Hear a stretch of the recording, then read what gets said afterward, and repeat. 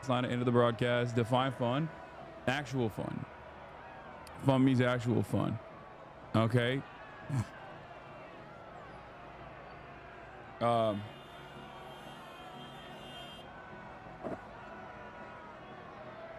means fun. We're gonna have low viewership, people coming in and complaining about low viewership, saying I fell off. That's like, get ready for it. We got it all. Okay, we got it all. It's gonna happen. Charlie Kirk ass hair. Oh no, don't say that. That's not good. Anyway, I thought to myself that I was gonna take a day off. Then I was like, fuck it. I'm not gonna take the day off. I don't take no goddamn days off. Hassan Picker, I'm a long time watcher on YouTube. First time watching you on Twitch. Hell yeah. I love when people always come in. Clip will piss you off. What is this? I love when people always come in here and say like, oh man, first time tuning into the Twitch stream. Like that happens every day, and it always blows my mind that like there's still people coming out of the platform to be like, I'm gonna make the jump here. I'm gonna actually see what this dude is all about directly, live and alive. You know, see it. I'm gonna go right to it. I'm gonna go right to the source. But in any case, what was I gonna say? Oh yeah, last night ended the broadcast, and I went and I got KBBQ with some friends. Went and got some Korean barbecue with some friends. It was crazy though. There was like, we were surrounded by Hasanabi heads. It was wild. After I was done putting down some KBBQ, played some Expedition 33, went to sleep, woke up, and that's it. Went outside, went to sleep, woke up, played some basketball. It is what it is, you know. Won some games, lost some games. I played really well. I was unafraid to play big, which was good, you know. I played like a big man. And when I play like a big man, I'm a much better player overall. I don't like to play like a big man always, but as someone who's seen very little anime, what shows do you recommend starting with? Samurai Champloo, Cowboy Bebop. Cowboy Bebop, Samurai Champloo, Full Metal Alchemist. Those are my three, like, those are a part of my top 3 anime. And it's also, I think, the best. It's the best anime to start with too. 6'6", I would hope your big ass stays in the post. I'm not 6'6", I'm 6'4". Do you have ads again? I don't. I don't. But yeah.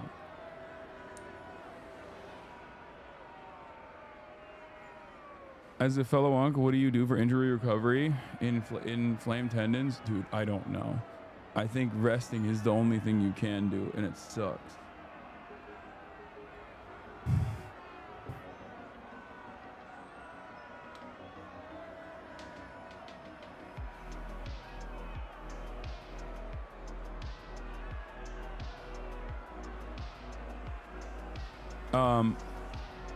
Anyway.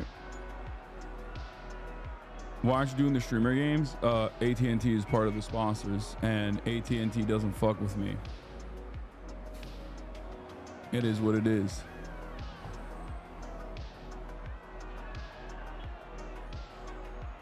Straight up.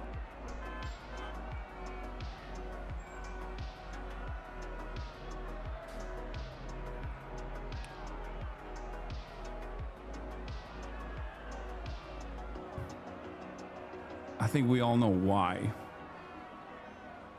which is crazy because I'm an AT&T customer too, but it is what it is.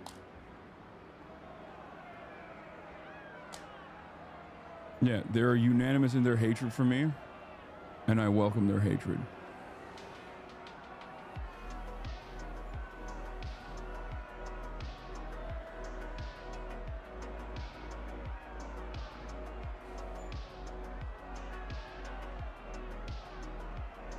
Apartheid telephone and telegraph, yeah.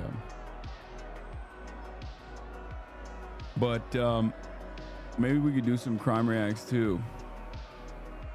Potentially.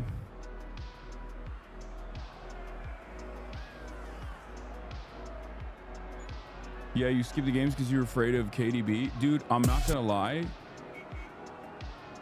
I don't really know too much about KDB, but I saw like she's like new bestie for Cutie. And I saw how she balls, and it's crazy. She's actually so good. She would cook me. She would destroy me straight up. Give me something, I give it to you. Yup, and I do. Let me know, girl, what you wanna do. Give me something, I saw she beat the doors off a sketch.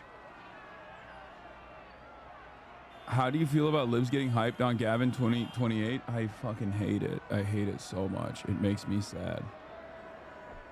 Yeah, no. KDB is amazing. She's dope.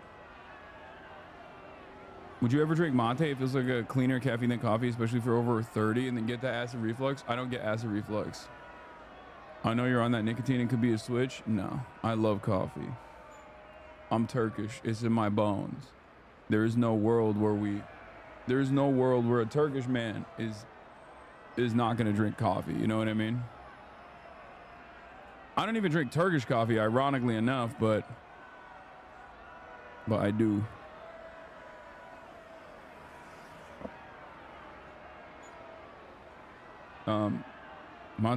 Mate is good in addition to coffee for both.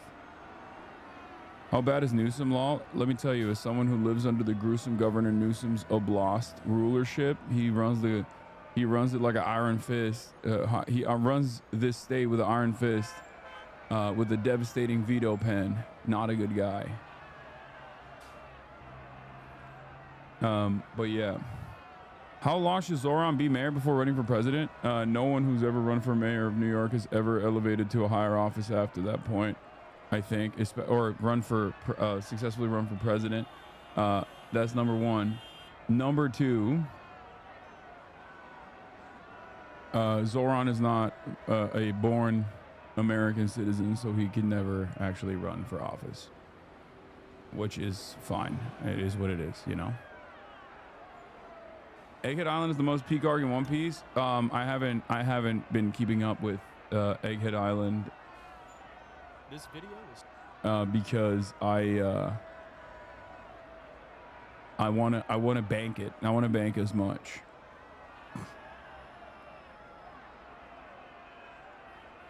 Ted Cruz wasn't born on U.S. soil. No, but he's technically considered a natural born U.S. citizen. Like, there are some rules around it. Like if you're born on a base or whatever, you know what I mean?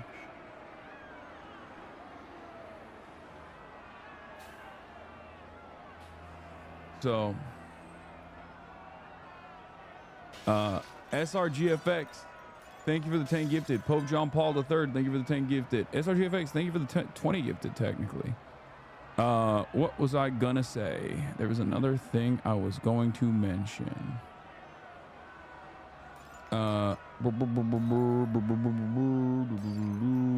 Nice shirt, home, skillet, dapper. Thank you. White guys get to bend the rules. I mean, low key, yes. That is, I think it was George Romney, Mitt Romney's dad, who was the white boy that actually bent the rules, because he literally was not allowed to run for president, and he did. Well, I mean, I guess you can try to run for president, you just can't be president. Mitt Romney's dad, George Romney, famously was born in Mexico, and with none of those oh, you were born on a military base exemptions or anything like that. I'm pretty sure he could not have become president even if he won, because he's from the side of the Romney family that escaped to Mexico when polygamy was made illegal. Aren't criminals not supposed to be eligible? No, not at all. You can literally run for president from prison, as a matter of fact. Did you see Adapt's disaster class yesterday? I did. It made me sad. It made me sad to see Unk. fall apart out there. Especially the basketball performance was so bad. I don't know what happened. Yeah, I think he had just a lot of pressure on him because he was like a top pick because he's an athlete, but he was out there looking like a mathlete. It was crazy. It made me sad to see. I will be honest. Like, there's got to be. Does anyone have a clip? It was super windy too. Oh, okay. Well, that's cap, I think. Yeah, he has some mathlete ass moves. What is this? Wig's trying to match it.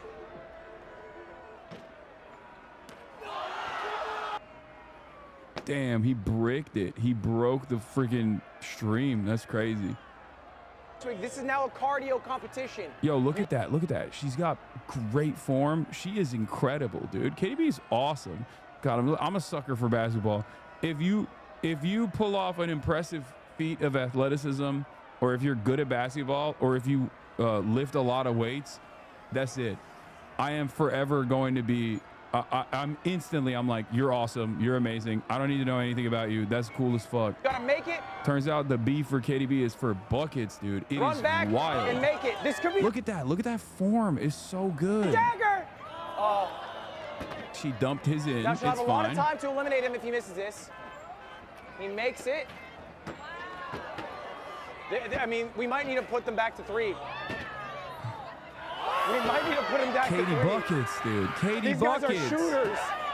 And I say this as someone who obviously loves Nicewig. Like, I ball with Nicewig all the time. That's my GOAT. He is a sniper. He is literally a sniper rifle.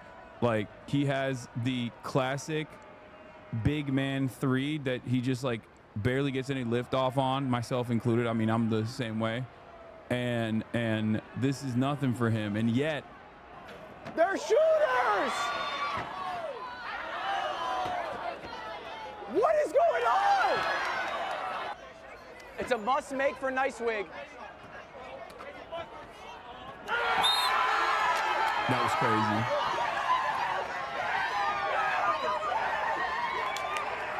KDB. If Cutie liked Fioran, she would get KDB on. She doesn't. That's the problem. She hates Fioran. That's the issue. How come you aren't invited to these things anymore? I am. This is just the one thing that I can't do because look at that. You see that in the corner right there?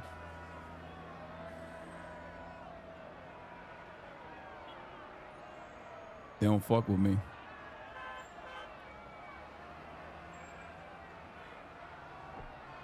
Yeah, I'm literally in the Creator League. I just haven't participated in any of the events because I was injured for most of the time. Why don't they like you? I don't know, man. Think for a second. Think. Why could a major corporation, not like a particular political content creator who isn't necessarily like a pariah figure at all. I mean, a political content creator who gets like coverage from mainstream news in general. Just think, what could it be? Is there one issue? Because like these companies normally don't mind progressive politics. What is the one issue that causes a lot of fear in the hearts and minds and souls of every single content creator who will every now and then say something, but usually won't say anything? A company that might have maybe some R&D facilities in another country. A tiny country, a country the size of New Jersey.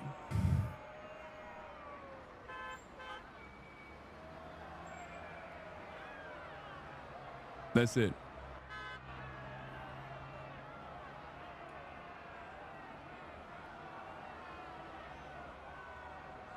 It is what it is. Yeah, what are you gonna do? A country that's a small beam, perhaps? Yeah.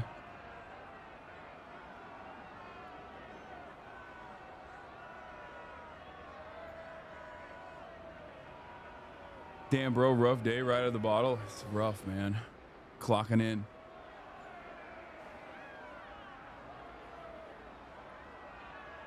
What is this?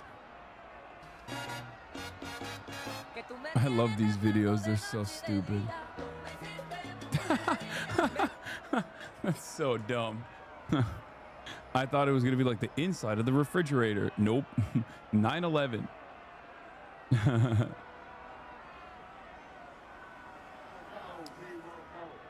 Yeah, I'm talking about Belgium. AT&T has an R&D facility in Belgium. And they heard my mean words about Belgium not being a real country. And they got real offended.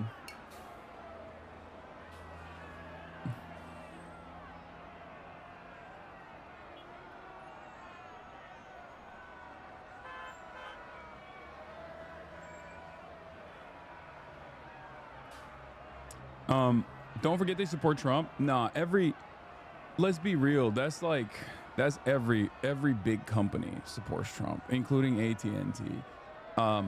That's not it. That doesn't. Most companies don't give a shit. Most American corporations don't give a shit. Like some just give extra shits about that, about Israel, and AT&T is one of them, which is surprising for sure. Because normally they would shy away from making a statement like that. But there are, I guess, some companies. That will take the initiative, regardless. It is what it is. Listen, this is a part of the game. Okay, this comes with the territory.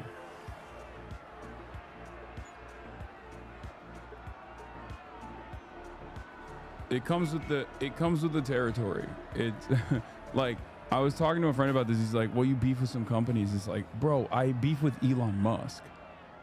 I beef with governments. It comes with the territory. This is like one of the aspects of one of the unspoken parts of doing what I do. You speak out on issues. It's going to catch a lot of flack. It's going to catch a lot of heat. And some companies are going to take the initiative and be like, nah, we don't want to associate with this person because we'd rather associate with Israel, it is what it is.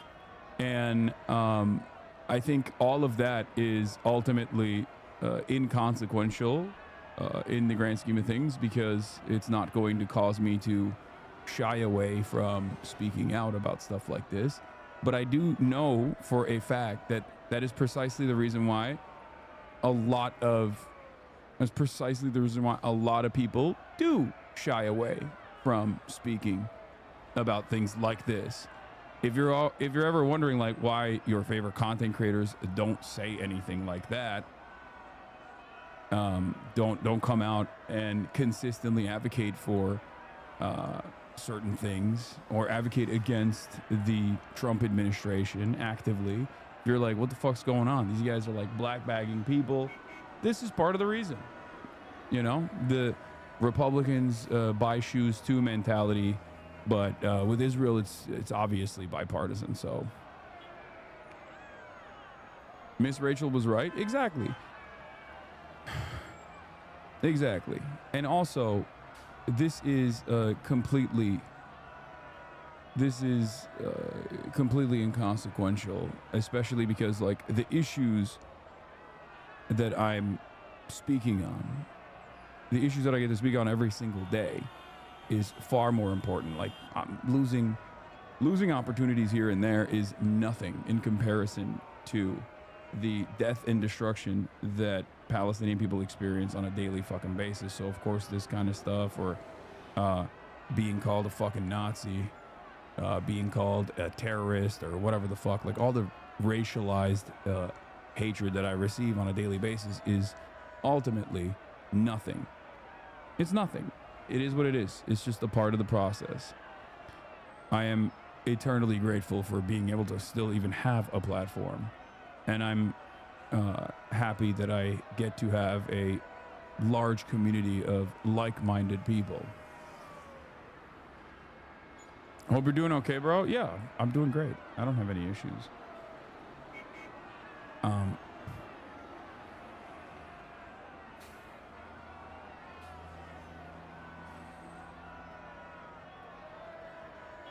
Do you think Trump is going to pull out the equation tomorrow and say in Trump voice, we're going to let them fight it out till the end and scold Zelensky again? I don't know.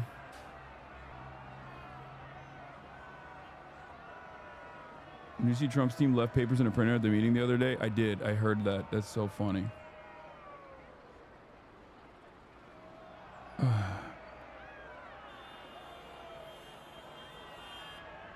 The other day, I was pretty blown away to discover that my home state of South Dakota had completely blue representation in the 70s. It was represented by a Democratic Arab senator for 9 years. He advocated for indigenous rights and was mostly a pretty solid figure. What the fuck happened to my state? His name was James Aburezk. Pretty cool, but also bummed to see how lame this place got. Yeah. I think a lot of people forget. Bro, you're always talking about Israel so much that I tune out. You're the most active person I know that's always bringing out the genocide to the forefront. Keep doing the thing, brother. Yeah.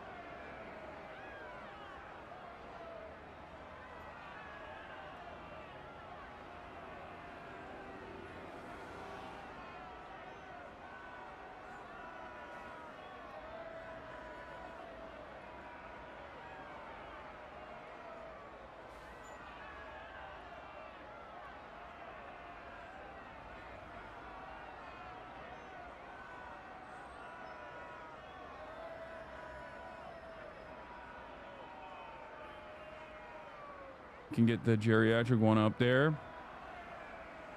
Shirtless stream when? No.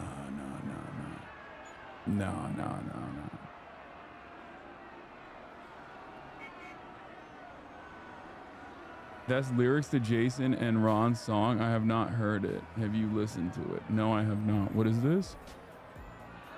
Do you think it'll fit? What? Think it'll fit? What? Yeah. Bro, these guys should stop making music, I think. What the hell? What the hell? Think it'll fit? Yeah? What? Okay.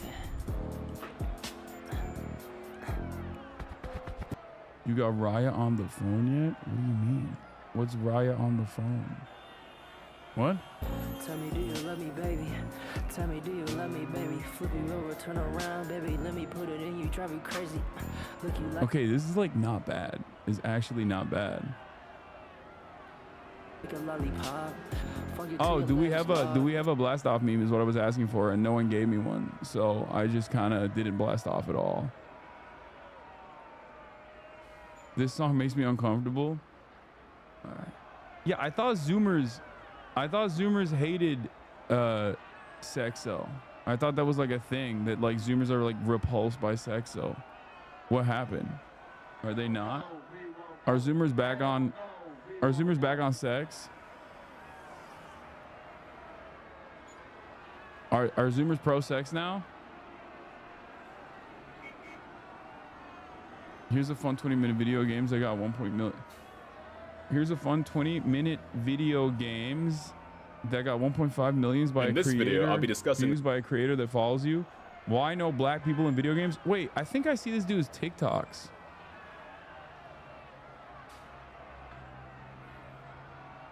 IRL sex, no, but only in emotes and D songs.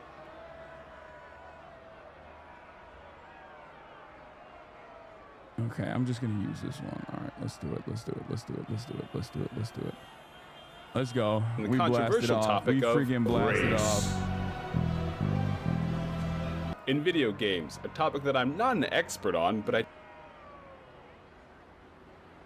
Roblox is CNDing this creator for exposing pedos on the platform. Wait, what? Bro, this is crazy. This is so much. What the hell? I got groomed on Roblox to catch a Robloxian finding Roblox predators. I caught Roblox's most dangerous predator. What the hell? Dude, what the hell is going on Roblox, bro? Dude, predators are so fucking insane. I mean, look, obviously they are insane. They're fucking predators. They're child predators, right? But like, they just use any and every outlet they can. Brother, what do you mean you're on Roblox? What do you mean you're in Roblox lobbies? That is insane. I guess that's where the kids are. Is that what it is? I don't know. I've never played Roblox. To this day, I have never downloaded Roblox and never played Roblox. Everybody always is yelling at me to play Roblox. I don't even know where you download it and where you play it, because I am 34 years old. I mean, eventually I probably will at some point, because like I said, I was going to play Dress to Impress, for example. But I don't understand it. Like, my old ass doesn't even understand what Roblox is, because it looks like busted Minecraft. But also at the same time, there's like every time I see something that people say is Roblox, is like, there's so many different versions of it. So from the outside, I've always like tried to comprehend what it is, but it like doesn't make any sense to me, because there's like shooting games in it. There are, you know, Dress to Impress is like in Roblox, right? Isn't that like, they've made all of these like different games. So I don't even, in my mind, I don't even understand what the game is actually, because I've seen so many different versions of it. I think it's like a Gen Alpha Gmod. Unfortunately, evangelical anti-porn organizations, Christian anti-porn organizations have been pointing out grooming for years. I mean, just because it's like an evangelical anti-Christian, evangelical Christian organization that's pointing it out, doesn't mean it's not something that should immediately be put an end to. Roblox is a... Like, what the fuck are we talking about? That's what do you mean? That's fine. I mean, they use stuff like that to obviously get a foothold and gain influence in these spaces and just open the door to like further censorship. But this is one of those things where it's like, I think, you know, the company should take initiative. Except it feels like the company took initiative, but in the opposite direction, where instead of taking the initiative and like banning the pedophiles or trying to create a safer universe for the children that are primarily playing Roblox, they turned around and banned the people that were calling out the predators. Like, I don't know what the hell that was about. But then again, I don't know. I don't really fully understand what it is. The blast off link is not working. Wait, did I fuck it up?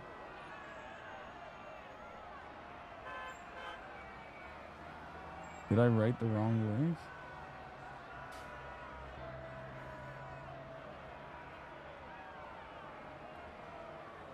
They banned a vigilante. Predators buy sneakers too. Well, I mean, what do I always say? There's a permission structure. There is a permission structure.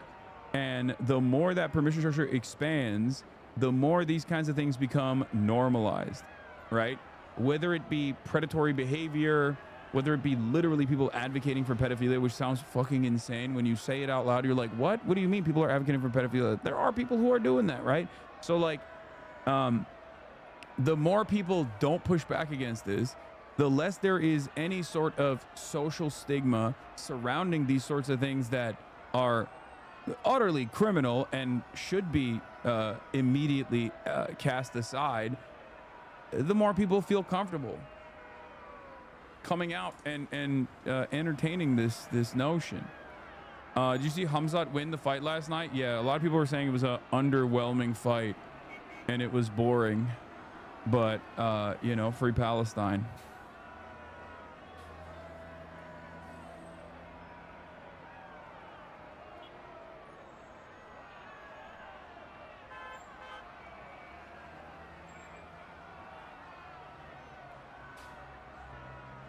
Five rounds full of grab ass. I mean, Dagestan on top. I mean, he's not even Dagestani, he's Chechen.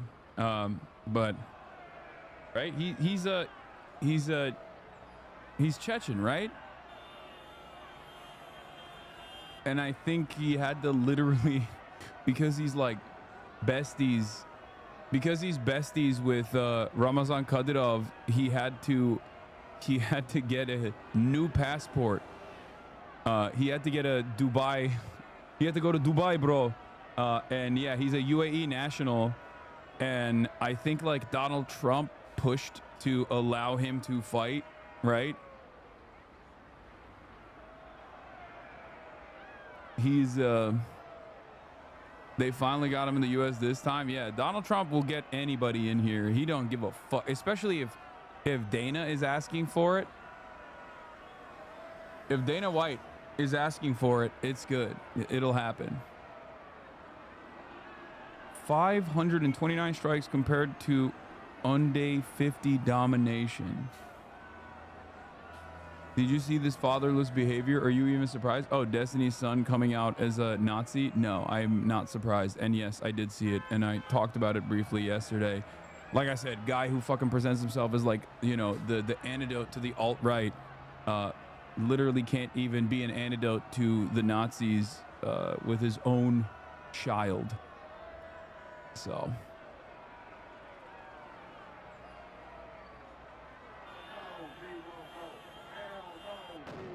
anyway, don't link me stuff like that. We're doing fun day. Trump let Paramount buy UFC after the bribes. His response is funny, bro. He literally said he'll just talk to him when he's 18. That's weird. Gavin Newsom has got to be stopped. Yeah, I see him like posting whack ass memes and shit. I just like, I don't know. Is this appealing to the libs? I feel like there's definitely libs that like Gavin Newsom now. They think he's like gruesome. They think he's gruesome. I don't even know what this is. Like, I guess he's like trying to copy Trump. He's trying to make fun of Trump, I assume. Right? That's what this is. This is like him being like, lol, this is the type of shit that you do, Trump. And it's just like, look, what do I always say? Put the policy in the bag, okay? Put the policy in the bag, little bro. Fix the housing market in the state that you are in, okay? Defend your constituents from ICE. I'm fine with the redistricting as long as it's not redistricting done specifically so that you can have 6 additional shit lib Democrats who are just not going to fight for their own constituents and fight for the corporate oligarchs to continue dominating the American nation. We're gonna get 6 of the worst like pro-Israel Raytheon libs out of California in the new redistricting attempts, and then I'm just gonna fucking move out of this goddamn country once and for all, you know?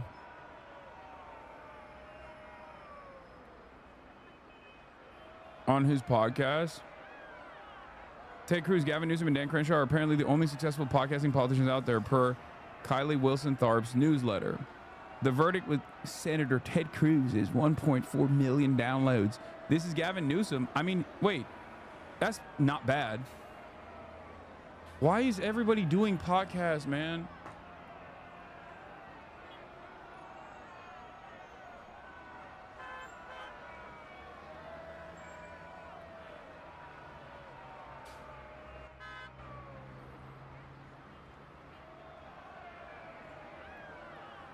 Nobody ever listens to me. Jim Clyburn has a podcast called Clyburn Chronicles. Are we fucking for real? What the hell does he talk about? Okay, I gotta look this up now. What the hell could he be talking about? Podcast by Congressman James E. Clyburn. It has 0 episodes. It doesn't have any episodes. Someone find me Jim Clyburn's podcast, please. I need to hear it. I need to hear it. What is this? Reconnecting Communities. Steve Benjamin joins Clyburn podcast April episode. You can listen to the episode here.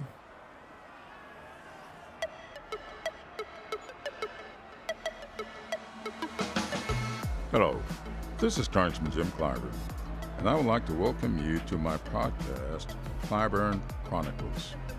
I've always been a lover of history. I see this platform as a way to connect history with the politics of today. This is so important because, as George Santayana once said, those who cannot remember the past are condemned to repeat it. Each episode, my guest and I will have a conversation about the... Yeah, we're doing a Fear and collab, I fear. Fear and collab imminent, okay? Fear and Jim Clyburn.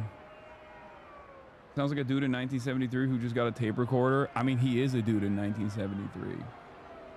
Bro, this is so nutty to me. Once again, all these guys do is just sit around, collect cash, eat hot dogs, and never legislate at the behest of their constituents. What are we doing? Do your job, man, except his job requires him to fucking defend the corporate interests, you know? Like, what do you mean you have time to do podcasts? I do not want my legislators to have time to do podcasts. You just describe yourself. Yeah, exactly. I'm not a politician. What do you mean? Exactly. Why are you doing fuck shit? I'm supposed to be the one doing fuck shit. You're not. Do you understand? That's the point, dude. This is so crazy because, like, if your CEO was doing this kind of stuff, you'd get mad. I mean, nothing would come out of it, obviously, because what are you gonna do? Get mad at the CEO? Okay, fine. Who cares? But it's wild that it's like this is what legislators are doing. This is what they're busy with. Bro, compare Fear and talking about stealing forced to politicians fucking around and not doing their job. Exactly. Gatekeeping influencer status is crazy. I like that we just have a perma influencer economy. That's it. We just don't have anything else. We just have influencers. Only influencing. Okay? If you're 85 years old If you're 85 years old, it doesn't matter. It's time to influence. Doesn't matter. It knows no age. For the longest time, people said, let's get the microphones away from people. And the Democratic politicians looked at that and was like, oh no, we should actually put more microphones in front of us. Which is the opposite thing. Oh, it's not, you're woefully ignorant to the world of CEO podcast. My old CEO had a podcast. Ugh, gross. Gross. Why are you podcasting? Do your job. Do your job. Do your fucking job. Your job is not to podcast. Do you ever take a rest day? Why is the left, right, and center mad at you? Can you break it down for those of us that do other stuff and listen to grown men complain about you? You're clearly doing something right. Yeah, it's all good. People just chirp. Don't worry about it. All right.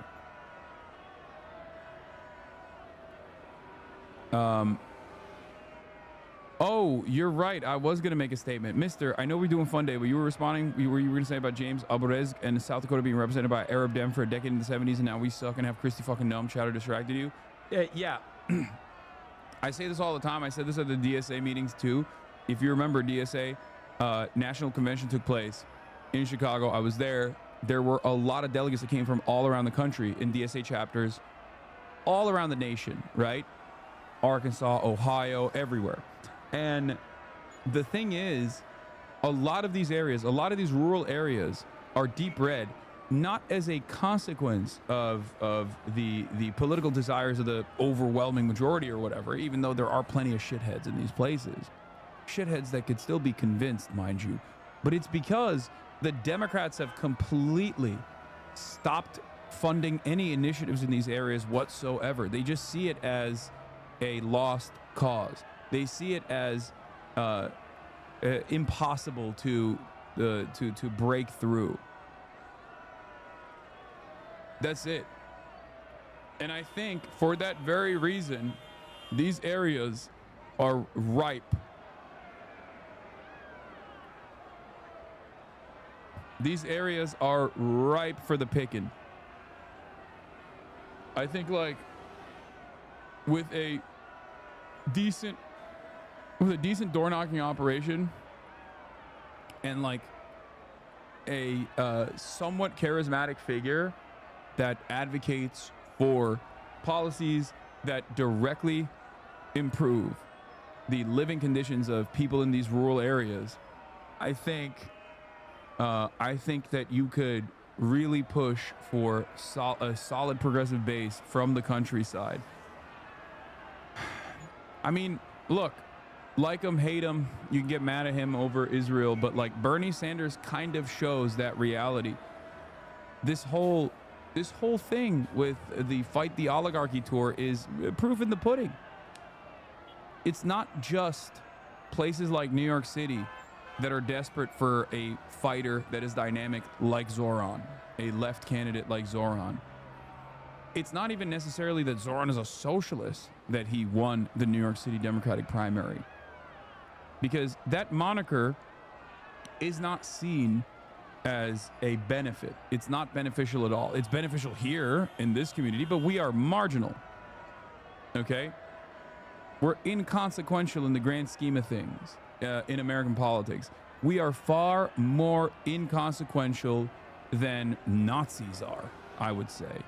Because Nazis make their way into the top of the Republican Party because the Nazis are aligned with Republican politics in general. They might have disagreements on certain issues, but overall they're like completely aligned on the broader swaths of policy, whereas socialists and the left are unfortunately only aligned with the Democratic base, but the Democratic politicians themselves are not aligned with actual implementation of progressive politics. So that's the reason why I always say, like, just, you know, advocate for good things, advocate for policies in an earnest way, and you will be able to organize no matter where you go. Bernie went to West Virginia towns that no one has ever heard of to talk to people who 2 years ago would just wish death upon him for all his faults. He's one of the only national politicians talking to and about real people. Yeah, I agree. Do you have any worries about Zoran switching up and caving to neolib politics? I mean, that's always a potential There's always a potential for that. You know, I don't think it's going to happen. I hope it doesn't happen. But, you know, you just gotta wait and see. That's it. All right, let's see this. Roblox Predator problems getting worse. Platform that needs no introduction, yet every time I talk about it, I feel compelled to remind people that this is like one of the most profitable things on the planet. This game has become more popular than oxygen, but I'm sure all of you already know that. There's not a soul on this planet that hasn't at least heard the name Roblox. You could live underground just feeding off dirt, and somehow I'm sure the name Roblox made it down to the subterranean culture. Like, it is actually that big. But for some parents that stay in the know about the happenings on the online space, Roblox is a name that might send some shivers down your spine, because there is a big problem in the community that has existed for a while, one that the Roblox headquarters plugs its ears to and even actively tries to bury or dissuade people from trying to solve the problem themselves. That problem being predators. There have been innumerable cases of Roblox predators preying on children through the platform. It's led to so many national headlines about this issue, and it's gotten so bad that there are YouTubers and like vigilante groups on the game that have taken matters into their own hands to try and catch and get these predators arrested so they can make the platform safer for children. Roblox themselves don't do enough to keep the platform safe, so the community has taken it upon themselves to do it themselves. Like, Roblox always claims that they're working on it, but they're really not. They're doing the equivalent of going to the gym and hitting 2 sets of dilly-dally and calling it a day. They don't actually do much for this. Has sent a cease and desist letter to me, a 22-year-old, versus a multi-billion-dollar company, threats of litigation because I catch predators on their platform. Within the last... You gotta investigate and use your voice changer to do a speedrun to see how long it takes for grooming to happen? That sounds insane. I don't feel comfortable presenting myself as a teenager just to do pedo hunting operations. That's insane. Here, me and my team have gotten 6 predators arrested within the Roblox community. Almost all of them have admitted to doing this before to other Roblox users. This is a YouTuber named Schlep who has been working to get predators arrested that are preying on children through the Roblox platform. And Roblox has now permanently banned him, like IP ban, banished all of his accounts to the Shadow Realm, and he is facing potential legal problems for this. It's pretty odd considering Roblox willingly turns a blind eye to the pedophile plague on their platform, but will laser focus, dial in, and fucking call in like the asteroid that wiped out the dinosaurs in order to try and wipe out people like Schlep that try and stop the predators themselves. So instead of stopping the predators, Roblox stops the people stopping the predators. It's really backwards, if you ask me. That shit doesn't make any sense. Like, just let that marinate in your head for a moment. Like, I understand vigilante groups can sometimes be a problem, but when you as the company are doing... That's how they matched the Israeli operative, by the way. Caught the Israeli operative, by the way. Cops went undercover as teens. I understand, but I'll leave that to law enforcement. Okay? Like... even they are probably not doing the best job when engaging in the act of pedo hunting, but I'm not gonna do it, okay? Like, there's a difference between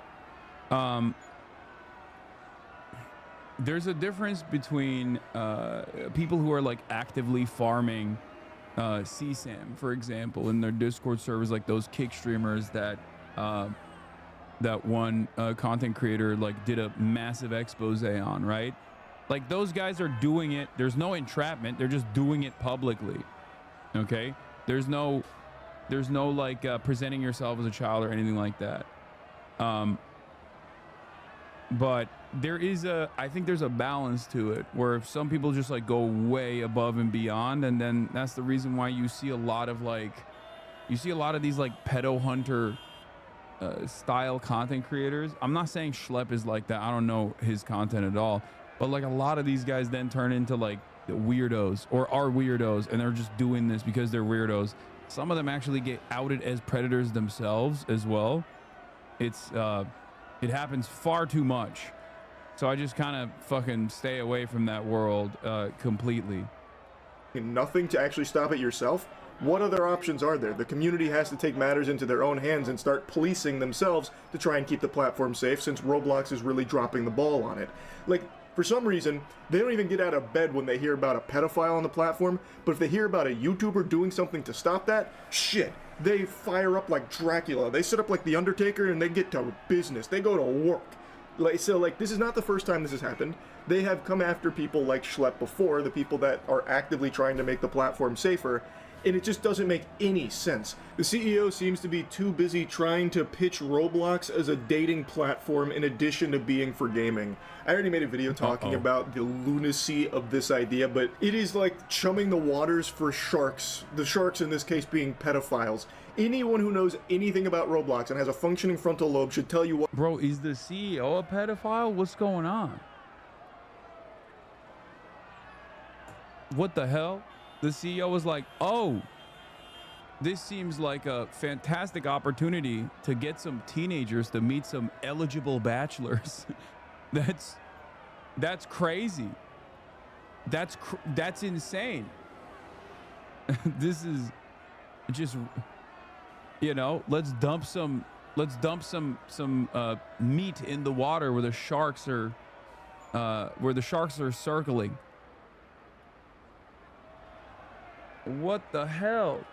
This is the type of stuff that, like, parents in my generation were worried about, and therefore would, like, my parents did not want me playing any online video games or even have like MSN Messenger. You guys had AIM here in America. We had MSN Messenger in Turkey, and they didn't let me have it. Like, they didn't let me use it because they saw like one news article about they saw one news article about like a predator or a pedophile doing predator stuff to children or whatever, right? And that was a little ridiculous because like MSN Messenger was not even, you could not really communicate with strangers, you know? It's just a way to communicate with your friends as long as you had their like usernames and stuff like that, right? I'm sure it probably happened, but you know, you could, the proper way to do that would probably be to educate your child on best practices, like understand how this works, understand how this like communication platform works, and educate your child in the same way that you would about like going out and not talking to strangers, stranger danger in public, right?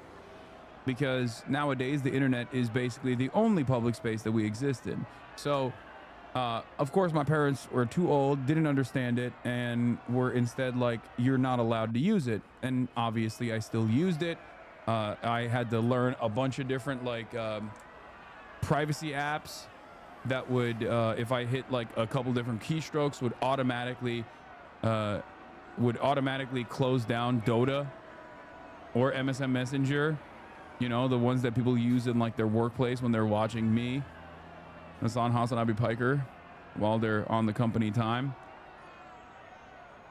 You know, I used all of that. So I found a workaround around it. But the point is, this is a real fear. This is an understandable fear. Especially if you're like in a large server and it's basically the equivalent of walking around as a child in public. And there's dudes with white vans holding out candy. But instead, because it's online, you just kind of feel like you're safe, but you're not safe at all. You know what I mean? There are nearly 82 million active users on Roblox and more than 6.4 million experiences within the system. More than 40% of their user base is under the age of 12. Because there's no age minimum requirement to verify age or parental permission once you sign up, users can easily say you are younger or older than their actual age, allowing child predators to pose as children and for children to bypass any age requirement. I just don't also know what the proper mechanism of protection is, because like I know that a lot of these people will use as an opportunity to put like the identification, like the ID verification stuff, and I feel like that's also incredibly worrisome because it increases surveillance. Taylor Lorenz had a big video on this as well. She's been a champion in this cause, consistently talking about how like all of the ID verification processes that they have that they're implementing is going to inevitably lead to more problems down the line, and create an environment of censorship. So I don't know what the actual solution is. I lean on the side of what Taylor is warning about as well. But here, let's What a recipe for disaster this is, to turn a platform that mainly targets children into also having a dating site component to it. That he wants to be 17 plus, which is a weird number to choose for that, by the way. But the CEO, Dave fucking Hakalugi Bazuki, really is fixated on trying to make this a reality of turning Roblox into a dating site in addition to its gaming. But they can't even protect children from pedophiles now. Imagine when they try and implement this to it. Hilarious. Roblox is actively claiming that I'm hurting their players. Roblox is claiming that I'm engaging in simulated child endangerment conversations.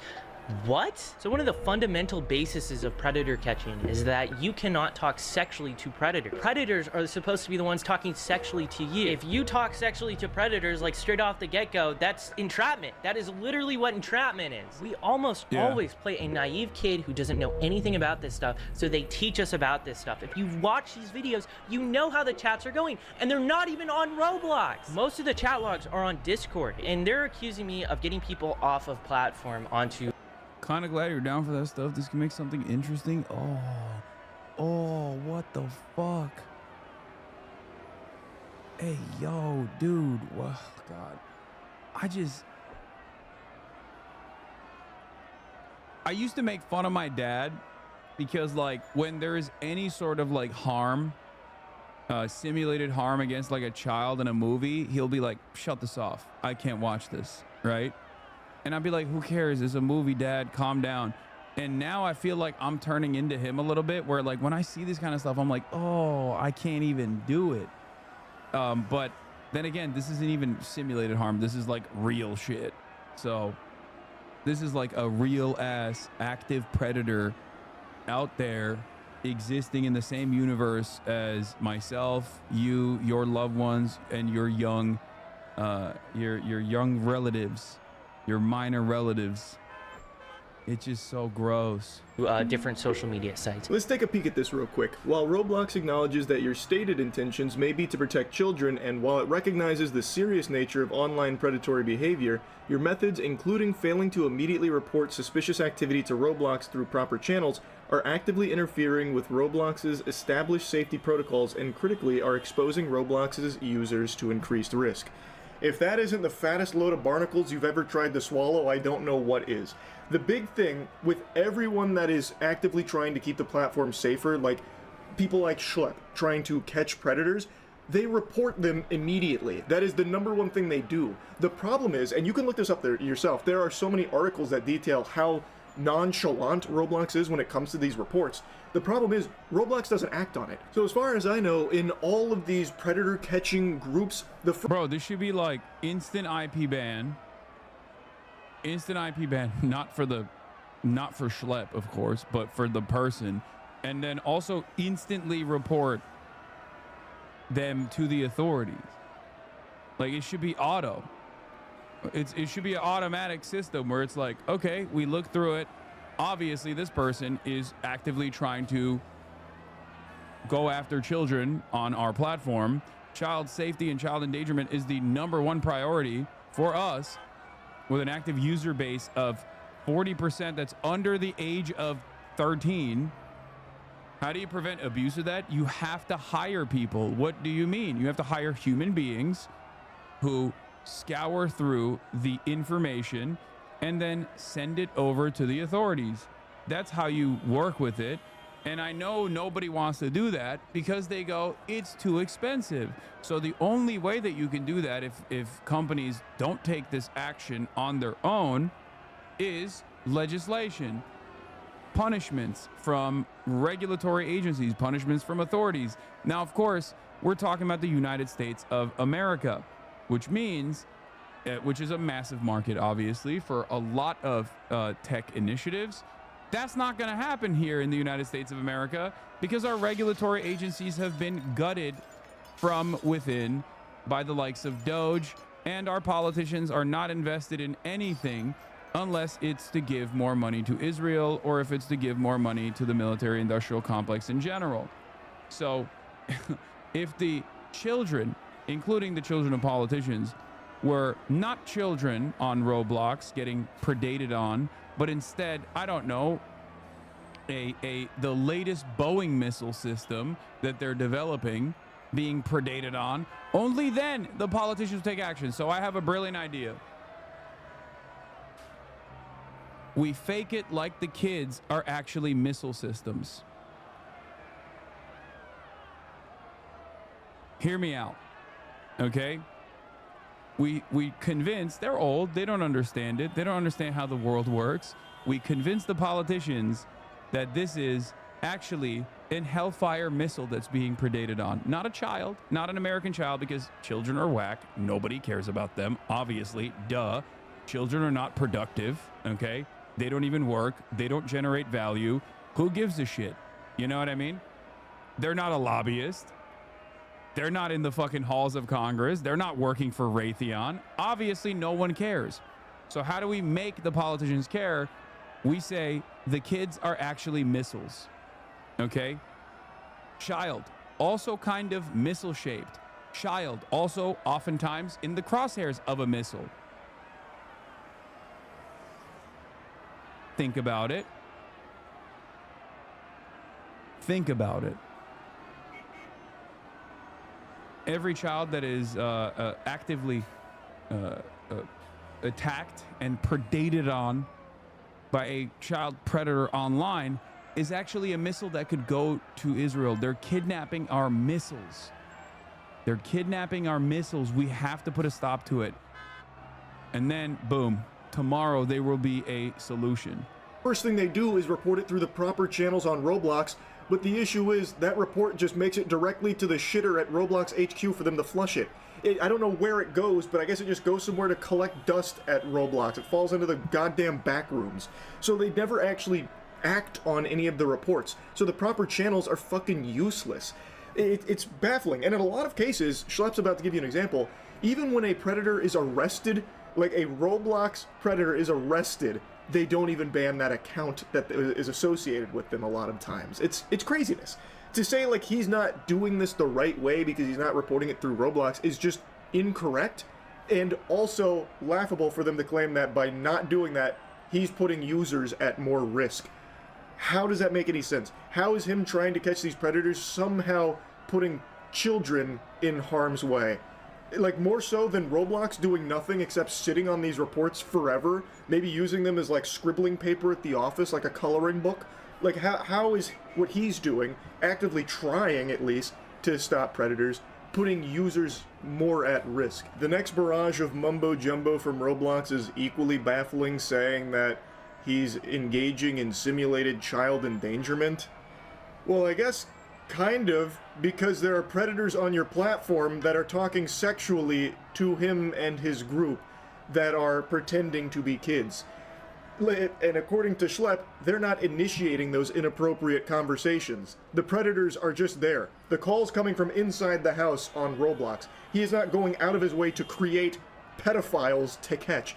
They are there. So the conversations do happen because the predators are there having them. And you have to imagine that in most cases, they're not having them with a vigilante group trying to catch them. They're having them with real children that are in real danger from these pedophiles that are running rampant on the platform. Now, the next thing they talk about, moving them to a new platform? What the fuck? As Schlepp mentions, a lot of the conversations do end up off the Roblox service on things like Discord. And apparently that's an issue with Roblox too, that they've taken users from Roblox and brought them to Discord. It's almost like they were upset that they lost a user there to somewhere else. Like, no, bring them back. You're not allowed to. You're trying to poach our community. Yeah. Roblox makes peer-to-peer encrypted chatting so that pedophiles can easily communicate with children, and they don't have to go to a third-party application to continue these conversations. That's the meta. Make it easier. I mean, the dating app shit is literally moving in that direction. Roblox was like, oh, we're joining the war. We're joining the war on pedophilia on the side of the pedophiles. Unity. Wait, we're gonna lose pedophiles if you keep catching them, and we need that to pump up our numbers. You kidding me? No, that's a big problem. I guess that's worth a cease and desist and an IP ban of every single account that I own. That's just crazy. I can't even fathom that. They also say sharing or soliciting personally identifiable information. I have no idea. With the police? Is that what they mean? They're like, Roblox was like, you're doxing our pedophiles by giving their information to the police? That's crazy.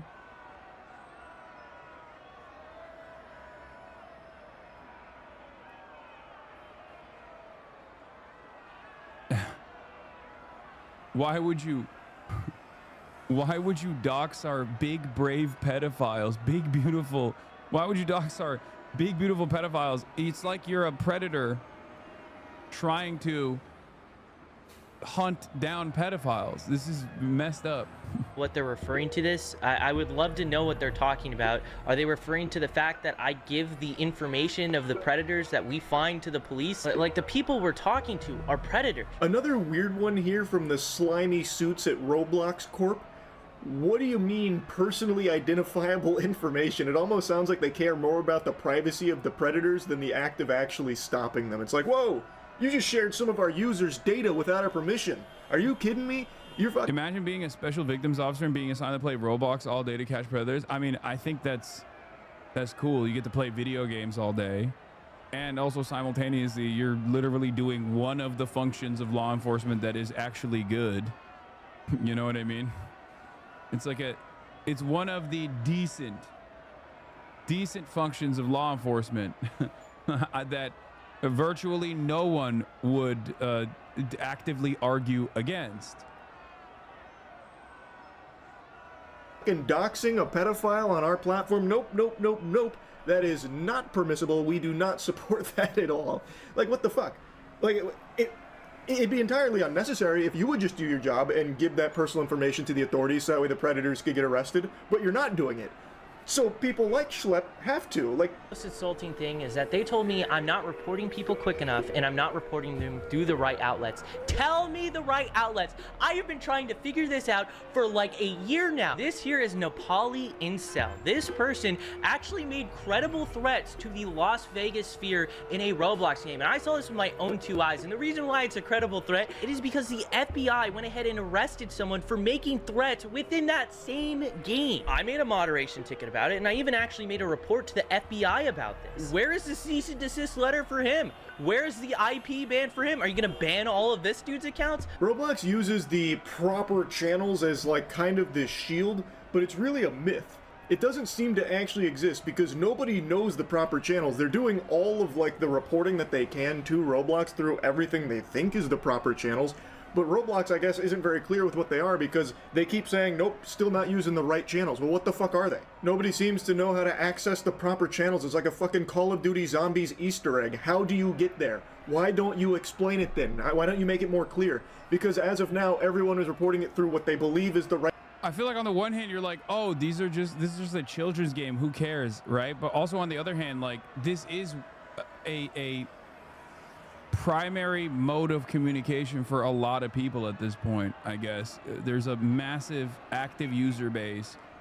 Most of them are little kids. So, you know, it's pretty... Bro, that's why you care?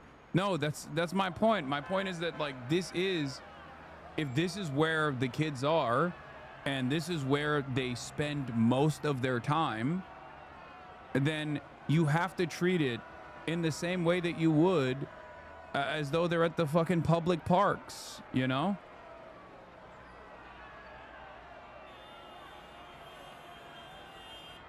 Yeah, apparently a credible terrorist attack was being planned on Roblox. Is so fucking crazy. The FBI allegedly busted a real-life terrorist attack that was planned in Roblox.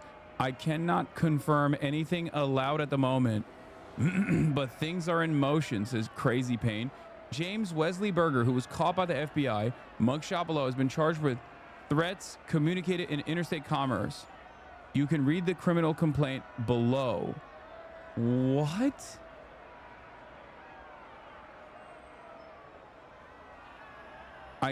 What? Crazy Pain said it will be months. Shawwal. Based on my training and experience, I know Shawwal is the 10th month of the Islamic calendar that follows Ramadan. It corresponds approximately to March 31st, 2025. The witness observed messages from Crazy Pain stating that they owned at least one firearm. The following are screenshots that were captured by the witness, though not all communications were captured. Trunon did an episode on the Order of Nine Angels and how they use online games to recruit. And a deal grievous wound upon the followers of the cross. He's keeping it disclosed. We will make dua for you once, you martyr. How many days until you do that, Anna? It will be months, Shawwal, April.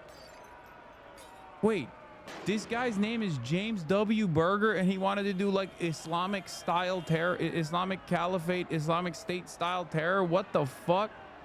What is happening, bro? When we say Al-Qaeda, I didn't mean like they were literally becoming Al-Qaeda.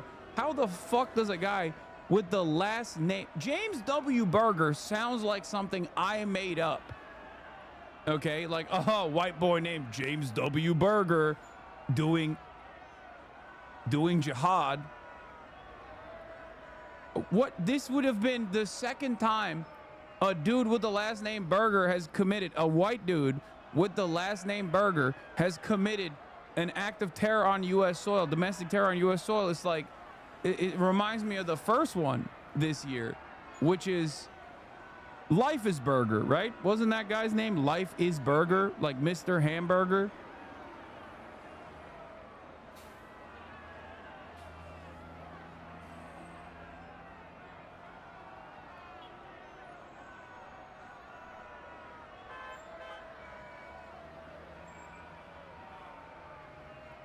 But I've seen right-wing militias with armored land cruisers in Oregon. Of course, they hired the U.S. Taliban. Far Cry 4 for real.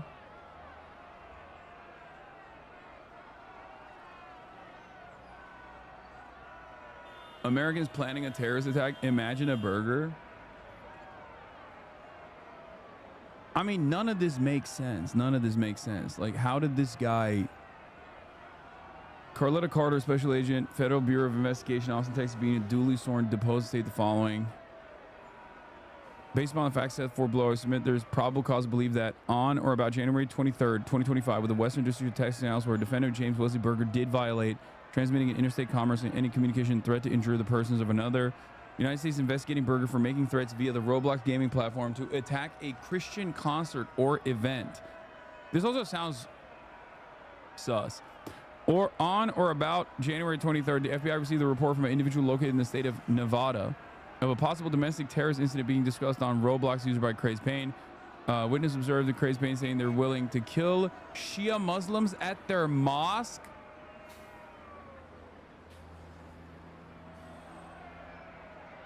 A guy named James W. Berger became like a ultra Salafist. How is that even?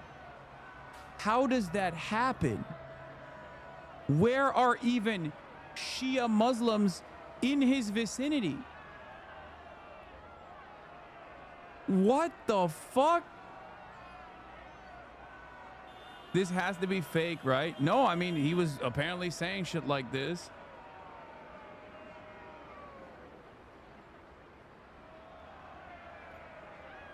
They brainwash the kid, bro. I just don't know who and how. It's not about people in the Order of Nine Angels and groups worship. It's not about that. People in the Order of Nine Angels or Angels and groups worship ISIS.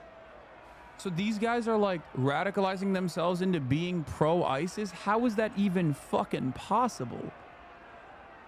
Why is it always us? Why do they hate the Shia so much? It's ISIS, dude. It's ISIS. That's what it is. It's like ISIS shit.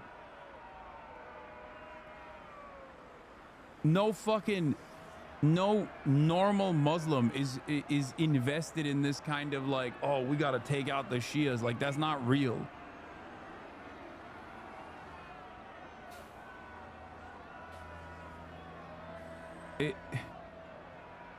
it's like I don't know, it's like being a it's like being a Muslim and then like converting to Catholicism to hunt down Protestants or something, or converting to Protestant Christianity to hunt down Catholics. It doesn't make any sense. Do you understand? Like that's an insane thing. That like that's not something that happens.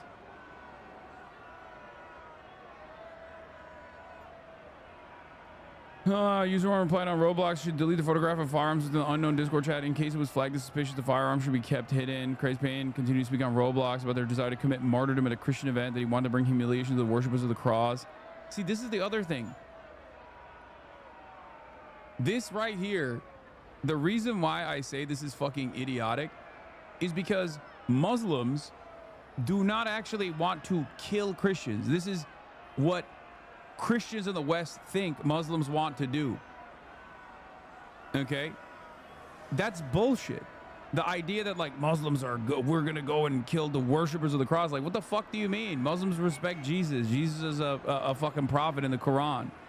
That's not, this is a dude who got one-shotted by a very specific understanding of quote-unquote Islam that mostly manifests in the West. It's like guys that say, oh, I've reverted to Islam because I want to lower the age of consent and have 4 wives and you know, do harm to those who speak out against the prophet or something. Like, that's, you literally are invested in the meme-ified right-wing version of Islam that America has presented to you as the only form of Islam. It's like, ironically, an Orientalist framework.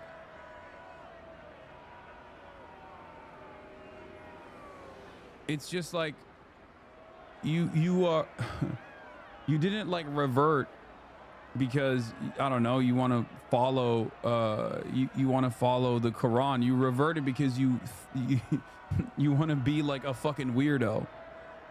Yeah, the Sneeko Islam, exactly. Many such cases.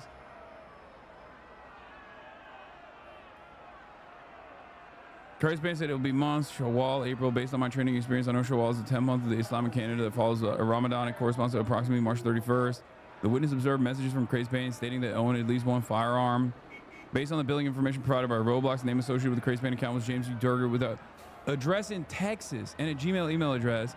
Roblox also provided the, well, it seems like Roblox was also doxing the user's privacy here. Really messed up of Roblox to do so.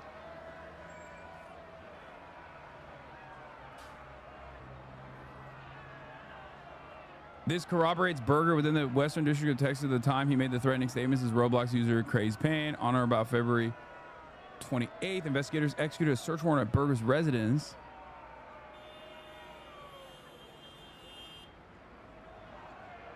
What? There's thus probable cause to believe he was the user. Berger typed the W Ibn Isa backspace. Assalamu alaikum. I've come to conclude it will befall the 12th of Shawwal, and it will be a music festival attracting bounties of Christians. Inshallah, we will attain martyrdom and deal a grievous wound upon the followers of the cross. Pray for me and enjoin yourself to martyrdom. How does a white dude named James Berger arrive at ISIS? Like, this is not, I don't even understand. I genuinely don't understand how this happens.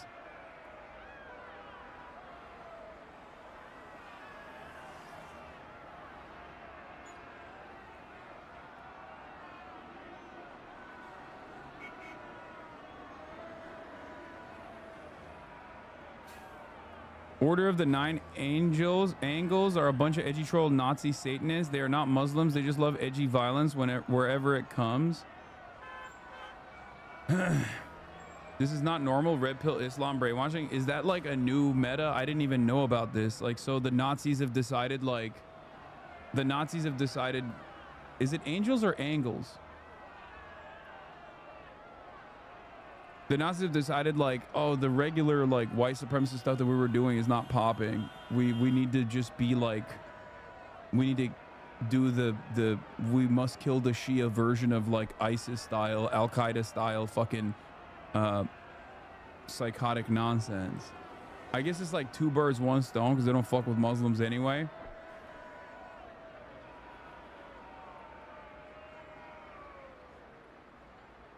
I just don't get it.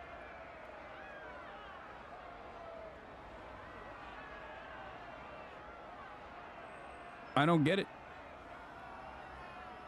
Yes, angles açı. Oh. Left hand büyücü, evet, ISIS eci diye seviyorlar. Telegram'dan örgütleniyorlar.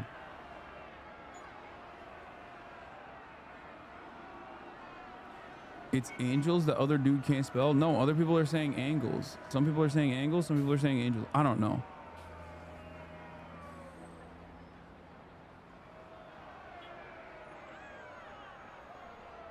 I really think it's just too many psyops on a chaotic internet swirling in the madness.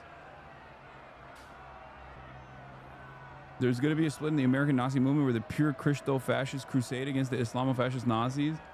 I don't think that there's any real meta here, but maybe I'm wrong. I don't know. I think these guys are just like, I think these guys are entirely invested in, like they're just invested in chaos, and it's a win-win. The Order of Nine Angles, ONA, is a satanic left-hand path and terrorist network that originated in the UK, but has since branched out to other parts of the world. Claiming to have been established in the 1960s, it rose to public recognition in its early 80s, attracting attention for its neo-Nazi ideology and activism. Describing its approach as traditional Satanism, it also exhibits hermetic and modern pagan elements in its beliefs. According to the Order's own claims, it was established in the Welsh marches of Western England during the late 1960s by a woman previously involved in a secretive pre-Christian tradition. This account adds that in 1973, a man named Anton Long was initiated into the group, subsequently becoming its Grand Master. Several academics who have studied the ONA believe that Anton Long is probably a pseudonym for the British neo-Nazi activist David Myatt, although Myatt has denied that this is the case. From the late 1970s onward, Long wrote books and articles which propagated the Order's ideas. In 1988, the organization launched its own journal, Fenrir. Through these ventures, it established links with other neo-Nazi Satanist groups around the world, among them the Temple of Blood in the United States and the Black Order in New Zealand. You know what's really crazy about this?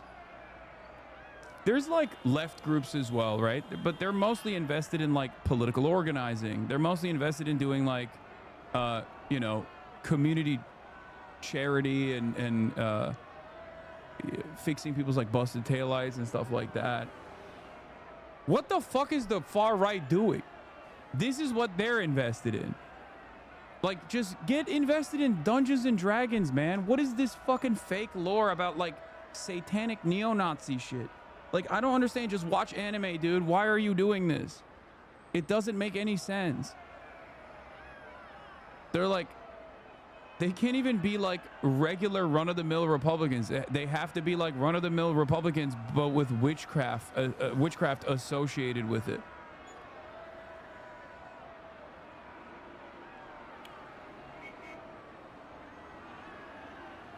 By the 2010s, it was attracting further attention for its influence over neo-Nazi militant groups such as Atomwaffen, which is one that primarily recruits from the military. Atomwaffen is like the neo-Nazi group that goes to like military veterans and active duty service members, and they actually have done a bunch of domestic terror in the United States and all around the world as well, where they'll like steal actual explosive ordnance from military bases and then we'll go and like blow shit up. National Action, as well as broader extremist networks like 764. How many of these fucking things exist? What the hell? The ONA promotes the idea. The ONA promotes the idea that human history can be divided into a series of aeons, each of which... Okay, I don't care about any of this. This is so fucking stupid. The ONA eschews any central authority or structure. Instead, it operates as a broad network of associates termed the Collective, who are inspired by the texts, which were originally authored by Long and other members of the inner ONA. The group is composed largely of clandestine cells, which are called nexions. Some academic estimates suggest that the number of individuals who are broadly associated with the order falls in the low thousands. Various rapes, killings, and acts of terrorism have been perpetrated by far-right individuals influenced by the ONA, with various British politicians and activists calling for the ONA to be prescribed as a terrorist group. Nah, they're too busy prescribing Palestine Action as a terrorist group. Sorry. You know, sorry, can't do that. Best we can do. Best we can do is Palestine Action. If you're an 84-year-old lady who's like blind and can't walk, we're gonna put you in jail if you put up a placard that says, I support Palestine Action. That's what England is worried about currently. The ONA has been characterized as a new religious movement. Group presents its teachings as traditional Satanism. Other scholars have portrayed it principally an overlap between Satanism and Nazism, and the historian of religion, Nicholas Goodrick Clark, called it a satanic Nazi cult, while the specialist in far-right politics, Jeffrey Kaplan, and Leonard Weinberg characterized it as a National Socialist-oriented satanic group. Further academic descriptions have highlighted other links. The religious studies scholar Connell R. Mollett called it a blend of Satanism with Hermeticism and some pagan elements.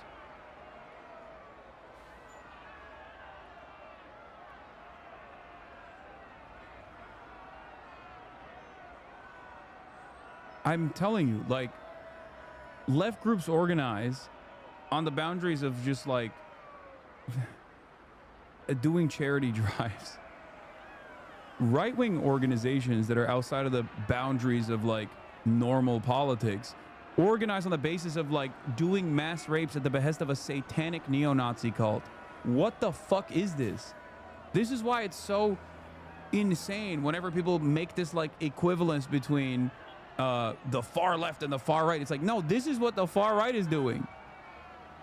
What are you saying?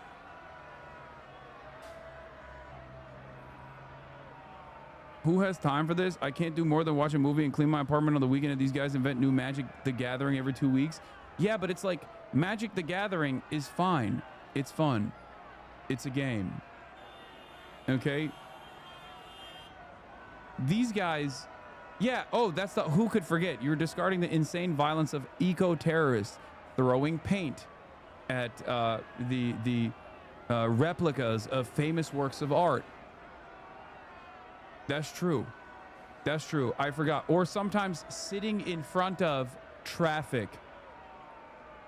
Sitting in front of traffic and throwing fucking paint at shit.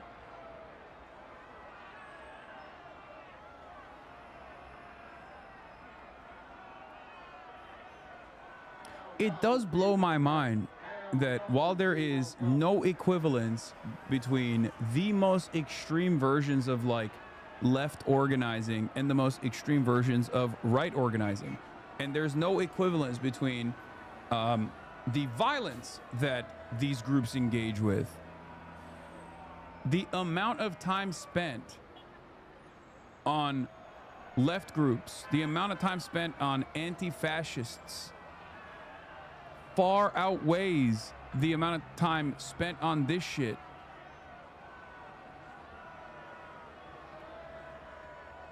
Scroll down a little more. The guy called the ideologue of 098 is a straight up white Muslim guy. Lamau, no, I saw.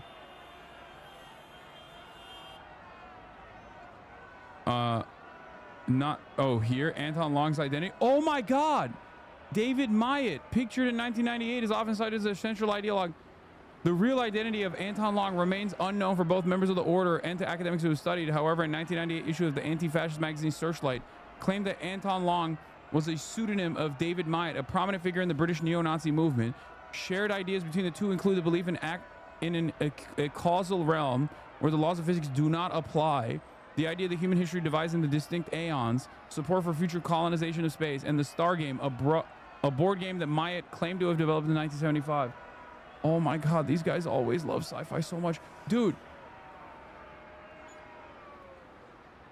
Born in the early 1950s, Myatt had a long history in neo-Nazism, serving as a bodyguard for Colin Jordan of the British movement before joining Combat 18 militia and becoming a founding member and leader of the National Socialist Movement. In 1973, Myatt has claimed he formed an occult group to serve as a honeypot to pull occultists towards neo-Nazism, but that he left its organization largely to a man from Manchester. Myatt's text on the Practical Guide to Aryan Revolution, in which he advocated for violent militancy in the aid of neo-Nazi cause, was cited as an influence for nail bomber David Copland. Myatt converted to Islam in 1998 and remained a practicing Muslim for 8 years, in which time he encouraged violent jihad against Zionism and Israel's Western allies. in 2010, he announced that he had renounced Islam and was practicing an esoteric tradition that he termed the numinous way.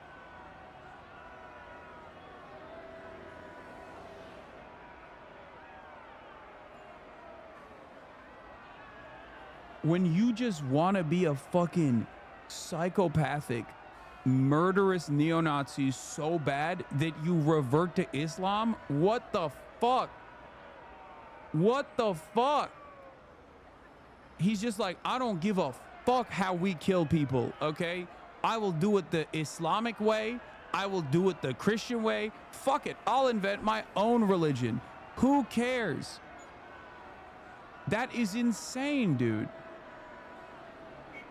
Academic scholars of esotericism who have supported Long's identification as Myatt include Goodrick, Clark, Faxneld, and Jacob C.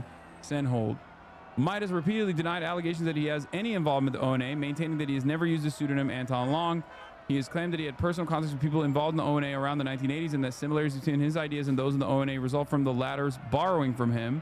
He said, they jacked my shit. Public emergence. The ONA came to public attention in the early 1980s. At this point, Gregorius noted it was most likely very small, possibly having only 1 or 2 actual members over the coming years that issued material for public consumption.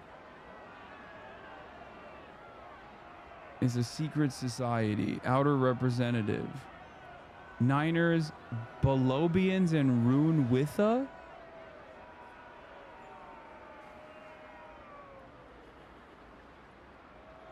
Interests in Nazism and jihadism. If the identification of Long as Myatt is correct, the ONA would have its ideological foundations in the neo-Nazi movement. The ONA's material contains various positive references to Nazism and neo-Nazism, praising Nazi Germany as a practical expression of the satanic spirit, a burst of Luciferian light, of zest and power in an otherwise Nazarene, pacified and boring world. So these guys are just like, I mean, you know this is white people shit because of that. Okay? This is white people shit exclusively because of that fucking statement. Because ain't no fucking black person, brown person is like, man, the world is so boring and so passive. We should do maximum violence. Okay? This is it. This can only be born out of boredom of your day-to-day existence when you have to be like at least middle class or above to get invested in something like this, because you have experienced far too few points of adversity in your upbringing.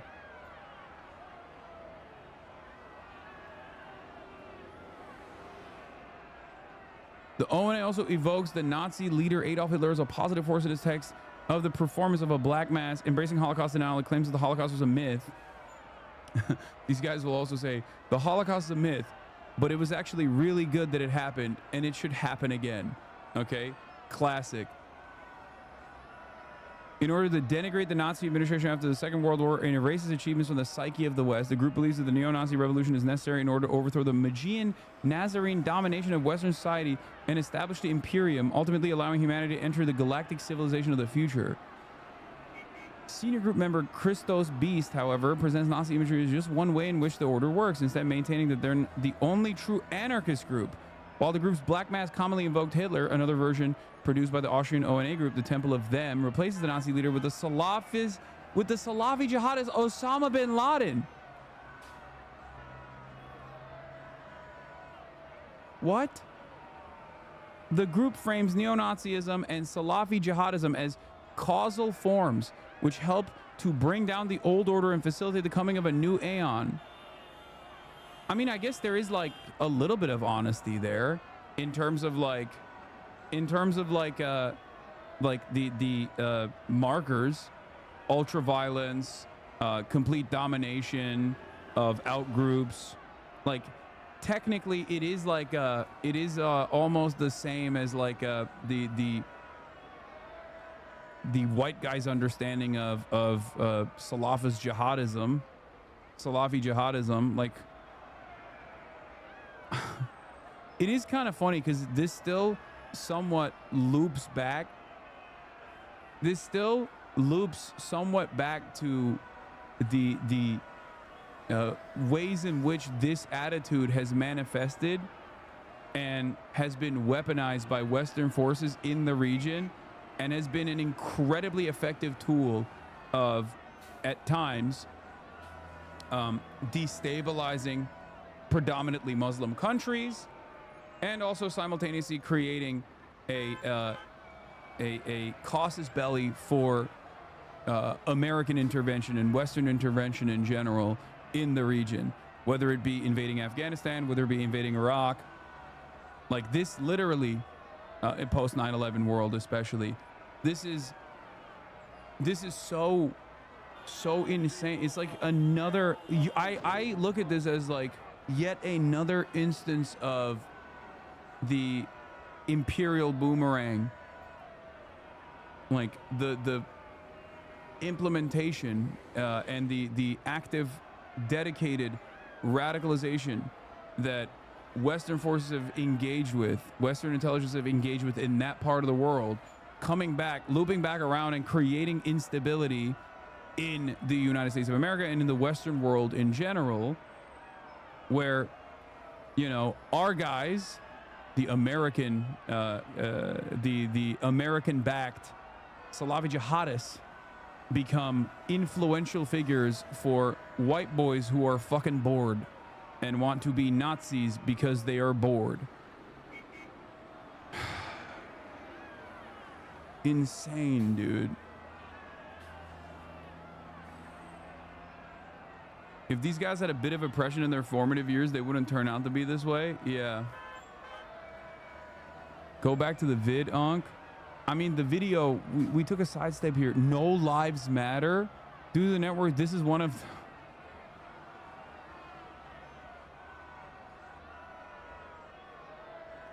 This is one of the network's branches. 2021 by Bradley Cadenhead, a teenager from Stephenville, Texas. The group derives its name from the town's zip code. The network is most present on Discord and Telegram and usually targets children aged 8 to 17, particularly marginalized children or those suffering from mental health challenges. Victims are often forced to commit recorded acts of self-harm and animal cruelty to disseminate internally or share on social media platforms, asked to carve names on their skin as cut signs, a form of branding to show their subjugation by the group, and given the end goal of committing suicide on live stream for the network's entertainment or for the perpetrator's own sense of fame within the network.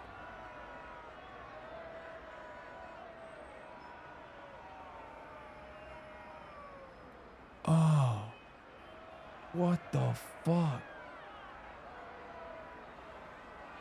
When aggregated, the community surrounding these groups commonly referred to as the COM, shorthand for the community. Law enforcement estimated in 2024 that the COM network includes hundreds of such members who engage in extortion and harassment using various cybercriminal tactics such as swatting and doxing, as well as thousands engaged in other cybercriminal activities. This was founded by a 15-year-old who was bullied in school before dropping out in 2021, learned to groom and extort minors on a sextortion Discord server named Cult, which was founded in 2019 by 23-year-old Rohan R., an Indian business student living in France, often blackmailed victims into recording CSAM and degrading acts for commercial gain. Rohan R. told the French court that he was inspired by neo-Nazi and Islamophobic rhetoric, as well as a desire to build a reserve of slaves to fuel his sadism.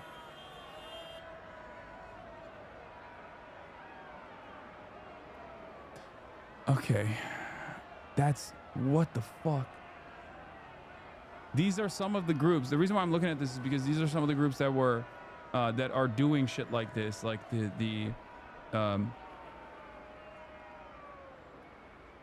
saying that they're going to commit an act of terror on Roblox. It turns out that these are like neo-Nazi groups that also have a proclivity towards, have a warmness towards like Salafi jihadism. Channels, the ones that are readily available and accessible to people to report through, but those, I guess, aren't the right ones. So where the fuck are they and how can they access them? It's ridiculous. It is absolutely absurd. Big Balls was in COM. Check it out. Wait, what? I mean, I know... fuck. I know Terrorgram is another...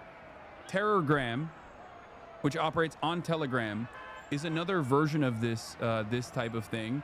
And that black white supremacist school shooter and the femcel school shooter were both part of that Terrorgram group. and they do similar things where they just like actively recruit children who are being bullied, who are like mentally ill, and try to get them to commit mass shootings. There's like a value system associated with like being martyred at the behest of you know, for their enjoyment, basically.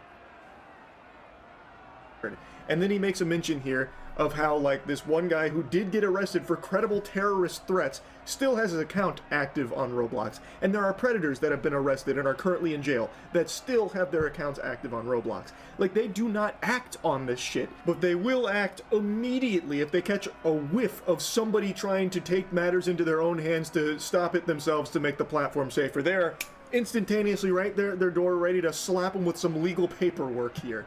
It's just craziness. This is literally how it goes. We go to roblox.com/support, submit a moderation ticket, and then fill out the prompt with all the information regarding our arrest. Bro, when I see stuff like this, I'm like, I don't want to have children anymore. And if I do, by accident or deliberately, I am not letting them have a telephone, a landline. That's like, I'm talking Steve Jobs, late stage cancer, no electronic equipment in the home. Okay, I'm talking you are using, if I catch you using smoke signals to communicate with the outside world, okay, we're banning fire. Do you understand? No pigeons. You know what? Fuck it. Only pigeons. Okay, only pigeons. Who would have thought that the Amish were actually doing the right thing? As opposed to whatever the fuck this is. Come on, dude, this is tiny niche. My daughter don't even know this stuff exists. Granted, she's Japanese. There's pretty horrible stuff in Japan as well. I mean, yeah, this is the kind of shit that really banged in Japan. What are you talking about, in the 90s? And even to this day, Japan is a massive cult problem.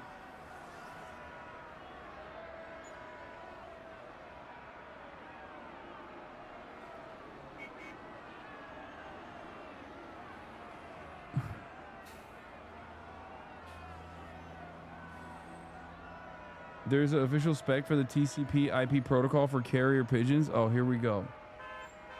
And give you guys the same Google Drive that we give to the cops. And in a lot of instances, Roblox won't even ban after we reach out to them regarding felony arrests. What I typically have to do is report cases to the National Center for Missing and Exploited Children, or go on the news to show gameplay of our decoys with the predators on Roblox. I've literally felt so lost at trying to get the attention of Roblox regarding these predators. I've created binders with all the chat logs, and I've sent it to their headquarters in San Mateo, California. This is the first time Roblox has ever directly reached me out. Instead of trying to say, hey, we want to work with you, or literally giving me a line to report these people, or simply saying, don't make these videos anymore, we're gonna ban you, Roblox just terminated every account I own and sent me this cease and desist. I feel like it's pretty clear in this case, Schlepp has literally done everything he can to try and let Roblox be the one to get these predators off the platform, putting the ball in their court, hoping that they will do the right thing and act on this information, at the very least investigate it, but they're not. Like, normally these pred hunters are kind of weird, but this dude doesn't seem that weird. I know you're being hyperbolic, but the best thing for kids to have is the minimal screen time so they aren't tech illiterate and they just heavily monitor internet access and what they can see. Oh no, for sure. Wild take from that chatter when the last prime minister was assassinated because of how invasive a cult that managed to acquire so much power that it was able to evade regulation from the government. Yeah, that's true. Shinzo Abe's assassination came from yet another CIA-backed cult that is incredibly influential in Korea and also in Japan. That's true. Which is why there are groups that are doing it themselves. That's the issue. He has literally exhausted every possible avenue and I guess still hasn't found the proper channel, even though he even sent like physical evidence to their actual brick and mortar location and still got nothing. Like, it's very clear that there is no real proper channels, but they really don't like people trying to stop the predator problem themselves. But Roblox also doesn't want to do it either. So, I mean, what options are left? Just let that continue, let that fester, let Roblox be a platform where children are just completely unsafe? I don't think that's exactly a bright future. This is a platform. I've heard of this nonsense out in China. That sounds crazy. The reason why I say that sounds crazy is because, like, the Chinese government is so fucking hands-on, too hands-on, with actively monitoring things exactly like this, with the hopes that this doesn't happen. So that is actually surprising. I mean, it's not surprising that there are cults in China as well. Obviously, Falun Gong is one of them. Again, also aligned with the CIA. I know, it's crazy. But why do so many of these cults all around the world always have some level of involvement with the American State Department? I don't know. But this is interesting because, like, it's that kind of cultish, ultra-violent attitude that manifests in the heart of empire as well. The Chinese firewall is good, actually. Oh, this is another Hasanabi head. No way, no how. Yes, Falun Gong is the same people that produce Shenyun. Yes. Yes.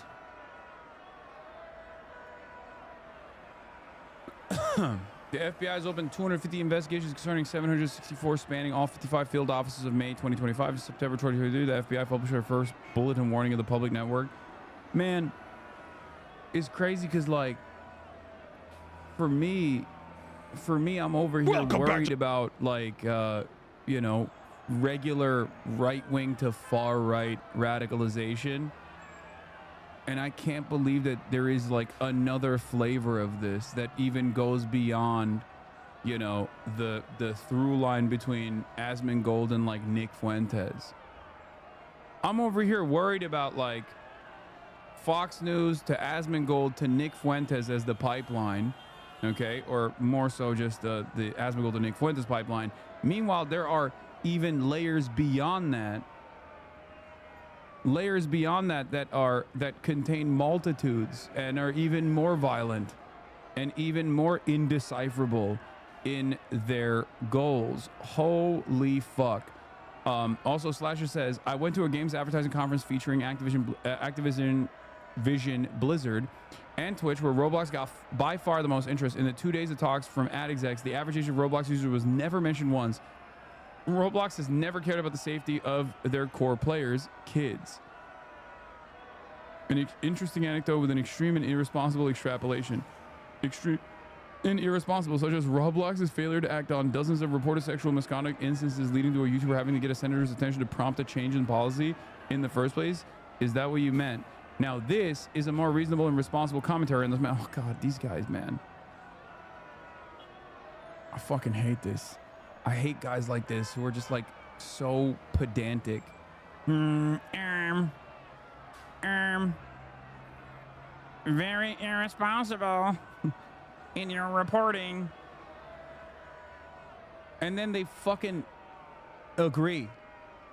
They fold instantly, but then still turn around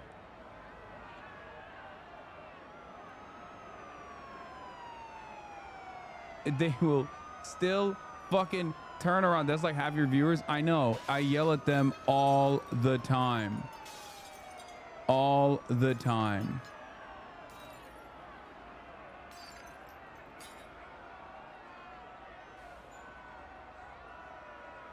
We are unable to do anything to predators that hang outside of group homes and they actively steal and traffic the children. Why do you think we're going to do something to protect children online? That does desperately need to be cleaned up. It is a huge problem there, and Roblox isn't doing it. Schlepp then tells a very personal experience he had on Roblox when he was a kid, and how he was also a victim of these type of evil people. And when his mother reached out to Roblox to report all of that and give the evidence about everything that had happened to her son, Roblox didn't act on it, and that individual still wasn't banned until years later. There is a problem, and Roblox isn't solving it. So the community is doing what they can to try and keep it safer. But Roblox is attacking the community that is actively trying to do that for them. I think it's bullshit. I think that is fucking baloney right there. And Roblox needs a real change in leadership in how they approach this shit. Maybe Dave Bazooki, instead of focusing on bringing dating to a children's game, should focus on trying to keep the children on that game safe. Maybe that should be the priority, I would think. But so the other side of the story that's also scary is that, what is this, the Chinese cult hiding in America? I've never watched Papa Meat before. Is this, oh, it's about Falun Gong? Let's go. It's crazy that there's like more and more American content creators who I would never expect knowing about Falun Gong and Shen Yun. No, I know Papa Meat is Meat Canyon. I'm just saying, I would not expect someone like Meat Canyon to be tapped in and know about like Epoch Times, Falun Gong, all the stuff. So here's the thing. We look at the cults. This is the other side of the story, because there's also a dangerous there's also the dangerous undercurrent of legislators actively trying to implement new steps of surveillance, such as ID restrictions, like demanding that people upload their IDs to go online. And that aspect of it is also like, I don't know what the proper solution to this problem is. I will be the first to admit this. Okay, I don't know how to create a mechanism of enforcement, to create like a regulatory structure to basically stop this kind of stuff from happening, right? Perhaps age-gated hardware could be one of those things, but doing it at the point of like the websites seems like one of the worst possible options. And this is exactly what Taylor Lorenz is talking about in this video from 2 weeks ago. The UK just censored the entire internet. Back to Free Speech Friday, my series where I cover the fight for free expression, privacy, and civil rights online.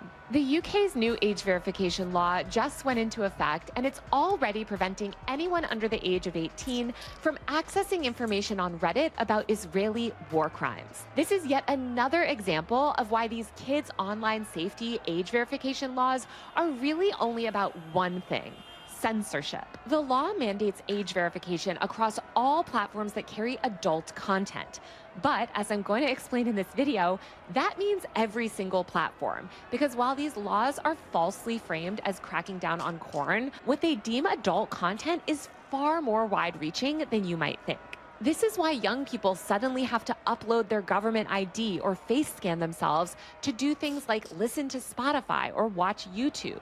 Every social media app, because it contains news content, is considered adult. This means that everyone, not just kids, but everyone, is now legally required in the UK to upload things like their government-issued ID, live selfies, biometric facial recognition.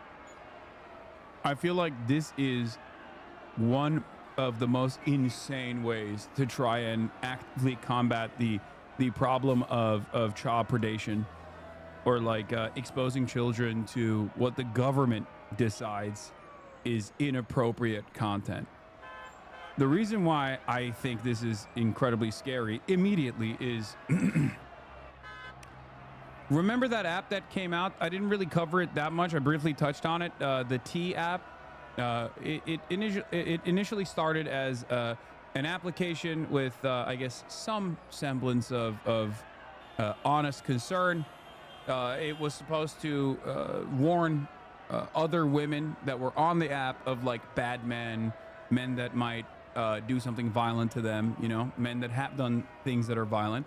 But it very quickly also spun out of control and turned into like a gossip application. There is no like proof that anyone was doing anything else. Like, you know, people who were scoring could just like easily fucking be like, this is a bad person, this is a rapist, whatever. I mean, it's literally titled T-App. But the story doesn't end there. The T application got hacked. And a part of the T application was that you had to upload your identification to use it. And then all of the people that had uploaded their IDs to actually, use the app, created a fucking map basically with their zip code, their permanent home address, their identification, their faces. It's crazy. Men downloaded the counter app using the same programming and got their info leaked too. Yeah, and then there was another counter app that came out as well. So anyway, the application started. The application started off with let's say earnest intention, and then it turned into something that might not be so earnest. But then also, as a counter to that, people went in the opposite direction and leaked the personal data of so many people. And then on top of that, incels went and made a fucking reverse version of this where like men talk about shitty women. Okay, and then now that application is also leaking data. T on Her, the male version of T, is leaking personal information on its users too. Last week we reported about some serious leaks in T Dating Advice, an app that provides a space for women to exchange information about men they know, have met, or have dated in the past.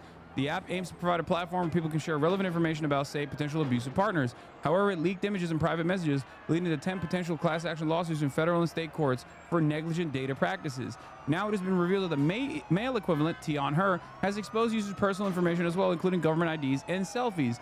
T on Her, which ranks high in the lifestyle apps category for iOS, allows men to share photos and information about women they have dated. It appears to have been designed with a sense of vengeance against the T dating app. It uses similar language to the App Store description, and as it turns out, is just as leaky.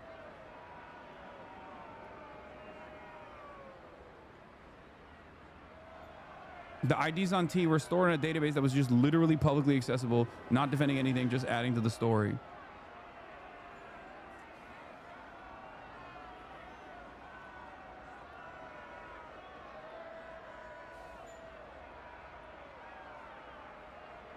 TechCrunch reports it found at least one vulnerability that allows any user access to other users' email addresses, driver's licenses, self-reported location, and selfies. Perhaps most distressingly, the news outlet also discovered that guest users could view explicit images of women, likely shared without consent. TechCrunch has also found an email address and password on the app's creator. Although it... Are you serious? Are you fucking insane? TechCrunch found an email address and password of the app's creator?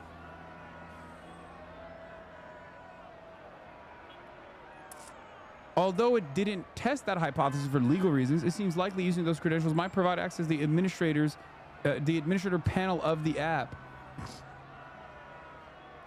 It is disappointing that apps made for sharing private information and ranked so high in the App Store apparently have such poor security standard.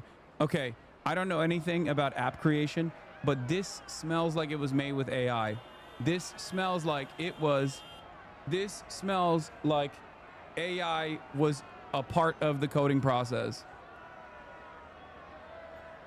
I say this as someone with zero knowledge of how to fucking make an app, but it looks to me like, oh, Sean is saying it was. There it is. Of course. Vibe coding apocalypse.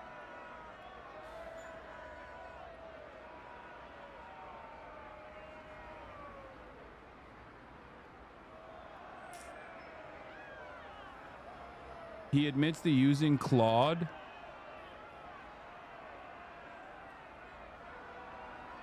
Oh.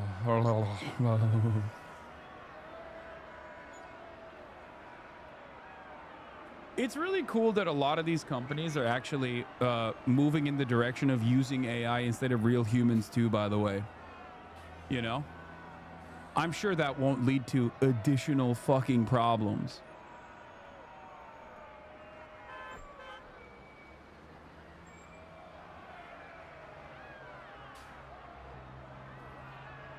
Amazing.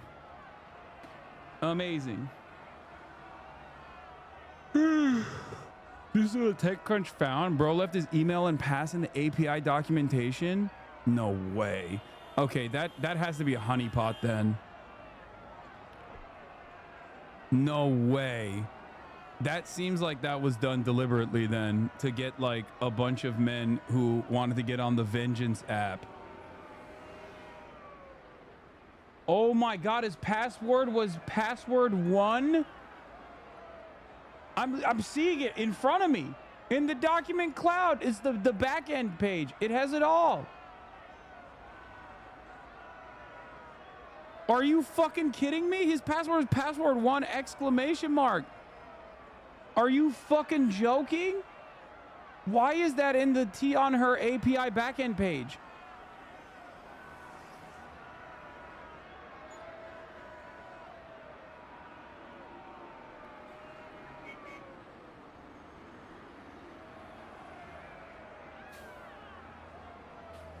Not even password 2?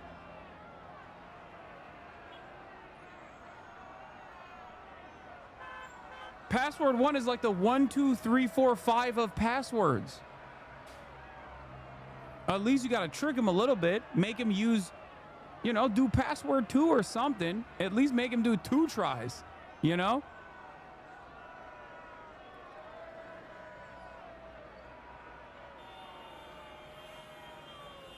Password 1 is actually very secure because nobody would try something that simple.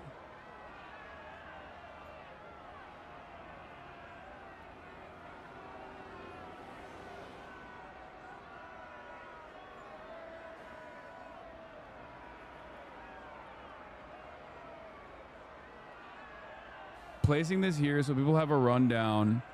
T-app hosts all non-code assets, UI images, customer uploads, messages in a public cloud bucket that anyone with a browser can access with without a password.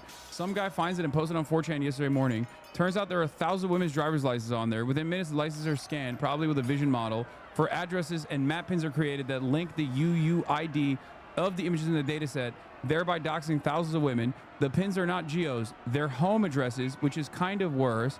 The moral of the story is security is job 1. Both the customers and the company to dump things, and now there's going to be massive fallout. Yeah, they literally, they call it the roasties, which is, you know, 4chan, incel speak for women, and they're saying like, to say, is an incel gross word to say women.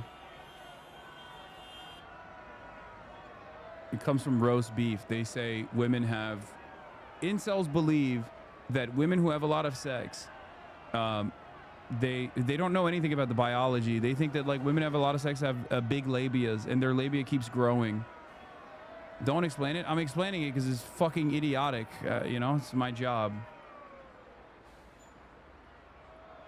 Why do you know this lore? I don't know, because I've been fucking duking it out with incels and brain rot for as long as I've been a professional political commentator, because I do it online.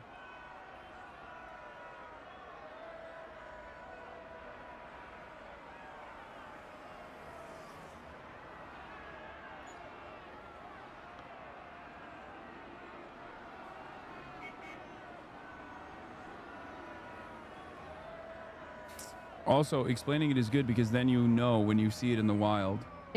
Credit card info, and more, just to use major platforms like Reddit, Twitter, Blue Sky, and thousands of independent websites. I have an entirely separate video breaking down the problems with age verification more broadly, which I'm linking here. But privacy issues aside, these age verification systems are going to lead to devastating censorship of our news and information landscape, which will ultimately leave young people less informed. Like all of these terrible online censorship bills, the Online Safety Act claims that it's about protecting children from the evils of pornographic and adult content. But immediately after it went into effect, platforms began classifying nearly all breaking news footage, investigative journalism, political protest material, and reporting on the ongoing atrocities around the world as explicit, harmful, and adult content, blocking anyone under the age of 18 from accessing it. In the UK, under the Online Safety Act, access to subreddits dedicated to covering war crimes. Am I crazy, or is this UK digital panopticon law the latest iteration of Gaza is the trial run for what Western governments can get away with doing to their own citizens? Yes. No, it is absolutely that. The prescription of Palestine action is another one. Dude, there's still people coming in here to be like, you're a fucking terrorist piece of shit. It's like, dude, give it up. We're fucking cooked. All of us are, whether you hate me or not, all of us are in this together. And the quicker you recognize that, the easier things will go for you, or else you're just going to be angrily posturing all up and down the internet in perpetuity, not realizing why things just suck, why there is mass surveillance, for example.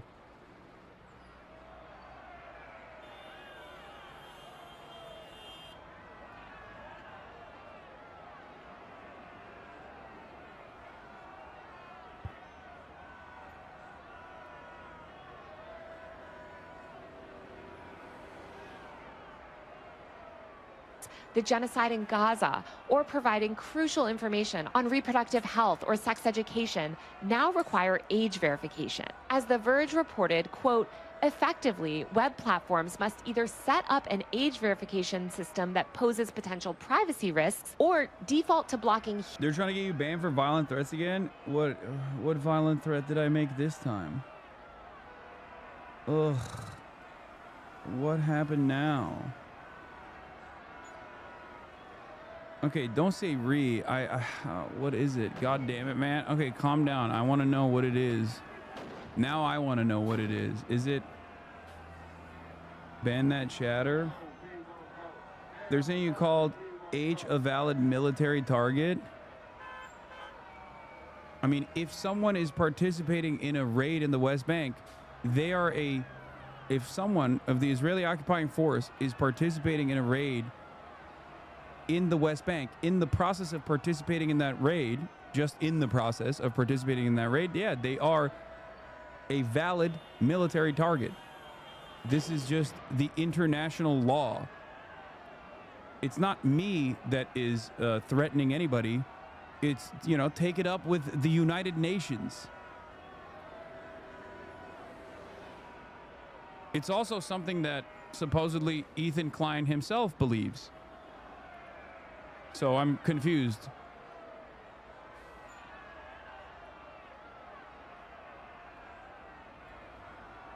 They're saying you currently think she's a valid target? No, of course not. That's fucking idiotic. I've never said that, and I don't believe that, and they're lying. It's the way it's clipped? No. No, that's fucking bullshit.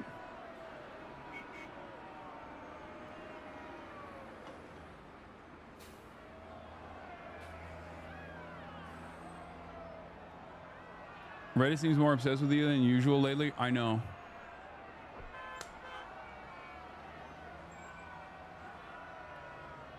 D is literally saying someone should kill you. Not trying to bring your mood down or anything, but this is going way too far at this point. You should totally get the police involved.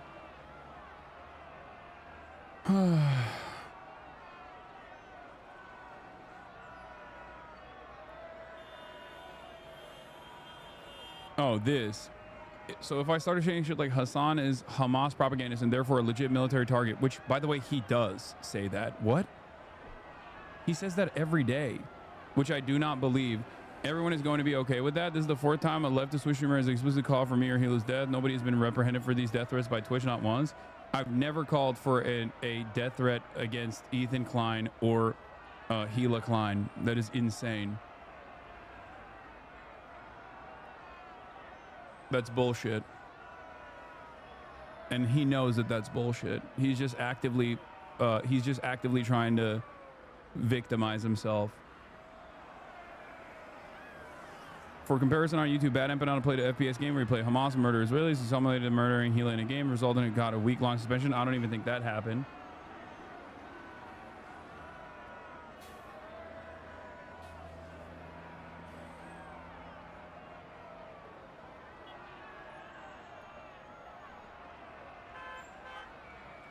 It's not something that I believe. It's complete and utter nonsense. You're literally getting drama farmed. Holy fuck, no one cares about these losers. Stop giving them time. I mean, if they're trying to actively try to get me banned, I think it's important to address that. That's completely made up. It's utterly delusional. It's ironically something that Ethan himself has said he believes.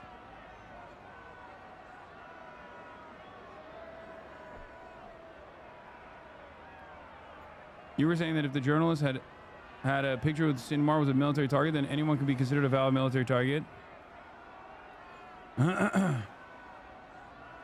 What is going on?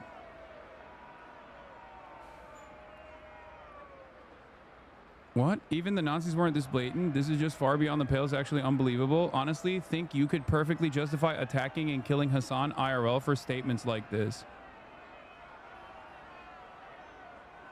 Wow. My cyber stalker cult community leader is saying that it's justifiable to attack and kill me in real life. That's definitely actionable, I'm pretty sure. It's also weird that this guy gets to have a YouTube account. He said that today. Wait.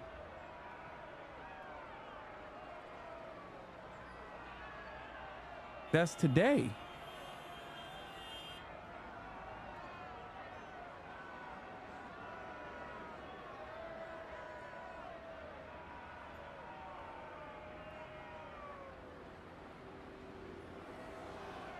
If we're going to talk about this, the full context and the clip itself, you literally say if it were a part of an active raid in the West Bank or Gaza, that'd be a valid military target. Is so dumb. Yeah, it was linked in the mod chat. Okay, now you're calling for his deplatforming?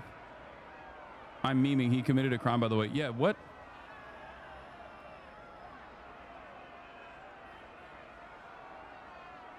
What the fuck? One of his fucking active cyber stalking sex cult members literally approached me in public, if you recall, when I was at the DNC. And he actually celebrated that in his community. So in the past, he has legitimately celebrated people coming up to me and harassing me in the real world. So now he's amplifying that to his own audience, to his own community. And not only is he's just increasing the intensity and saying that it's justifiable to attack and kill me in real life.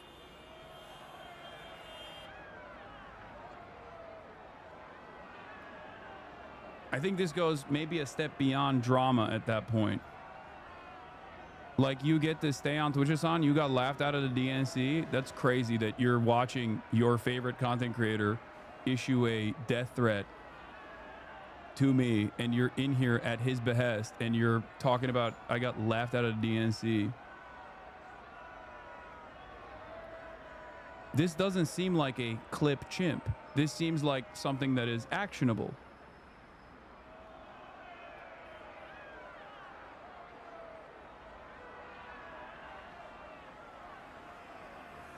What will it take? Yeah, this was the average Destiny fan interaction. So this weirdo really went there just for Hasan. I'm shaking, and this was what we found out. And we found out that he was a racist too. I found him, shouted on in a stream. I'm gonna tell Hasan, Destiny made you.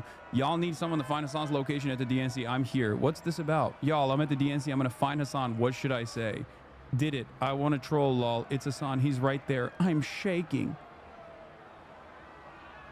This was in that same community, Destiny's community, where he's calling for my death. At what point do we stop?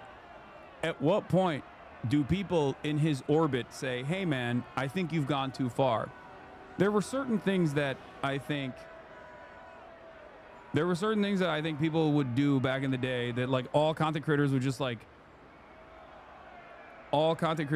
stay away from. One of those things was, you know, it's a long time ago now, but like if you went after someone's sponsors, no matter how fucking gross someone was, no matter how gross a content creator was or how evil they were, many other content creators in the periphery would immediately pounce on that person. Okay? Then the next line that was crossed was doxing. Okay? Doxing content creators. Now, the next line that is crossed is, I guess, issuing direct death threats to content creators. You don't mess with sponsors, Lamont? No, I'm not saying I give a shit about that. I'm saying that that was like the attitude amongst like YouTube content creators, where there was like almost like a golden rule that they would not let you violate. People would yell at you. You would have repercussions.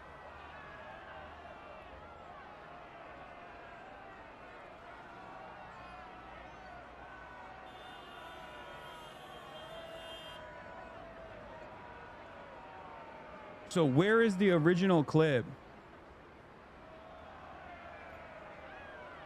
Like, I know this is the original clip, but where is the clip that was clipped out of context to demand my banning?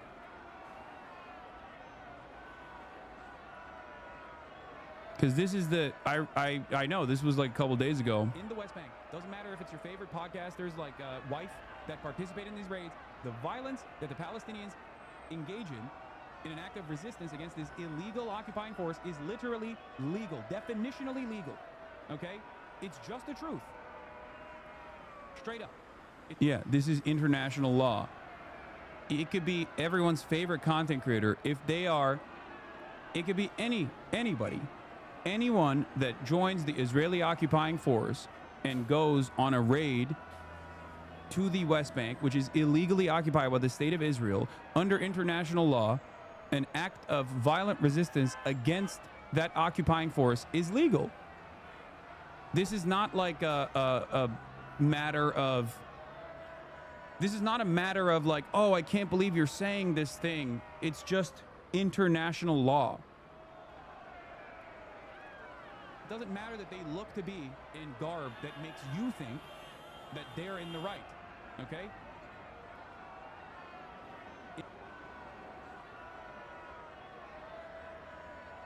This is not my opinion. This is not a matter of my own personal opinion. This is me saying this is the law. Okay? It would be a mistake not to be alarmed about this. What do you think is going to happen if you talk to him directly at this point? I'm not saying it's a good idea, but he's crossing a line. I think he has lost his mind a long time ago.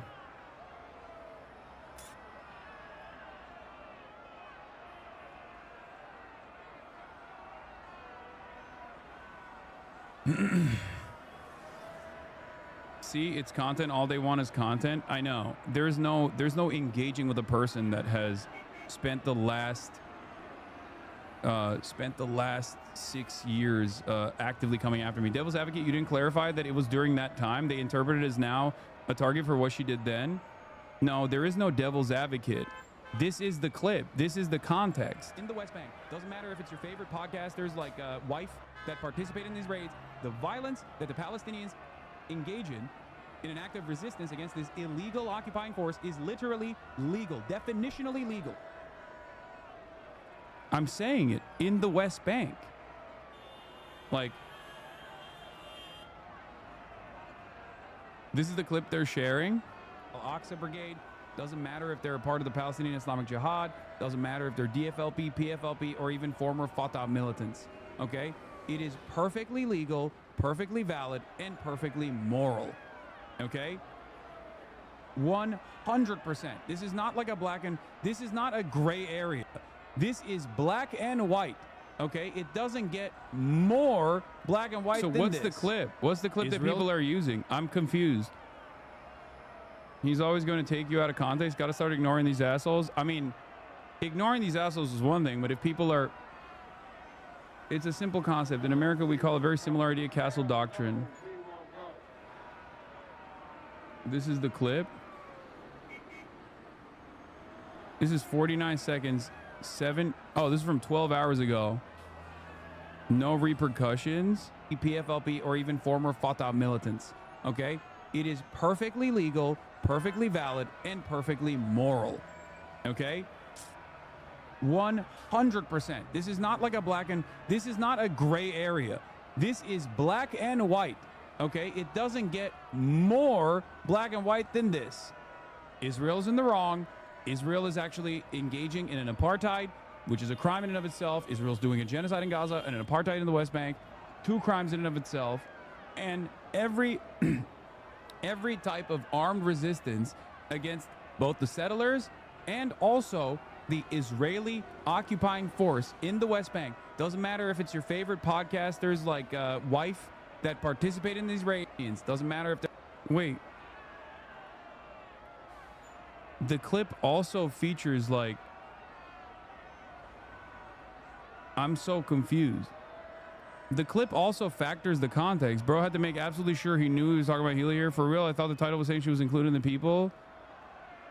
Twitch is probably going to donate subs to him for that one. Bet he won't get banned for this.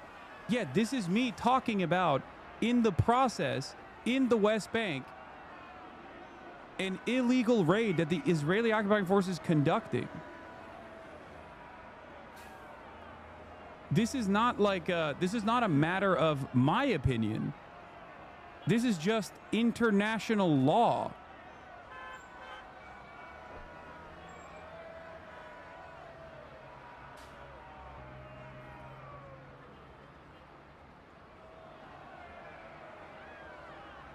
This is also something that Ethan Klein himself has agreed to.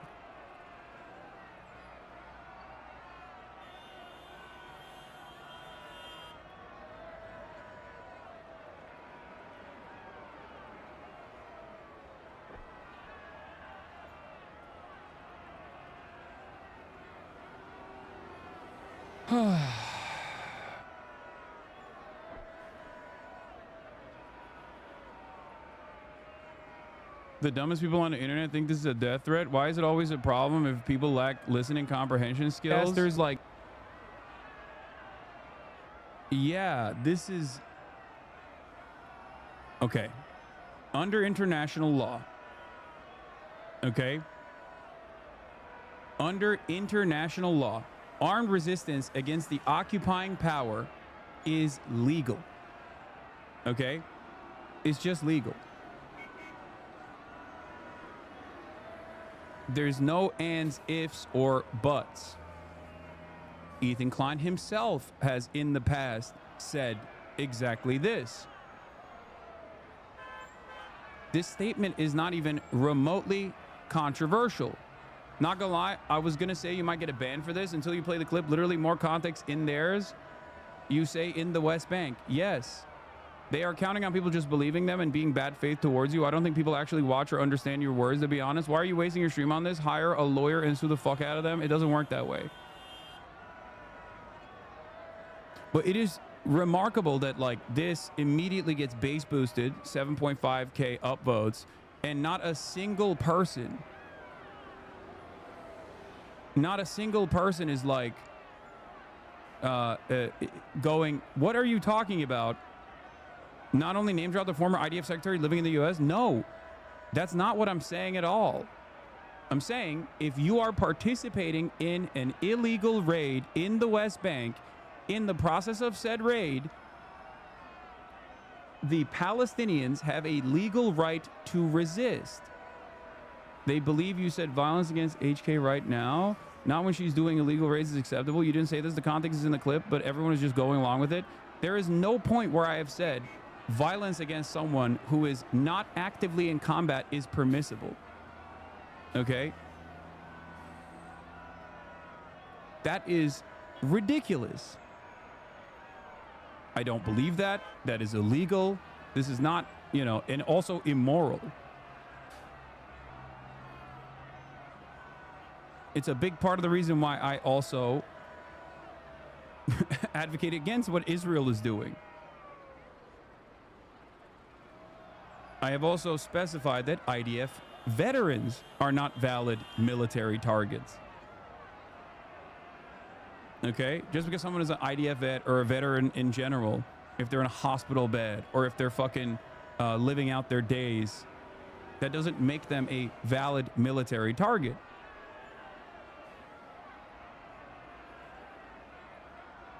This is an intentional mischaracterization of my words, but it doesn't even necessarily, it doesn't even seem to be, it doesn't even seem to be out of context. They take out of context what you said, that if everyone behaved like the IDF, then nuking Tel Aviv is permissible. Yeah, if Israel's targeting standards were international law, where you could literally kill people and their family members, as Israel has been doing in Gaza, then yes, I don't believe this, but that would be the case. I don't think it's appropriate, and I don't agree with it.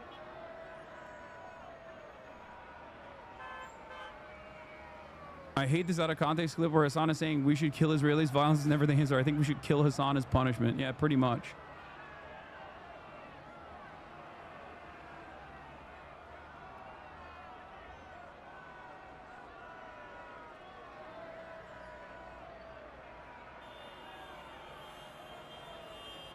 The meta is now clips go viral on here and then get shared on Twitter. You even said in your original debate with them that she's not a legal target. These people are just making controversies for the fun of it. Yeah.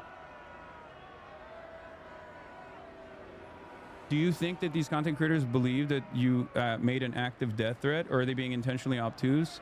I think some are being intentionally obtuse, and others are just stupid, I guess.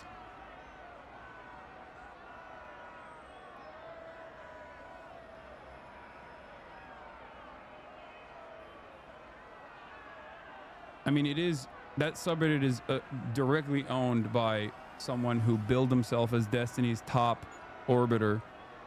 That's the reason why they do that. That's the reason why they use that subreddit as a jump off point. And while under normal circumstances, I think the influence of the subreddit because of that has gone away,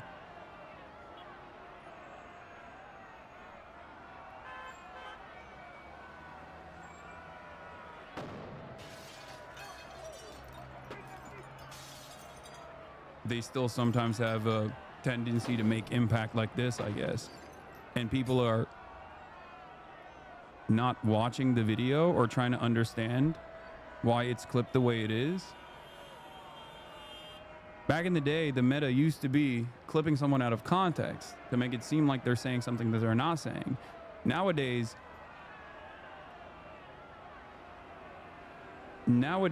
they don't even, yeah, this is the guy who owns the subreddit now. This guy on the right. Former Twitch staff, by the way.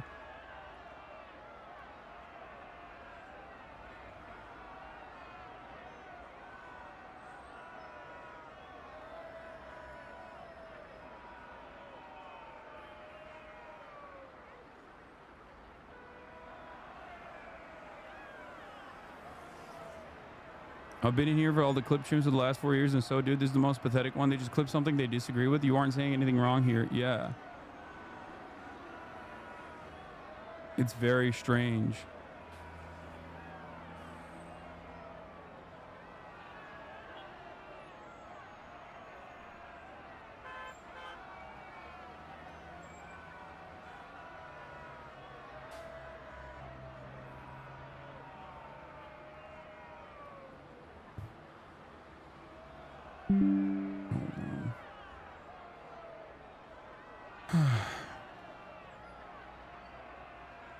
Every time there's an article on you on major media, I know.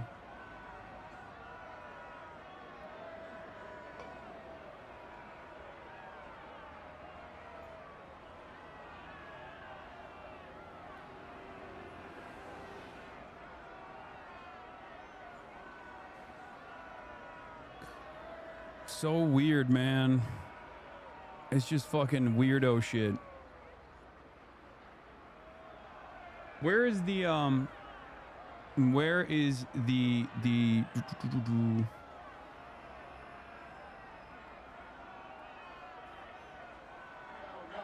Asserting the internationally recognized right of occupied people to resist their occupation, including with armed force, isn't even an implicit call. Yeah, I saw this. This is okay. I'm liking this. Asserting the internationally recognized right of occupied people to resist their occupation, including with armed force, isn't even an implicit call for your death, let alone an explicit one. You hysterical crybaby. This desperate desire to be the victim is genuinely pathological.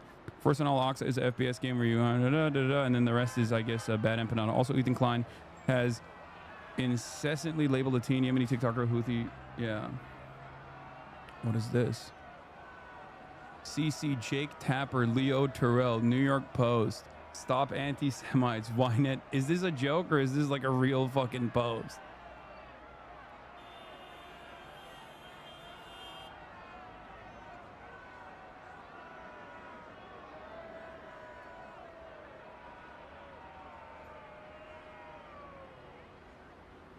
Soundpiker was exposed by my husband to be a disgusting creep is retaliated by calling for violence against me. Think back and you'll notice a trend. When he wants to get at Ethan, he attacks me. This is just another glimpse into the psyche of a man who does not see women as equal. Okay, dude.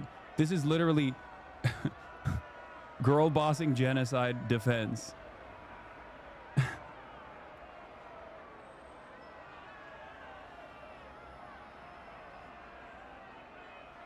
Is a reply to a Visegrad post of that clip. No joke. Visegrad posted it. Wait, send me the Visegrad link. Here, I'll repost the full context and I'll add.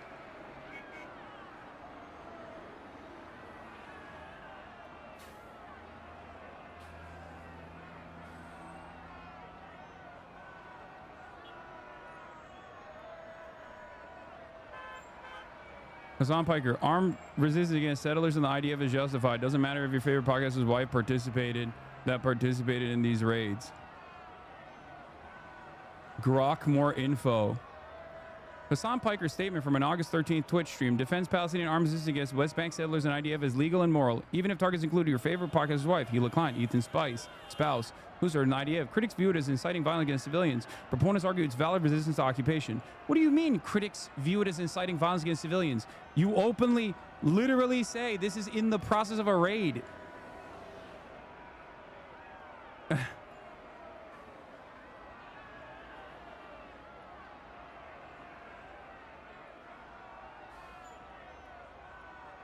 I'm beefing with a clanker now.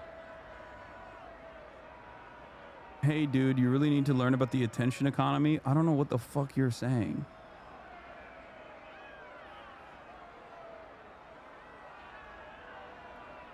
Don't forget, these are the same kind of people who pay to run bot farms to argue with people online and cause a dead internet theory. Yeah.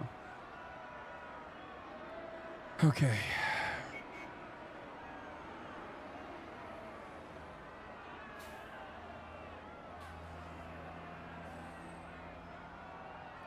I was gonna post a longer clip with the context in it, but honestly, am I hug boxed here? Like, what's going on? Cause like this post is not even the longer clip. This post is just the clip. It is a shorter clip. In the West Bank, doesn't matter if it's your favorite podcaster's like wife that participate in these raids. The violence that the Palestinians engage in an act of resistance against this illegal occupying force is literally legal, definitionally legal. Okay? It's just the truth. Straight up. It doesn't matter that they look to be in garb that makes you think that they're in the right. Okay? Like, the context is in there.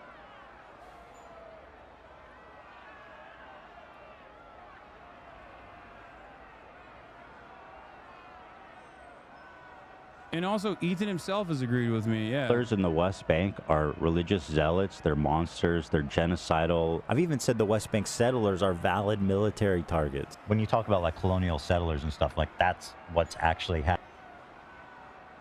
happening in the West Bank right now. And these people are more or less valid military targets, in my opinion. But it's not rocket science. Let's get back to the IDF. You said the IDF is maybe not a terror organization. But the IDF is a terror organization. I didn't say that. Wrong. Through and through. Wrong. Again, a liar. Okay, so you think the IDF is a terror organization? I said yes. You believe the IDF I think it would be. Okay. I think it's fair to characterize them that way.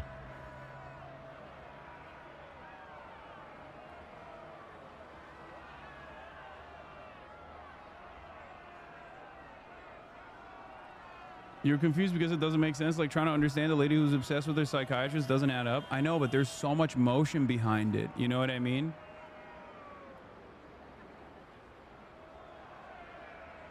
It's just like, that's what fucking is crazy about it.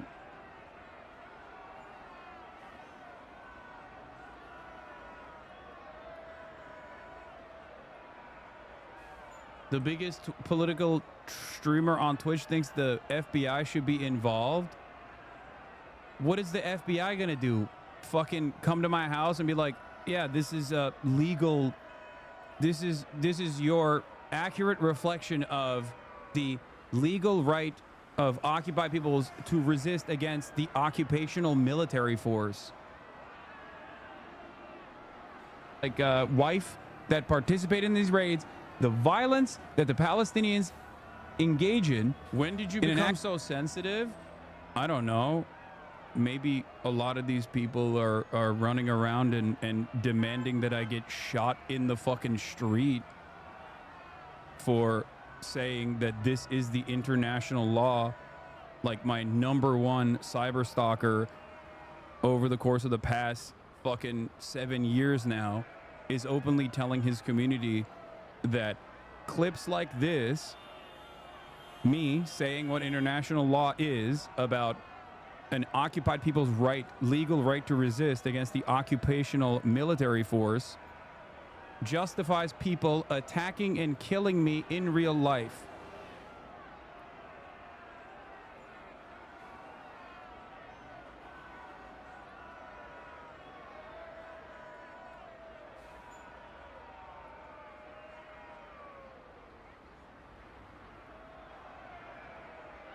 It is literally in the UN resolution. The General Assembly reaffirming its faith in the importance of implementation of the Declaration of Granting Independence to Colonial Countries and Peoples, continued in its Resolution 1514 of December 14th, 1960. This is the importance of the universal realization of the right of peoples to self-determination and the speedy granting of independence of colonial countries and peoples for the effective guarantee and observance of human rights. Wait, this doesn't have the resistance, I don't think.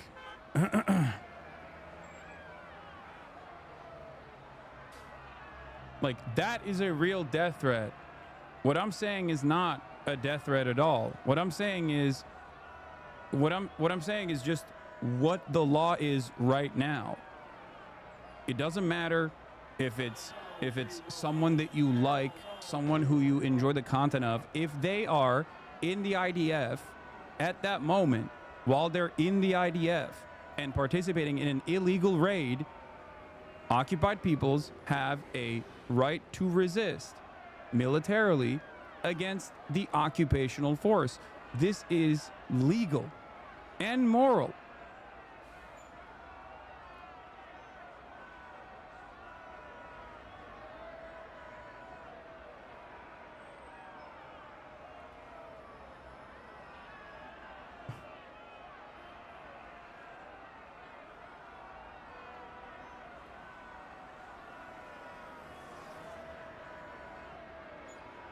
Here. If the occupying power considers it necessary for imperative reasons of security to take safety measures concerning civilians, it may at most subject them to the assigned residence or internment. Assigned residence could mean their own homes or elsewhere, as with the temporary evacuation described above. After effective occupation of territory, members of the territory's armed forces who have not surrendered, organized resistance movements, and genuine national liberation movements may resist the occupation. If they do so, they must distinguish themselves from the civilian population on the basis of GP1, at least carry their weapons openly during attacks and deployments. Civilians who take direct part in such hostilities lose their protection against attack for the time of their direct participation, but not their civilian status. If they do not participate directly in hostilities, or no longer do so, for example, if they are hors de combat, which means no longer a participant in combat, as in, even if you are a member of the military, and this goes for members of the military, if you are retreating, if you are fleeing the battle, if you are a prisoner of war, there are new rules applied. If you're in the hospital, you are not an active enemy combatant. You cannot be killed by the occupational forces. You cannot be killed by the resistance forces.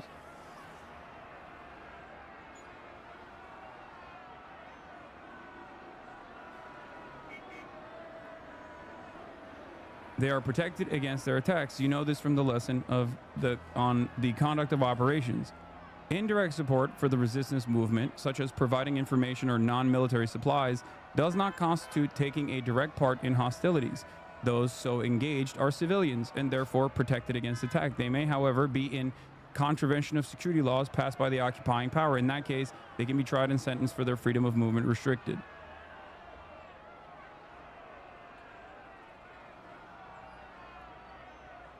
Here.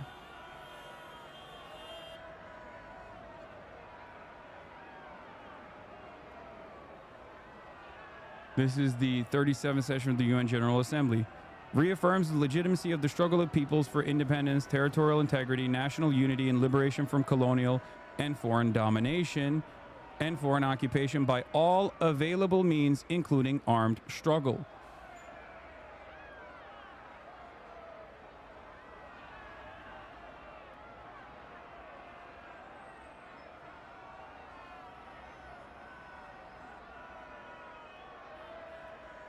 It has been reaffirmed time and time again.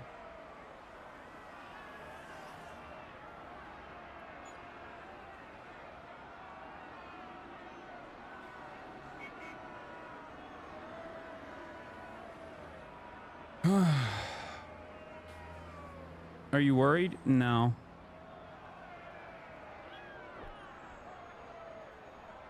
Not really. What can I do? What can I do? There's nothing I can do. It is what it is. Oh well.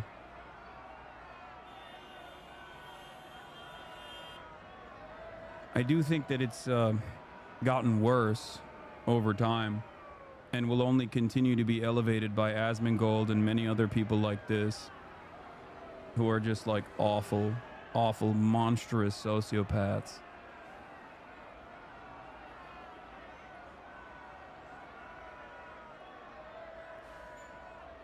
But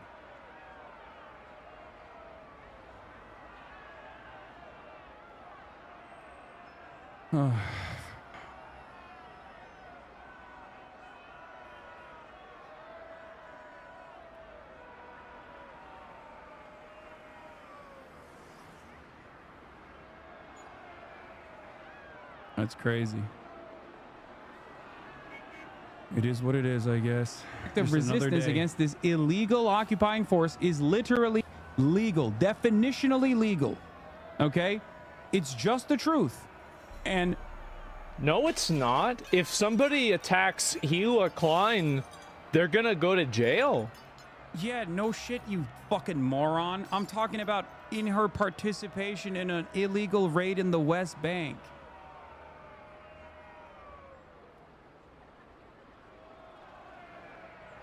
Oh god. No, it's not. Yeah, of course if someone were to attack Hila Klein right now, of course they should go to jail. What kind of fucking idiocy is this?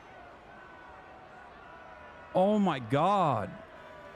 Why is he telling people this? Oh. Why would he be what is wrong with you? Do you think he'll get banned for this? At this point, I don't think so. I think that Twitch just doesn't care. I do. I think that Twitch they're so ideologically captured by...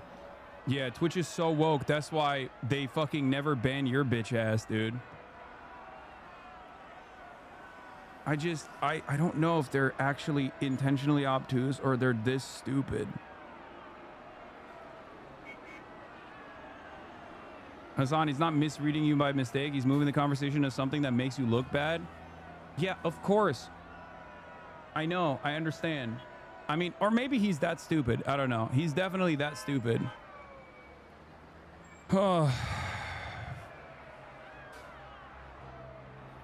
It's a bit of both, I think. But again, it's no holds barred for these people.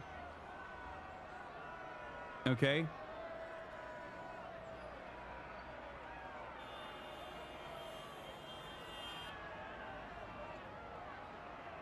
What is this?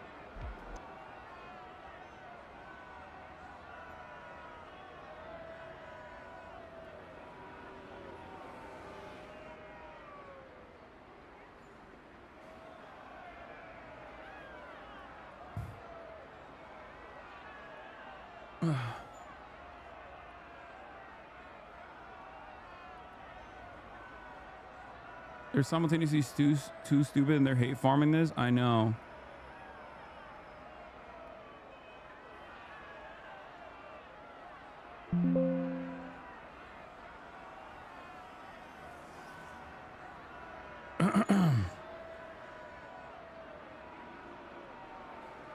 All right.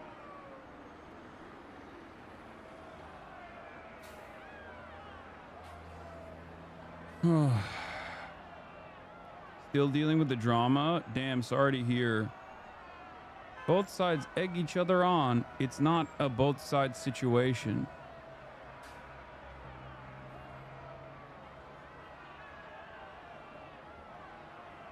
It's not a both sides situation at all. This is just one side actively choosing to lie about what the contents of the video openly states. Like, at this point, it is turned into, like, back in the day, at least there was an attempt to clip something out of context, okay? Now it's turned into clipping things in context, but just seemingly lying about what the video is, and people's attention spans have shortened to such a degree that they don't even watch the video and try to understand it. It's so strange. But what's strange is that it works to a certain degree. To the dumbest guy out there, they hear that and they go, oh, I guess that, like, this Hassan guy is really fucking violent and scary. He wants, like, death threats against random content creators and their wives and shit. It's like, no, that's not what I'm saying at all.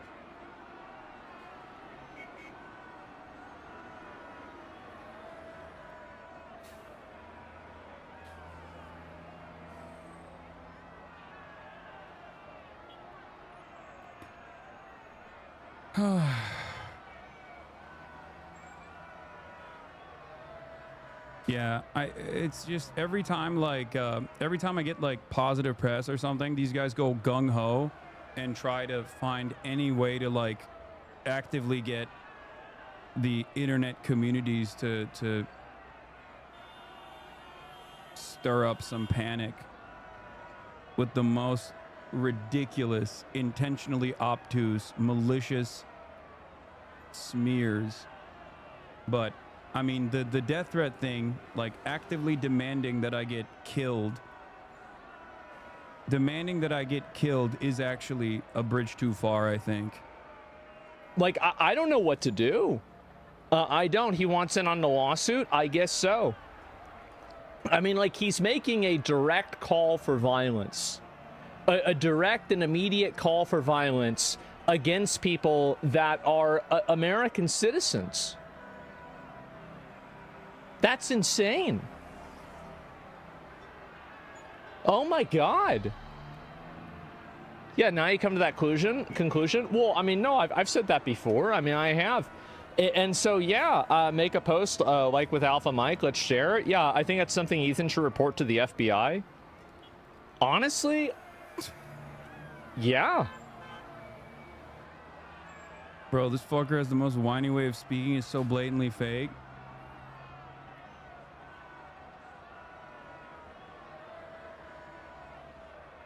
Why does it matter being against American citizens? Am I missing something? Yeah, I don't know. I don't know what he's even trying to imply there.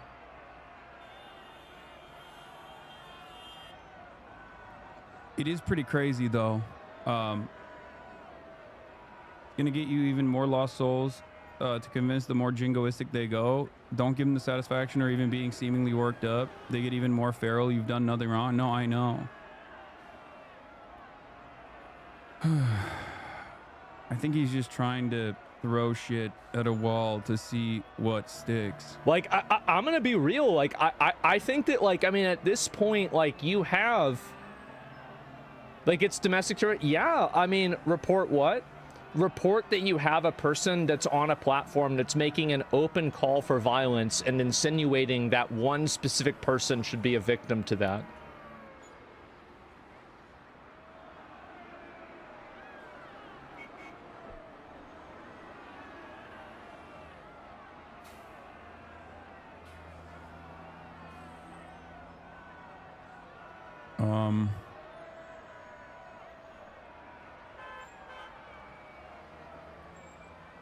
I mean, we just watched like the Roblox shit, right?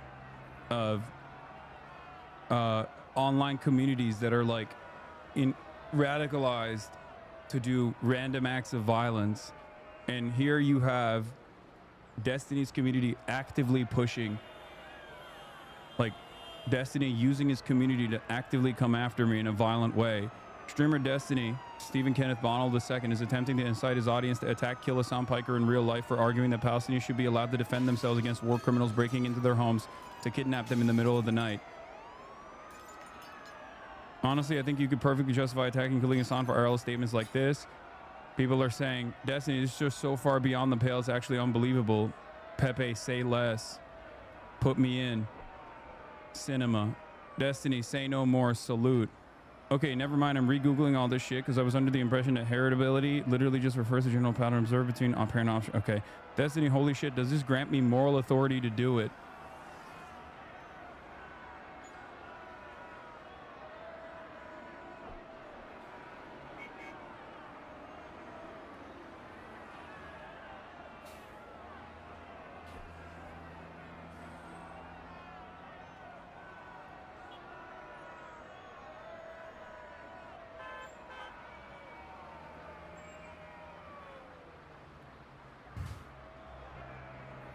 Will Asmongold talk about how unacceptable this is?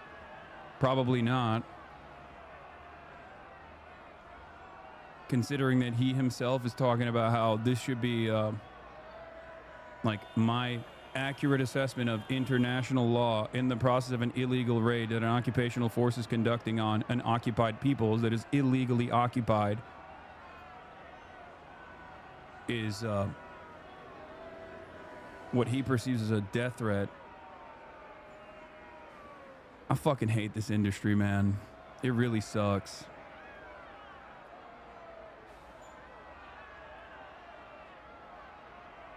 You said fun? Okay, well, I didn't realize that I was going to be getting fucking death threats from... I didn't realize that we were going to pass this red line as well. You know? Oh well.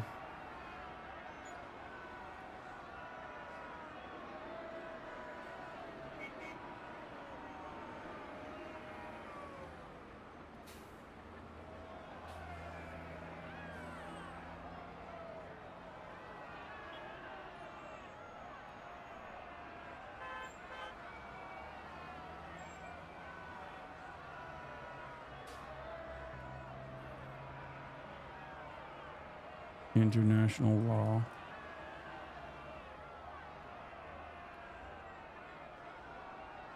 Gives occupied.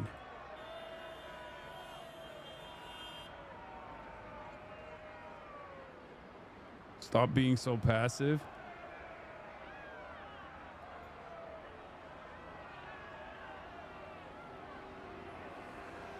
An illegal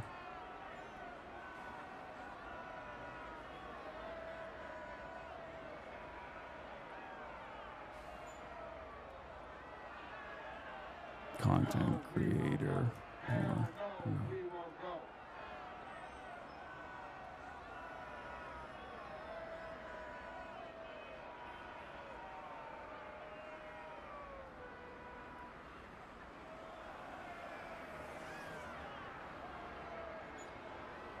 Do you didn't think you need to use some of your resources on this one? It's going to make moves.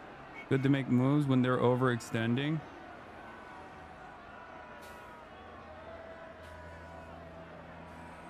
Yeah.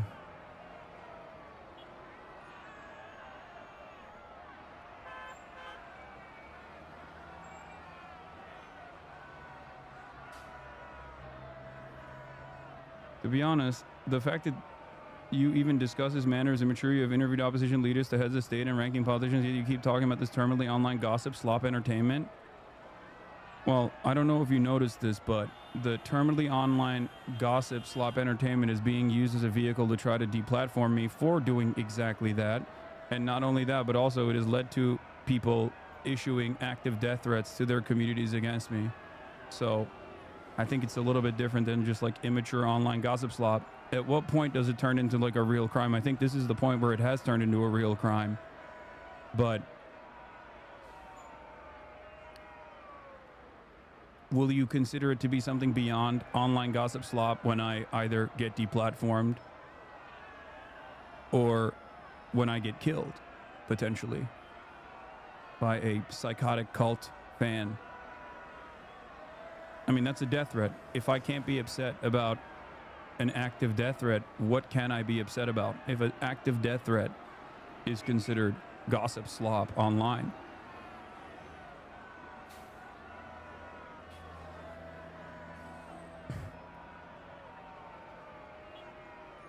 I don't know.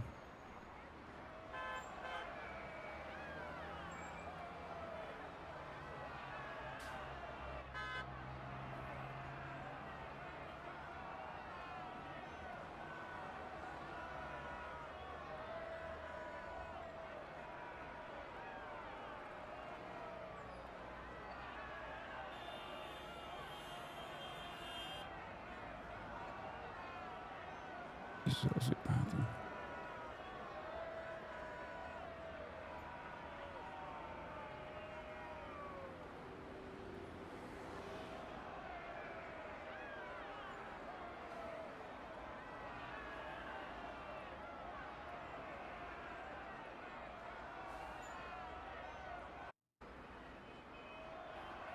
Cool.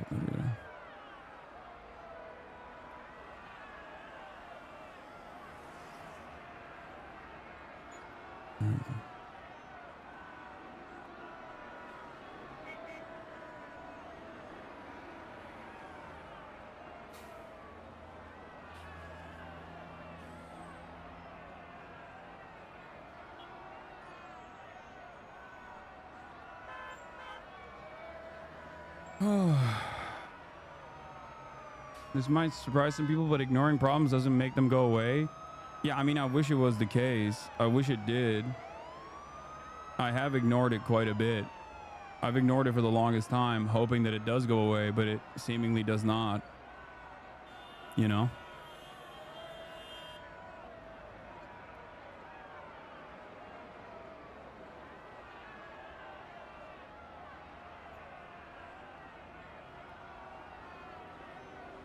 Instead of taking care of his son, who is now turned into a Nazi, the sociopathic cult leader is actively telling his audience that it's moral to kill me in real life because I said Palestinians have a legal right to resist against an illegal occupying force conducting a night raid.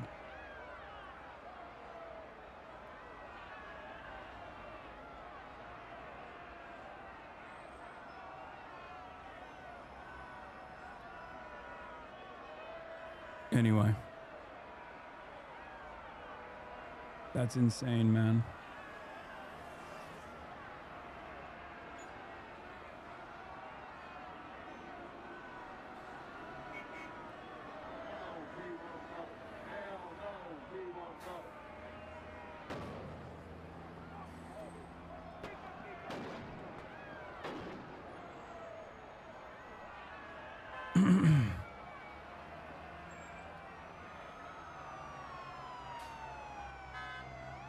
Yeah, this is a solicitation to kill me from the guy who yesterday, I guess, admitted that he likes 15-year-old girls too.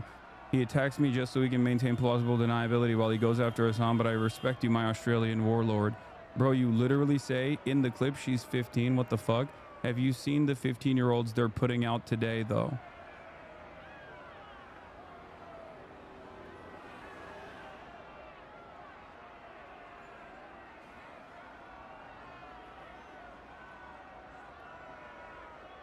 Yeah, no, I mean, I posted this.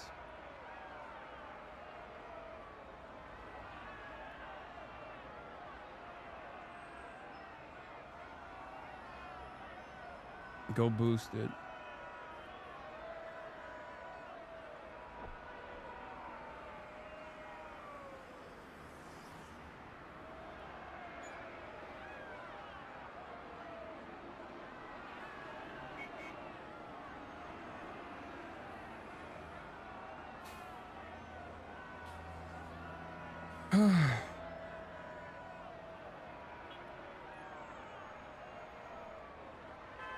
No, this isn't fucking edgy humor, chat.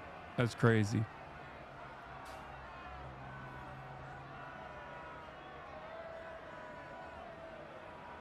That's not edgy humor. That's someone telling their community to hunt me down, justify attacking / killing Hasan IRL for statements like this.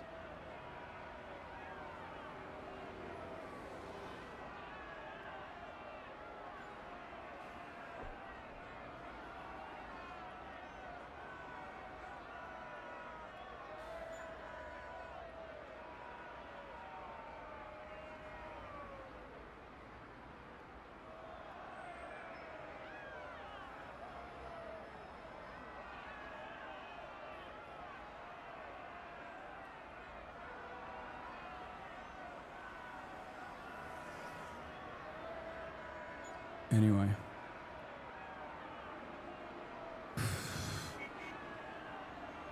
Let's get back to the Online Safety Act.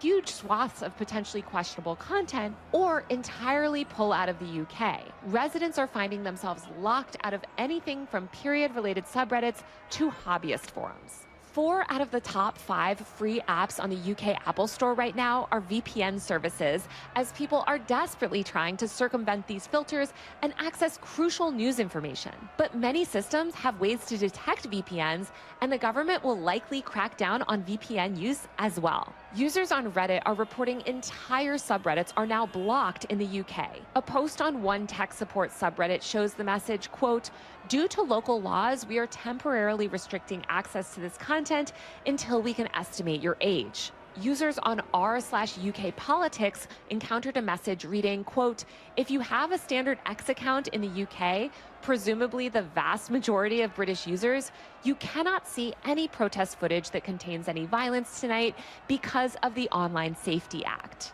Reddit has also blocked access to specific subreddits that contain crucial public health related information, like r/periods, r/stop smoking, r/stop drinking, and other subreddits that provide essential community support to users, including minors, like r/sexual assault, for example. These are all blocked. In fact, young people cannot access any information about sexual assault or potential abuse under these new child safety laws, meaning that they're actually less able to identify abuse and more likely to be exploited. The stuff that's being blocked under these child safety laws, like war reporting, human rights documentation, protest footage, LGBTQ and reproductive justice content, is essential content that all young people should have access to in order to remain informed about the world. This mass gating of information is preventing people under 18 in the UK from accessing things like independent reporting, witness testimony of crimes, community analysis of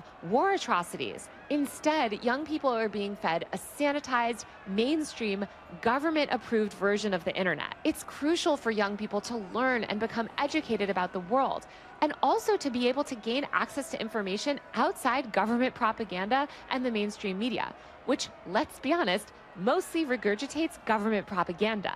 These child safety laws limit young people's opportunities for critical thinking and civic understanding, and they isolate young people from global perspectives and from connecting with other young people in foreign countries like Palestine or China. And the way that enforcement of these child safety laws works, platforms are forced to err on the side of caution by over-blocking vague categories of potentially disturbing content rather than having a more liberal approach. Young people are also being forced to provide highly sensitive personal data, like their government documents, selfies, and biometric scans. Organizations including the Electronic Frontier Foundation and the Open Rights Group have flagged serious concerns that these age verification policies are a privacy nightmare. And meanwhile, these free VPNs that everyone's downloading risk exposing redirecting young people to even less regulated corners of the web, which totally undermines the people in power's whole stated goal of child safety. Not to mention the proliferation of free and shady VPN apps also raises privacy risks.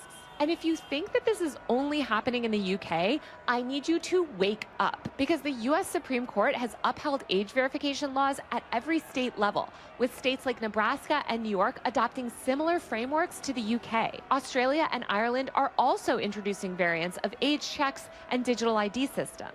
Both the Democrats and the Republicans are completely aligned in ramming age verification laws through Congress and removing all free speech and the right to anonymity on the web. Leftists have completely dropped the ball on this issue. There is no meaningful opposition to this stuff in the US outside a few fringe libertarian groups and some journalists. And a lot of people on the left have spent the past several years feeding into the exact moral panic nonsense that these laws are predicated on. Also, I just want to reiterate again that age verification does not protect the youth from anything but information that the government doesn't like. Young people still find a way to access porn. They're simply locked out of accessing crucial content about news, health, privacy, etc. These laws also don't account for educational use or parental supervision on different platforms. They just create this binary system where all graphic or controversial or news content is treated the same, regardless of the context that it's presented in. We need to do everything we can right now to fight back against the moral panic about social media and fight these atrocious censorship bills that erode our civil liberties and destroy our right to free speech and free expression online. All right, that's it for this week's Free Speech Friday. Don't forget to subscribe to my tech and online culture newsletter, User Mag. Isn't there another one that she did on this issue?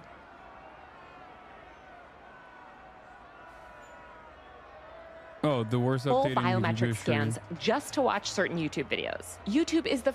Welcome back to Free Speech Friday, my series covering the fight for free expression and civil liberties online. This week, YouTube rolled out automatic age verification in the US. It forces users who the company's AI system guesstimates might be under 18 to submit their government IDs or full biometric scans just to watch certain YouTube videos. YouTube is the first major tech platform to preemptively normalize invasive identity.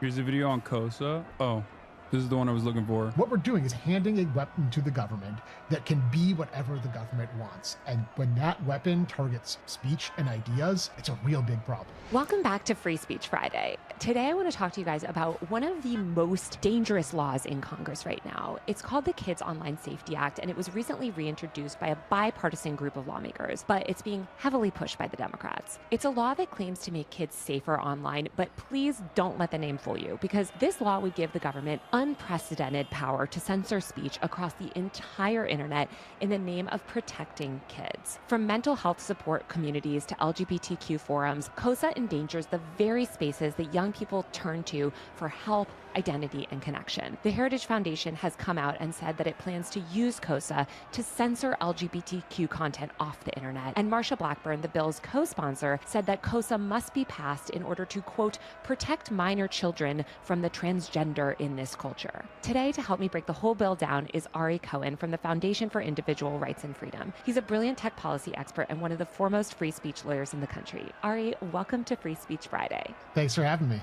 I feel like you and I have discussed KOSA before on this very podcast, I think. Too many times. Okay, so this law sounds pretty good, I think, to a lot of people that don't know what's going on. Why is it so dangerous? Walk me through kind of the biggest reason why KOSA is so harmful and will lead to such censorship. So the law includes something that's called a duty of care. And it requires social media platforms basically to protect people against certain kinds of harms like anxieties, suicidal ideations, eating disorders, things like that. That requires platforms to look at content and say, this is going to cause someone harm. And if it is, what they're going to do is they are going to stop kids from seeing it because they could get in trouble if it causes some kind of damage, or even the government thinks that it might. So I want to give people a concrete example, because when you say it requires the platforms to prevent showing harmful content, that sounds good, right? Give me an example of how that might play out in a negative way. Because I think the biggest issue here is that platforms, what someone considers harmful content, especially under the Trump administration, administration is LGBTQ content, right? That's exactly right. And this duty,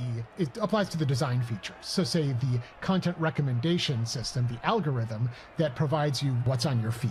Take the example you just gave, LGBT content. There is a contingent on the right that thinks that kids are turning trans just because they read things on the internet. Say the Attorney General of the United States sends a letter to Facebook saying... This is what happens when the dumbest, most hateful people are the ones making all of the decisions.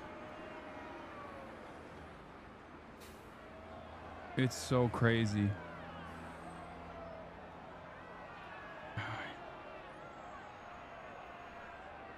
This is harmful material for children. What's Facebook going to do? They're going to tailor the content recommendation system so that it excludes anything related to being transgender whatsoever, because that is the safest thing for them to do, so nobody can say you're causing kids harm. Which means you're not going to see any trans-related content if you're a minor. Which means if you are trans, you might think you are all alone. You are not going to be able to find support, community, resources, or anything like that in the way... Tea leaf, free leaf. Thank you for the 50 gifted subs. That I, as a little gay kid in a religious Jewish community who had never even heard of the fact there were other gay people, was able to find support and community on the internet when I was a kid. We're basically going backwards. Yeah, and especially I think to do it at this time when we know other stuff that's considered harmful content is reproductive justice content, information about women's health care, anything about women's issues, civil liberties, social justice issues. These are all considered sort of harmful content, anxiety inducing. And what's harmful content will grow and change and morph with whatever the subjective values of the person doing the determination is at any given time. And Republicans should probably beware as well, because when Democrats get elected into office again, should they ever decide they want to win an election, what's going to happen? They're going to target stuff that the right likes and say that's harmful to minors. What we're doing is handing a weapon to the government that can be whatever the government wants. And when that weapon targets speech and ideas, it's a real big problem. Well, let's talk about some of those problems, because everything you just said, I think, again, to people sounds great, right? Like all they hear about all day is the harms of these platforms. And obviously these platforms do a lot of really nefarious bad things. But this law, I would argue, is really dangerous and bad. Number one is the censorship, right? Like this is essentially a coded censorship bill. So can you sort of walk me through how that sort of like duty of care could be weaponized to silence speech? Quite easily, in fact. First of all, the original version of COSA didn't revolve around quote-unquote design features. What it did was it imposed a duty of care to prevent and mitigate those classifications of harm. And that initially drew criticism, including from me, because a duty of care means platforms, first of all, they have to figure out how users will reasonably react to certain content. And the problem with all of these kids bills so far is that they treat minors as a monolith. They treat them as a big group that all have the same interests and the same mental state, the same capacity, and it requires them to treat them all the same. But different kids, particularly with respect to, say, a 14-year-old versus a 17-year-old, have different reactions, different experiences, different ways they manage and cope with different content. And even within the same age range, different kids are different. They have different life experiences. They don't all react to content in the same way. So how platforms are supposed to figure it out for kids as a whole, I don't know. The alternative is that social media platforms have to be each kid's virtual psychiatrist. And if you don't trust social media companies to be taking care of kids in the first place, I don't know why you would trust them to do that. Either way, it's an impossibility. So what results from that is that platforms have to basically restrict for minors everything but the safest content. When you say safest, like what does that even mean? That's a great question. I don't know. Basically, like the content that would not even set off a reaction in even the most sensitive kid. And that's basically nothing. And we've been here before. Parents have tried to sue broadcasters, video game makers, the makers of Dungeons and Dragons for quote-unquote harming kids, and the courts have all rejected the duty of care on First Amendment grounds because they've said that would basically restrict allowable speech to the most sensitive members of society. So what did the COSA sponsors decide to do? They made it, instead of directly about the content, they said, okay, this is only about design features. And to some people, that would seem to make sense.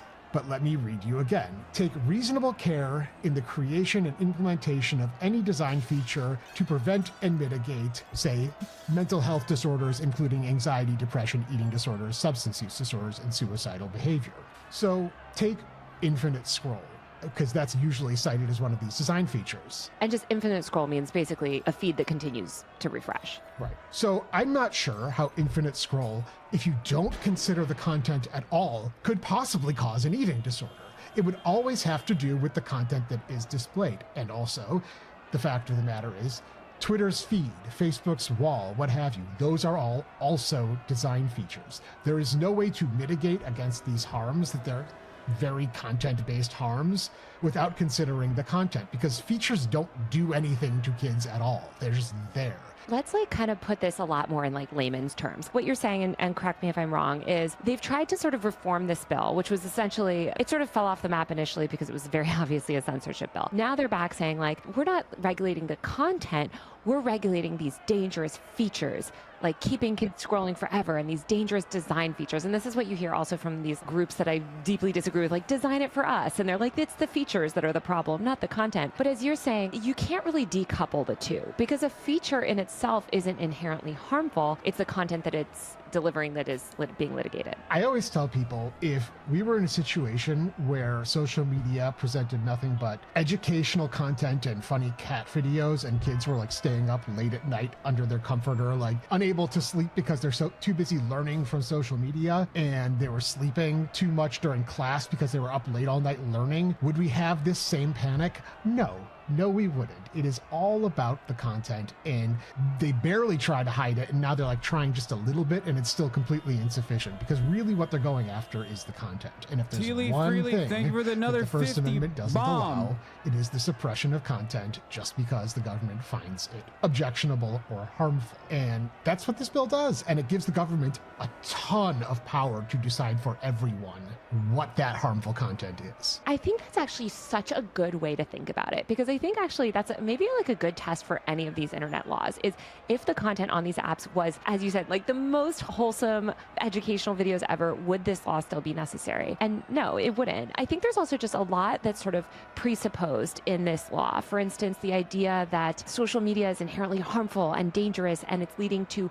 compulsive usage and all of these other things. The eating disorder stuff drives me crazy, because I grew up also in the aughts, where when I was a kid, all we had were these magazines that promoted the most blatant eating disorder. The entire media promoted eating disorders. And in fact, we have the body positivity movement because of social media. And young girls today especially, are exposed to more diverse body types because of the internet. And yet we see this sort of trope that the internet is leading kids into these things. How soon we forget even very recent history. There's also the quote-unquote addictive feeds issue. And I am not sure if these people are consumers of any kind of media, because the entire purpose of media is to keep your eyeballs and your attention, and that's why we have cliffhangers at the end of episodes. That is why we have, say, commercials that tease episodes and automatic play of the next episode. It's because the entire purpose of media is to keep you watching. And if you try and say that is inherently a bad thing, then where do we go from there? Because what you're saying basically is that addiction to ideas is a thing.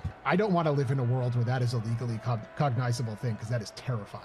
It's even worse than that too, because they're not just saying that you're addicted to consuming information and entertainment or whatever, which is absurd on its face. Like you said, it's you're addicted to reading. It's also addicted to communication. I think of Tristan Harris, who I deeply disagree with, talking about Snapchat's streaks feature, which for people who don't know, sort of encourages you to message somebody every day. If we message each other each day that we continually message each other counts towards our streak. So if we've had a 100-day streak, that means we've sent each other at least one message a day for 100 days. Now, this is something that these people that claim social media is isolating us and it's making us all miserable and all this stuff, you would think that they would actually love, right? Wow, it's encouraging you to keep in touch and directly communicate with your friends. Tristan Harris described it as being chained to your best friend on a treadmill. and being forced to run. And like there was all these endless moral panic articles about like the anxiety that's giving kids to break their Snapchat streaks. That's very like old man yells at cloud territory. It's absurd, but it leads to legislation like this too, where we know that the primary use of Instagram and most other social media apps among teenagers is actually not even through consent. It's messaging, it's DMs. Adam Masari said that the majority of teens spend most of their time on Instagram in DMs, communicating with each other, messaging each other, group chats basically. And that's what we're telling them is so like negative, and it's like you're addicted to communicating with your friends. It just reminds me of the moral panic over telephones and landlines, and like the woman is talking on the phone for too long, you know, and it's going to destroy her marriage or whatever. I don't know. I feel like the point of regulation should come at the hardware side. Like it's understandable to demand some kind of limitation for minors and what they do online. I think it's probably not the worst idea, but I don't think ID verification for every single person that is going on a website is the appropriate measure, especially on like especially on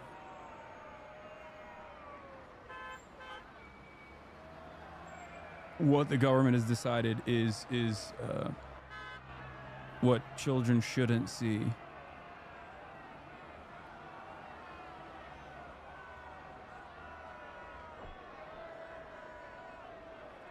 You know what I mean? Yeah, I think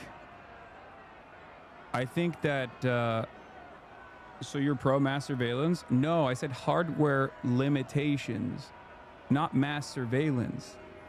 Like having some kind of safeguard that you give to minors that parents should implement.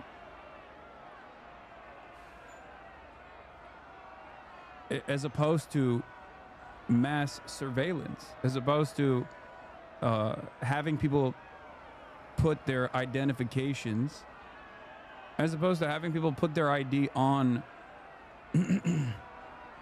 Like ID verification is not.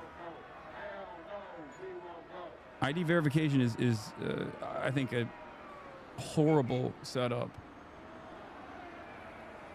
How does China do it? China has complete ID verification, I think. Everything that you do is connected back to your identity. China is like your wallet, your ID, everything is on your phone already. So China already has the most aggressive forms of government surveillance, which is interesting because a lot of people criticize that kind of government surveillance. But yeah, your identifying number is tied to everything that you're doing, both online and also offline. As a matter of fact, things that you're doing offline still require your online ID.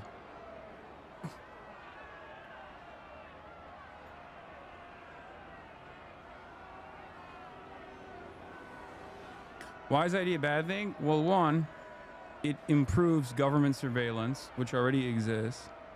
But more importantly, it also opens up every single person to potential harm.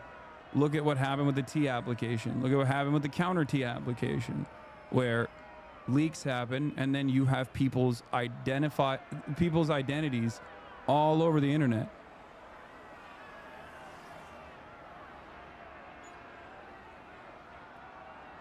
Think about it like, think about it in the real world.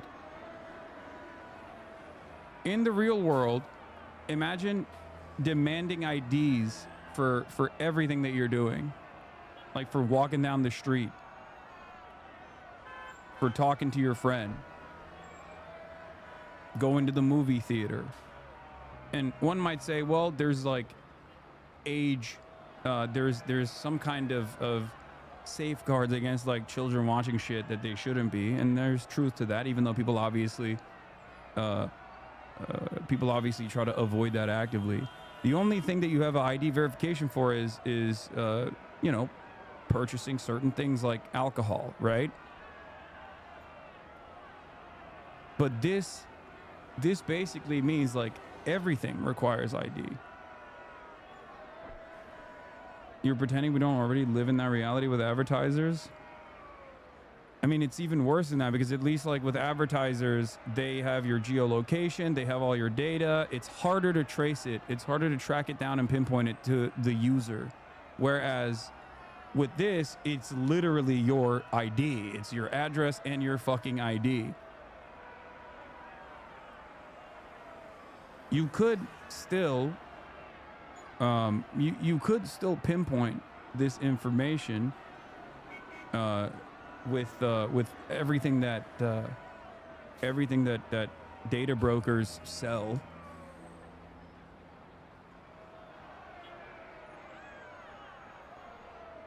But I feel like this is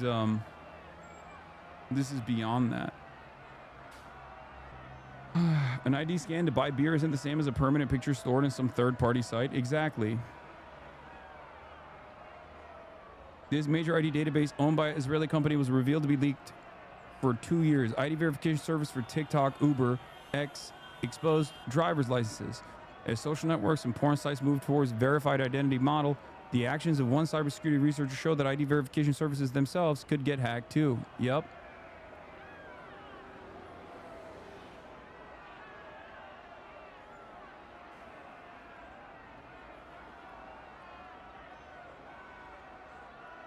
I think you're underestimating how normalized this is for younger people. I just graduated and my teachers could literally see a live feed in my browser at all times, even from home.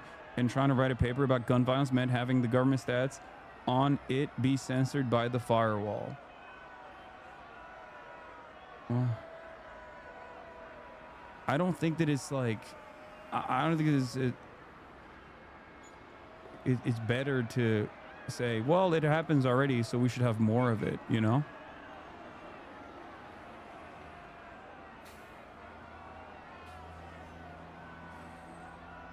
Chatter's University accepted invasive app.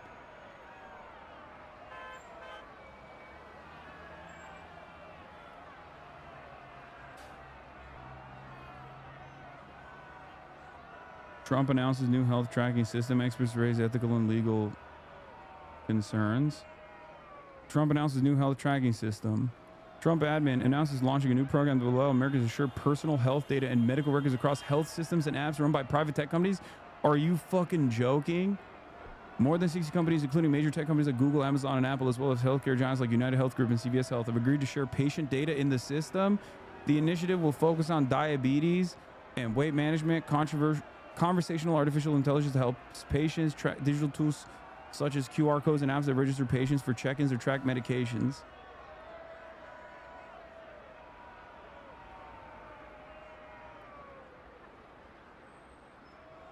Bro, I'm being, I just can't, I can't tell. I don't know. It's so fucked, man. It's so, everything is so fucked. Like, who knows what they could do with this information?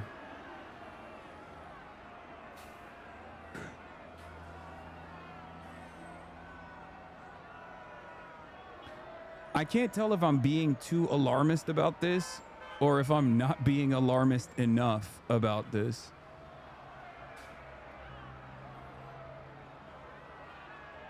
You know? Since they were pushing back in the 70s. As ever, we've been here before. Where are these like presupposed beliefs coming from? Why do you think that there is so much stuff in this law that sort of assumes that social media is inherently addicting? It is responsible for the decline of mental health. Like, where do you think this is all coming from? Well, you get a lot of them from the moral panic pieces, as you said, and a lot of it is also Jonathan Haidt. His book, The Anxious Generation, kind of put it into the mainstream of like pop psychology, basically, even though none of that evidence is causal. It's all correlational. And I'll take your listeners on a brief law tangent, real brief. When laws target speech based on the content of the speech, they have to go through a legal test called strict scrutiny. The courts will apply strict scrutiny. And one of the parts of that test is that the government has to prove that there is an actual problem in need of solving. And when California tried to ban the sale of violent video games to minors, it put forth an expert who put his study there that said this is, correlates with higher mental health problems and acts of violence.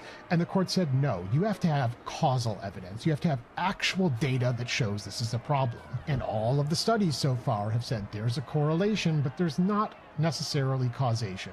In fact, some studies have found a positive effect on kids' mental health, and so the science is very much not there yet. But Jonathan Haidt keeps pushing for this kind of legislation, saying it's the only thing we can do. It's the only reasonable response to this kind of data, which of course is still correlational. It's just that's a lot of what's driving this. It is. It's a lot of nonsense. And this is a man, by the way, who's on the board of Barry Weiss's fake censorship university.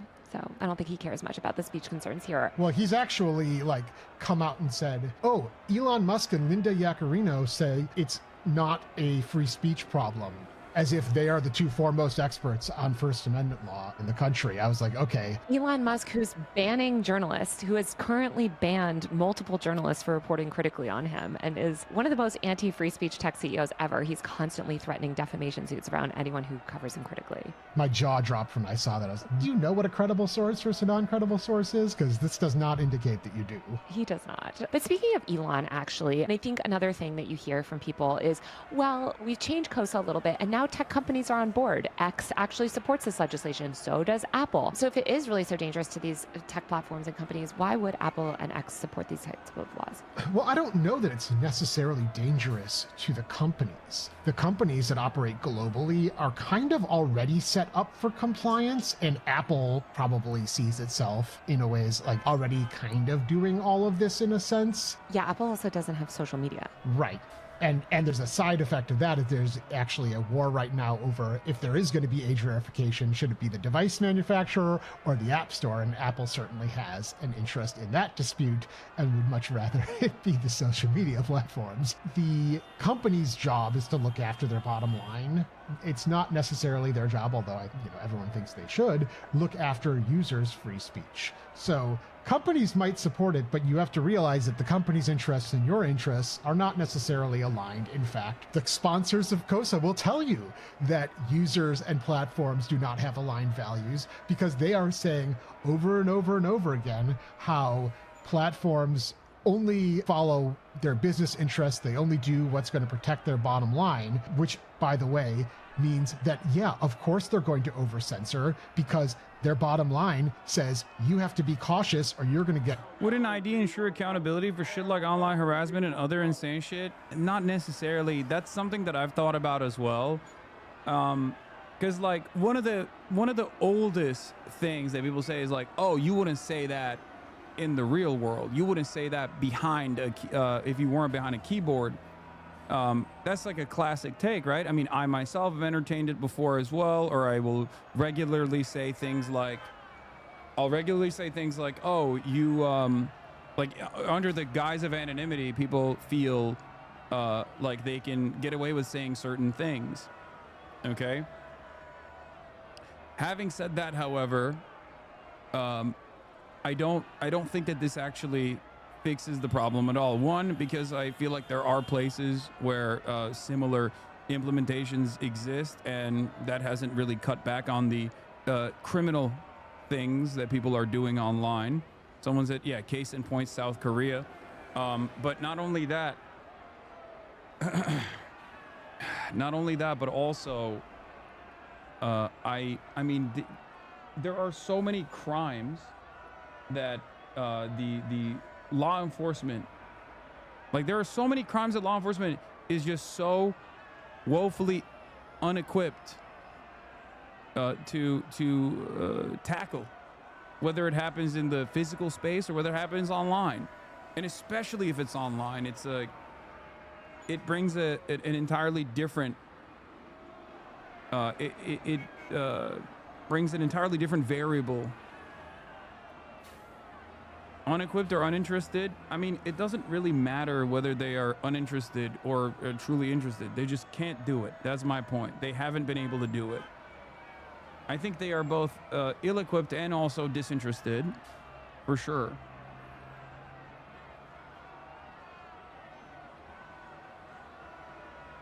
So, I just don't know what the proper solution is in general. Which sucks, because usually I'm supposed to give you, I'm the guy who's supposed to tell you, like, this is what should be done. I worry about, I mean, this is the same principle behind TikTok, right? I talked about how much brain rot TikTok is actually creating and how bad it is. But then also, well, the reason why people wanted to ban TikTok was because of Israel, right? And so very quickly I was like, all right, well, regardless of the issues, I think we should still allow TikTok to exist. And this kind of feels the same way, where are there tremendous problems with like young people getting brain rotted online? Absolutely. But I don't know if the solution is to make every single person put their identification online so that they can personally use these websites that shouldn't require identification at all, like Spotify or YouTube, and place yourself in the mercy of Palantir.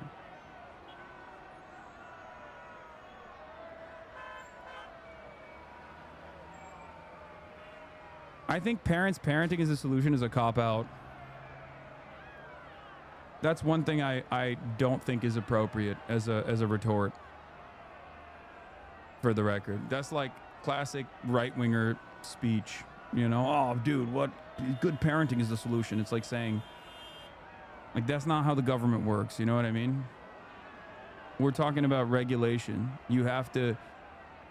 If we're talking about like the regulatory process, like we can't just talk about how parents need to be better parents. Like, you're right, you're not wrong. It's just like, but that's not the point of contention here. Time on political YouTube, you've likely come across. This is the other side of the story. This is from friend of the show, No Way No How, glazing the Chinese firewall. So I know many people were asking, like, what's the Chinese solution to this? Well, let's take a look at what China's countless doing. lazy, oversimplified videos portraying the Chinese government as an oppressive regime that brutally censors the internet to keep its population in the dark. Western media constantly pushes the narrative that Chinese internet restrictions are inherently bad, claiming that Chinese people live in an information bubble, have no knowledge of the outside world, and lack the ability to voice concerns. They're all wrong. These criticisms don't come from a place of genuine concern for the Chinese people. Instead, they stem from a deeply ingrained sense of Western superiority. The idea that the free Western internet is the golden standard and that Western democracy is the only legitimate form of governance. However, with every passing day, this claim becomes more impossible to defend. The illusion of free speech in the West is rapidly crumbling as social media platforms are openly manipulated by their billionaire owners and as Western governments increasingly suppress dissenting voices, especially when it comes to correctly critiquing them for supporting a side. All the way to the extent that you will lose your job, diploma, or even be deported for being mean to a country the US really likes. The reality is that China's internet firewall exists for a reason. Not about controlling the people with some devious repressive intentions in mind, but about protecting social stability, national security, and economic independence. In today's video, we're going to debunk the two biggest misconceptions about China's internet firewall. The first being, the firewall limits Chinese citizens' access to the outside world, keeps them heavily propagandized, and prevents them from understanding other political and economic systems. And number two, that Chinese people have no ability to voice concerns, critique the government, or push for change. Not only will I explain why both of these claims are completely false, but I'll also break down three major benefits of keeping the US-dominated internet infrastructure out of China without restrictions. Let's get into it. Before debunking the myths about China's internet firewall, let's first establish what it actually is and the historical reasoning behind it. According to the Chinese government, the firewall is designed to censor, block, or filter access to certain categories of content that are deemed harmful to national security and societal well-being. They include the following categories: opposing the fundamental principles of the Constitution, jeopardizing national security, leaking state secrets, subverting state power, or threatening national unity, harming the nation's honor or interests, inciting hatred, racism, or disrupting ethnic solidarity, disrupting national religious policies, promoting cults, or reviving feudal superstitions, spreading rumors, disturbing societal order, or undermining social stability, promoting obscenity, pornography, gambling, violence, murder, terrorism, or encouraging criminal activity, insulting or defaming third parties, infringing on legal rights and interests, and any other content prohibited by law or administrative regulations. The core idea behind these restrictions is preserving social cohesion and national stability. The West serves as a real-time case study of what an unfiltered anything-goes digital environment can lead to: mass polarization, disinformation, social fragmentation, and widespread mental health issues. This is the state of the modern Western internet, an unregulated, hyper-commercialized, and divisive digital space that is widely acknowledged to be harmful to mental health and social cohesion. Compare that to China's internet, which, while regulated, is structured around unity and utility.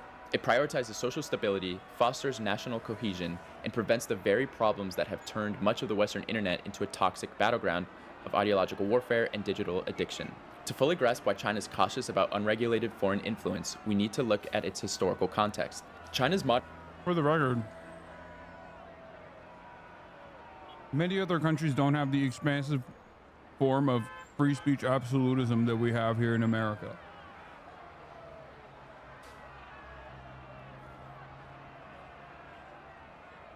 So,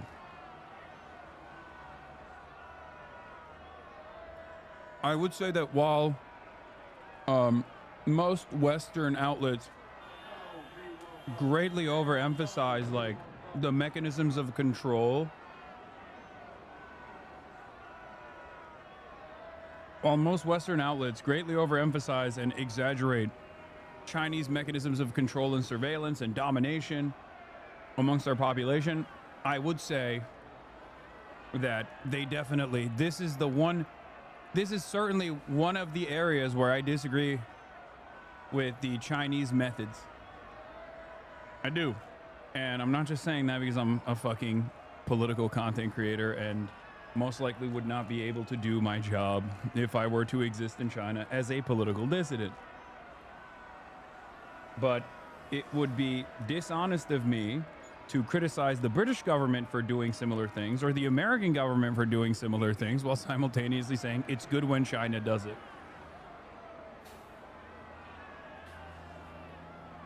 The difference, however, of course, is that I'm not Chinese, and I need to stress this over and over again. So when I criticize the American government, they're like, well, what about China? It's like, well, are you Chinese? No? Okay. Let's handle the problem here then. Anyway, let's continue. Modern resurgence follows a century of national humiliation that lasted from 1839 to 1949. This period was marked by foreign invasions, land seizures, and economic exploitation at the hands of Western powers in Japan. One of the most devastating periods was the Opium Wars, where British waged war against China to force the population into drug addiction. When China resisted, it was brutally defeated and forced into a series of unequal treaties, ceding control over key territories like Hong Kong and granting Western powers near total economic dominance over the Chinese ports. European powers, along with the US and Japan, carved out spheres of influence within China, controlling trade and resources while the Chinese people suffered. This pattern of foreign exploitation continued well into the 20th century. China was brutally invaded by the Japanese in the 1930s, suffering atrocities like the Nanjing Massacre, where hundreds of thousands were killed. It wasn't until 1949 that China regained sovereignty under its own terms. When viewed through this historical lens, it becomes clear why China is deeply protective of its political and economic independence. Unlike Western nations that have long enjoyed global dominance, China's recent history is one of fighting to reclaim its sovereignty from foreign control. So when Western governments and corporations push for unrestricted influence within China, it is not surprising that the Chinese government and people alike view such efforts with deep skepticism. They've seen firsthand of how unchecked foreign influence can destabilize a nation, and they have no intention of letting history repeat itself. Also, you might be surprised to know that it wasn't China who kicked out American big tech corporations like Meta and Google. American companies voluntarily left the market when they wouldn't follow Chinese terms of service. Meanwhile, other major Western companies like Apple, Microsoft, and Tesla have continued to operate in China by adapting to local regulations. This highlights a key difference in how tech restrictions are often portrayed. While the US has actively banned or restricted Chinese firms like Huawei or TikTok on national security grounds, China's approach has largely been regulatory, leaving companies with a choice to comply or exit. It is entirely understandable why the Chinese government imposes strict regulations on foreign tech companies operating within. Okay.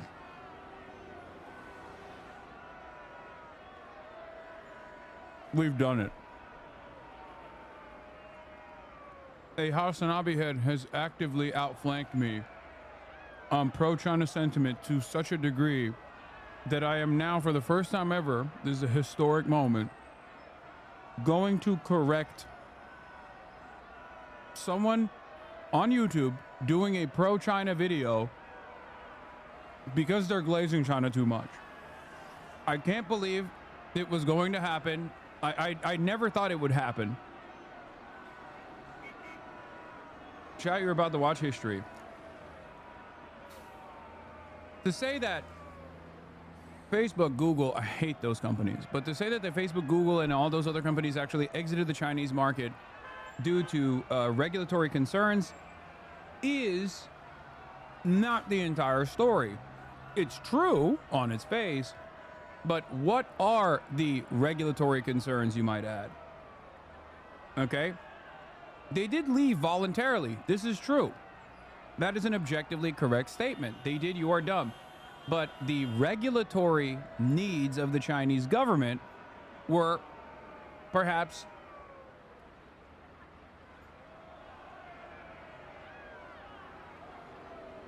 to use Facebook and Google as a part of the state's surveillance apparatus. Now, the counter to that, of course, is to say, well, these companies have backdoors for the NSA, and for that you would be correct. It's just that they did not want to offer backdoors into Facebook, Google, so that the government could surveil everything that was going on with the same level of ease that they do with all of the Chinese versions of these social media applications. That's it. So technically, yes, these companies left the Chinese market voluntarily, but it was due to the demands that the Chinese government was making, and the demands that the Chinese government was making was, of course, to allow these companies to volunteer. What is your accusation? It's not an accusation, it's just what the Chinese government's demands were. Whether you consider it to be appropriate or not is up to you. And its borders. Western governments and intelligence agencies have repeatedly used these platforms to influence political movements, destabilize governments, and push for regime change in countries that refuse to align with their interests. This isn't speculation. It's a well-documented strategy that has been carried out numerous times, from Ukraine and Georgia to Romania, many Latin American nations, and beyond. One doesn't have to be brilliant to attempt a coup. I disagree with that as somebody who has helped plan coup d'etat. In fact, Western officials and organizations openly discuss and allocate substantial funding towards these goals, framing them as democracy promotion or support for civil society.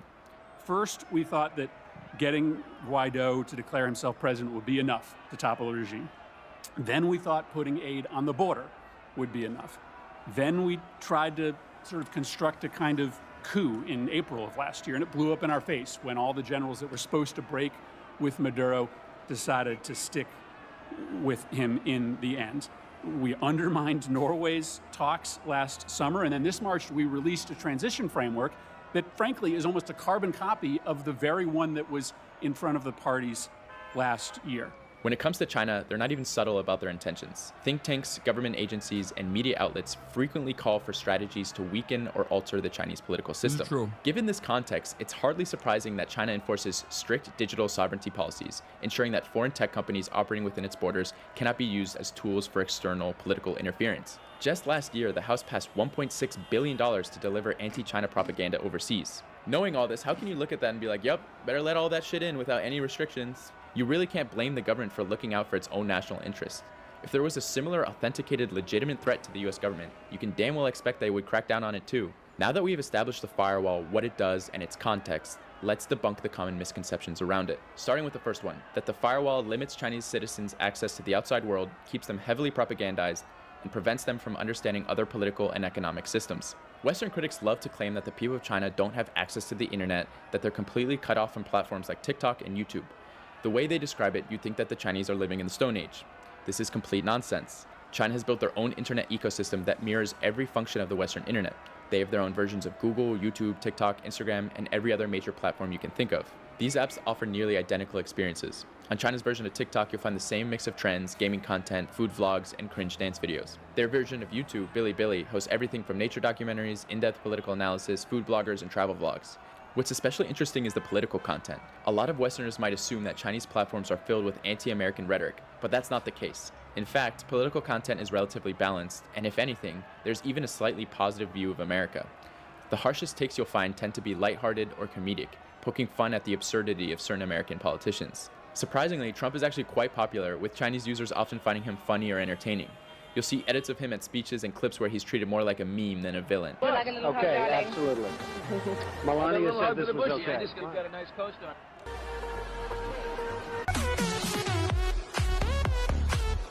Yeah, I'm gonna keep it $1.50. If I was fucking Chinese, I would also love Donald Trump.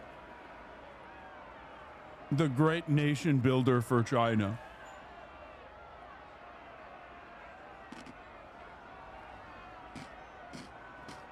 Donald Trump, the man who is bringing about the century of humiliation to America almost single-handedly.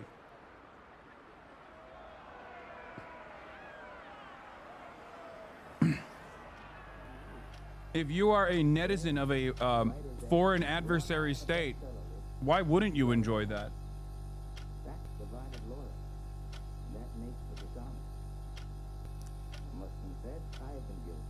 Not only do you not experience the repercussions, but you also are simultaneously watching America fucking cook itself.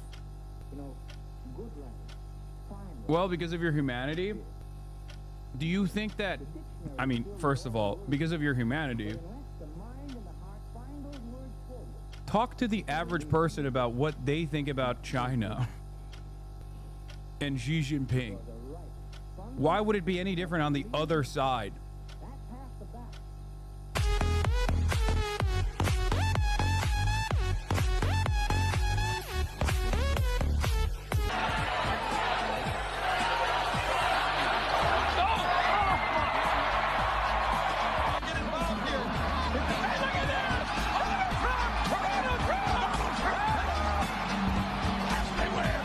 China, China, China, China, China, China, China. Let's say China, China, China, China, China, China, China, China, China, China. Now, you know. While Donald Trump was building a reality TV show, my brother was building a security apparatus to keep us safe, and I'm proud of what he did. The World Trade Center came down with all brothers rain.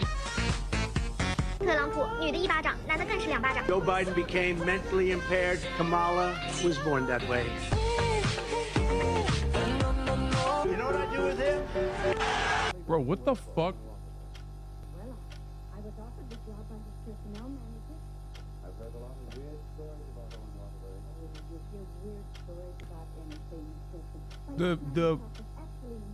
The meme culture the meme culture in China is so crazy, is so strange to me.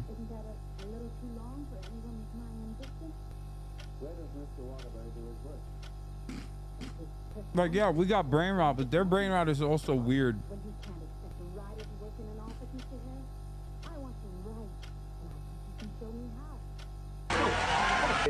Thank you very much, John. Thank you very much. You will never make it. Go ahead.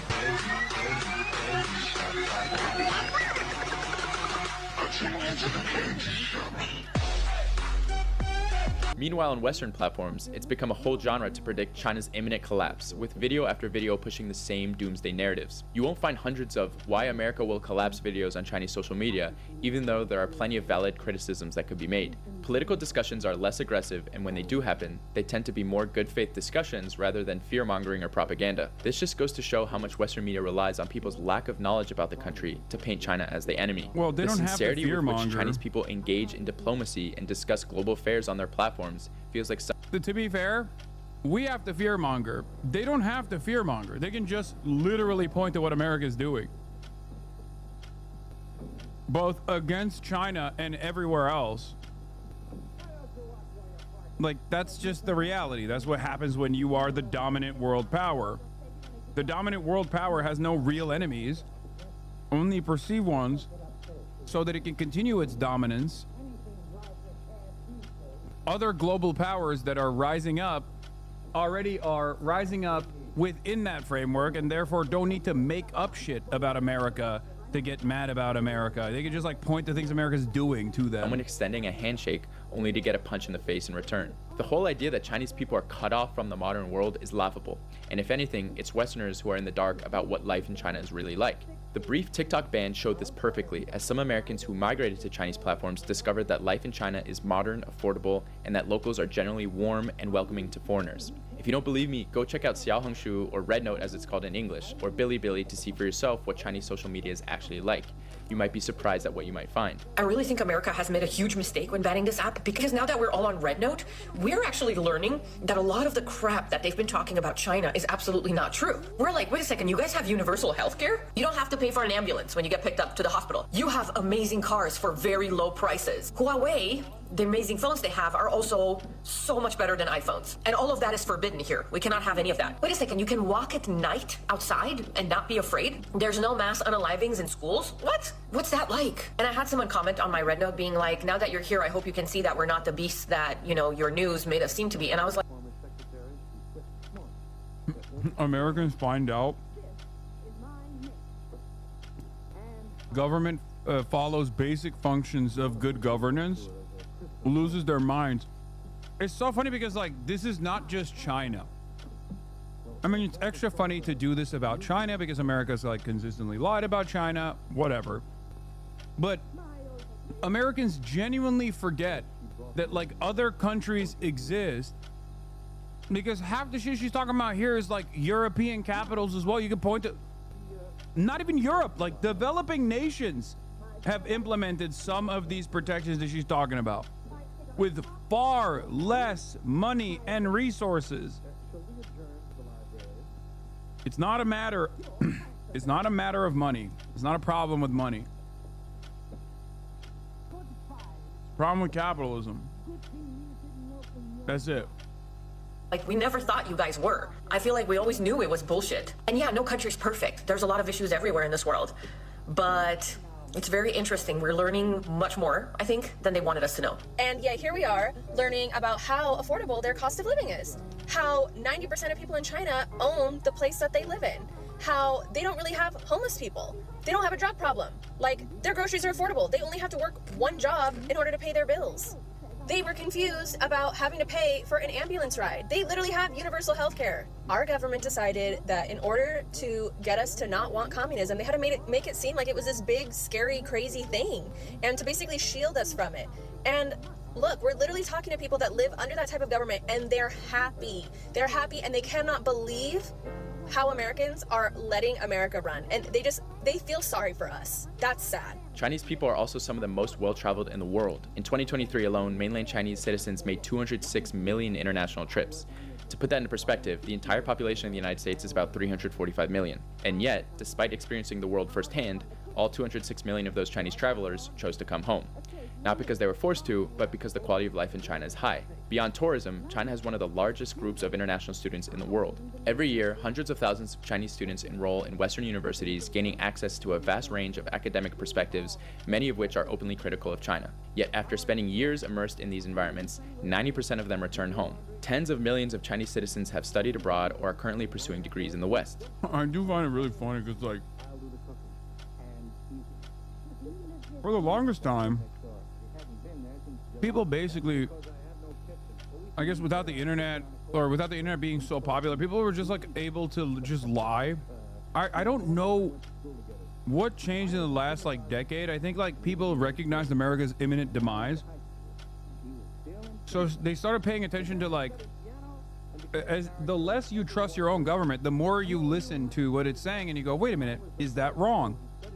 And I think a part of that is social media, and a part of that is like that broader feeling of instability and, dare I say, resentment towards the institutions that cause people to look at China and go, what the fuck? You guys were just lying about everything.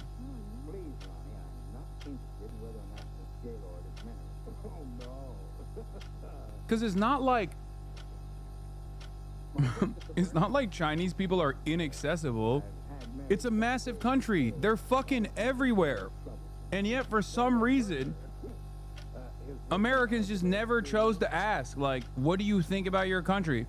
Now, of course, I don't know how honest a Chinese person would be about their own government in America, I mean, because, you know, there's a lot of racism. I know this from my own personal experience talking to Water, Jake's girlfriend, who is Chinese. When I was like literally glazing China and asking her about China, she thought I was fucking with her. She literally was like, oh, she thought I was messing with her because she had never heard like a American white guy actively, I guess with the exception of Jake, like actively be like, no, I think these are the good things about China.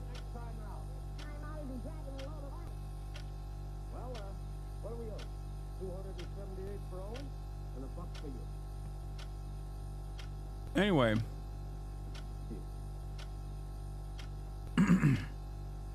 it's just funny to me that like we act as though it's impossible to figure out what things are like over there, and it's much better to just consistently fantasize about the imminent demise of China instead, and watch a million different YouTube videos about like the collapse of China.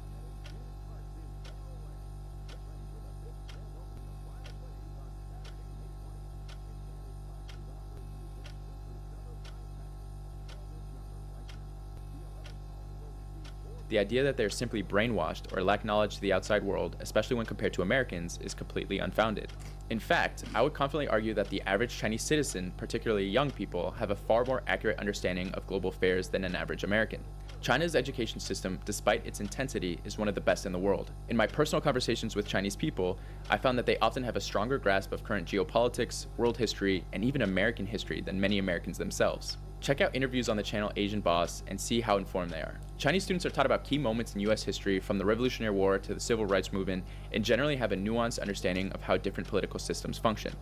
Ironically, while Americans tend to see communism through the lens of decades of Cold War era propaganda, Chinese people actually approach the topic with a more balanced, pragmatic perspective. They don't just I'm gonna go back again and say this. You don't need to do propaganda about America and its ways. You can just do an accurate reflection of events, and that will be enough for people to go, oh, I don't like that. The propaganda in China, in the education system, revolves around, and this is not dissimilar to any other country. I'm not singling out China for this, so don't yell at me. The propaganda is about Chinese history, just like we do the same thing here in the United States of America, an inaccurate reflection of events, or at least some omissions that I would say are ridiculous.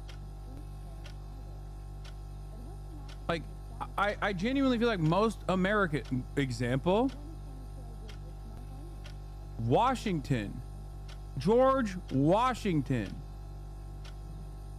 He was a fucking slave owner, and not a nice one either. This doesn't mean everything he did was bad. You know, I'm in favor of the Revolutionary War. Fuck the English, but also he was a slave owner. He enslaved people and then he moved them around. There are also so many. Not a nice one either is crazy work. No, the reason why I'm saying that is because that is the way that they describe it. I'm directly countering.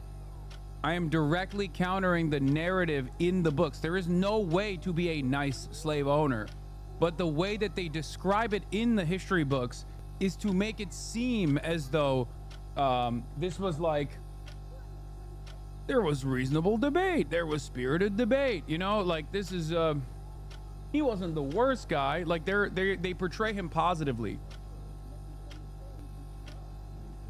That's what I mean. I'm directly countering the fucking insane narrative, not making a value judgment about like nice slave owners. That's not a thing, of course. Blindly claim that communism is superior, nor do they try to impose their ideology on others. Instead, it's often Westerners who feel the need to aggressively defend capitalism and impose their worldview on Chinese people. The reality is that Chinese people simply believe that their system works for their country, while Americans, despite being typically less informed, tend to be far more defensive about their own system. That being said, Chinese people are generally far less political than Americans. This isn't just unique to China, it's a broader trend across East Asia, in Japan, and Korea as well, compared to the US, where people across the political spectrum, young and old, are deeply ingrained in political debates. The average Chinese citizen simply doesn't think about politics on a daily basis. Instead, their focus is on education, work, family, and enjoying life. And in many ways, this is one of the strongest endorsements of China's political system, the fact that it doesn't need to dominate people's lives. Government only becomes a major concern when it is actively failing, when policies are harming people's livelihoods, when institutions are ineffective. That's not true, man.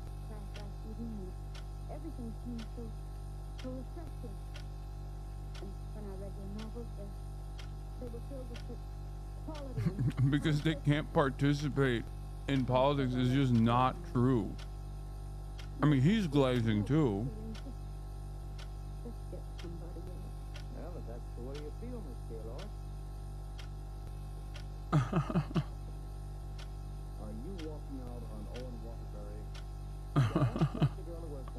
Yeah, no.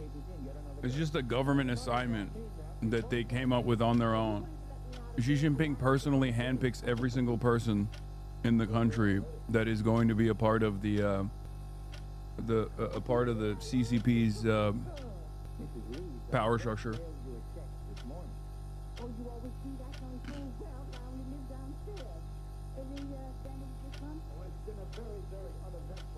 effective, or when systematic issues create widespread frustration.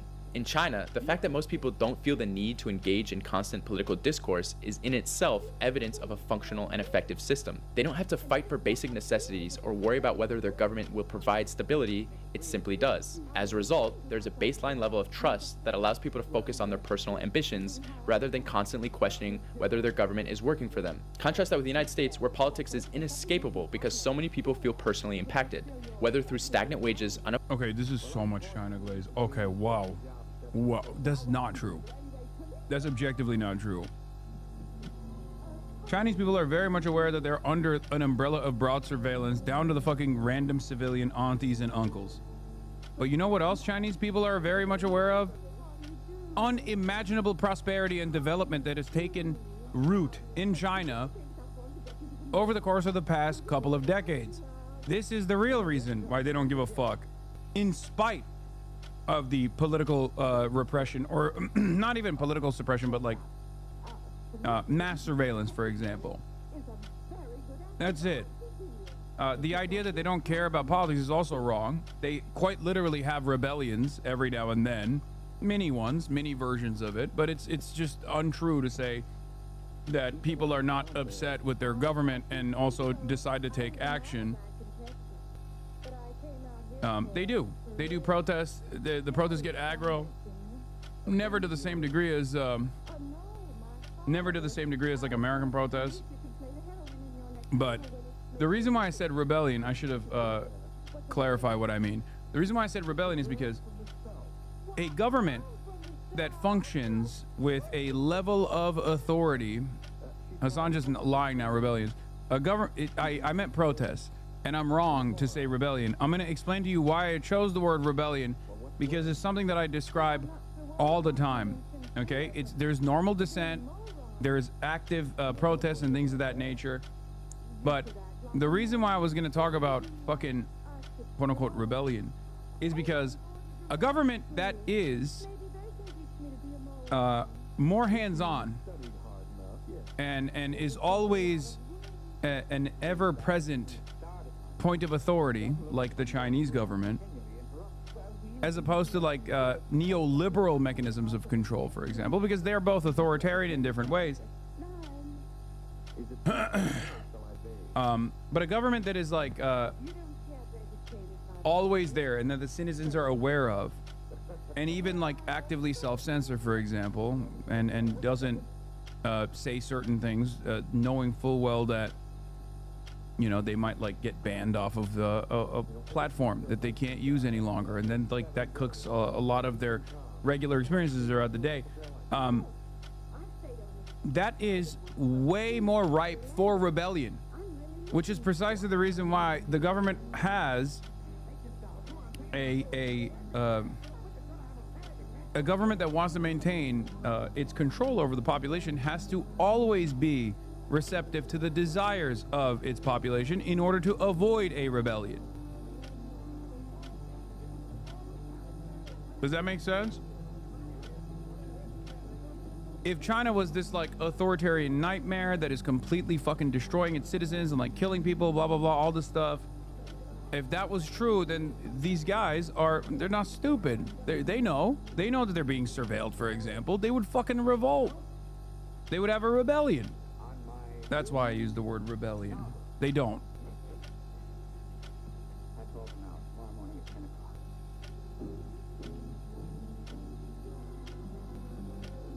Affordable healthcare, rising cost of living, or a political system that often seems more focused on culture wars than solving real problems. Do you really think Americans would be this obsessed with elections or hyperfixated on every new political controversy if they actually trusted their government to function properly? Of course not. The intensity of political engagement in the US isn't a sign of a healthy democracy. It's a symptom of a system that repeatedly fails its people. Meanwhile, in China, the vast majority of people, politics is simply not a priority because it doesn't have to be. Okay, so Chinese people have their own internet ecosystem, they're highly educated, and they travel the world. But what about censorship? When it comes to censorship, Chinese people are very aware of what they can and can't post online. The government is very clear about what's off limits. sedition against the government, racism, pornography, and all the other things mentioned in the beginning. It's straightforward, and the rules are well known. The difference is that in China, censorship is explicit and people understand it as part of the broader structure. In the West, however, censorship is often arbitrary and used to reinforce the dominant narratives pushed by powerful elites. Over the past few years, we've witnessed the unraveling of Western ideals of free speech and a free internet. The most recent example of this have been the systematic suppression of pro-Palestinian content, as well as cover-ups of war crimes in Gaza. For years, Western media outlets like the New York Times and platforms like Meta have controlled the narrative by limiting access to certain information and shaping public perception. But one platform that couldn't be fully controlled was TikTok, which... What? Why does your argument not reply to Russia? Honestly curious. Because the average improvement on the material realities of like a regular working class person in China over the course of the past 30 years has been incredible, as opposed to Russia. And also Russia is, I would say, more authoritarian and less democratic than even China is, because at least in China there is like local governance that is incredibly fucking hands-on. I would say even more hands-on than like American local governance, and that ultimately they bring all of the concerns that the citizens have to the local government all the way up to the fucking party infrastructure, even though there's like technically, oh, it's just the CCP, there's like dissidents as well, but it doesn't really matter. It's marginal, it's irrelevant. But the real politics, the real domestic politics is happening at the point of local policymakers, local legislators, local regulators. Russia does not have a version of that. It's just fake. Like, Russia is an open oligarchy. Unless you personally believe that, like, what, 90%, 98% of Russians voted for Vladimir Putin or something. Let's see, when did he walk yesterday? Nope, yeah. What is this? This could have applied to the USSR in the 50s, not anymore.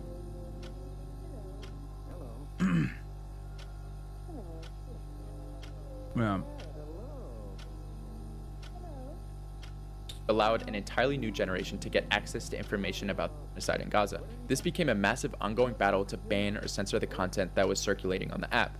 In the US, the media landscape is becoming more and more consolidated, with powerful players like Jeff Bezos using outlets like the Washington Post to promote narratives that serve their own interests. Recently, Bezos issued a directive to the Post requiring coverage that promotes personal liberties and free markets, essentially signaling that the narrative is being carefully curated to maintain the status quo of the American oligarchy. Then there's Twitter, which brands itself as the #1 free speech site, yet is anything but free speech. Like all American social media platforms, Twitter is entirely at the mercy of its billionaire owners. Elon Musk, for instance, has been known to boost far-right accounts, support political parties like the AfD in Germany, and ban or unverify users who disagree with him. Rather than a platform that fosters open dialogue, Twitter's become a toxic cesspool where far-right extremists thrive, promoting everything from race science to conspiracy theories, as long as it serves Musk's personal agenda. Although Chinese censorship is real and targeted, if anything, Western censorship is more insidious, operating under the guise of free speech while serving corporate interests. China's censorship is public and predictable, and for the vast majority of Chinese internet users and instances, censorship is irrelevant to their online experience. Now let's get to the major key that underlines this entire conversation. You can always get a VPN. A VPN allows you to access the internet in China just as you would anywhere in the world. Which brings us to today's sponsor. No, I'm fucking with you, there's no sponsor. But there is a Patreon as per request, so if you want to check that out, go ahead, thank you. But in all seriousness, if you're in China and you want to look at the Western internet, the barriers to do so are not large at all. I like this system a lot because many people won't learn about. Are you fucking serious, Amon? China censors LGBT content, the whole fanfiction site AO3 is banned, and that user keeps defending it? That's what's going on? Wait, what?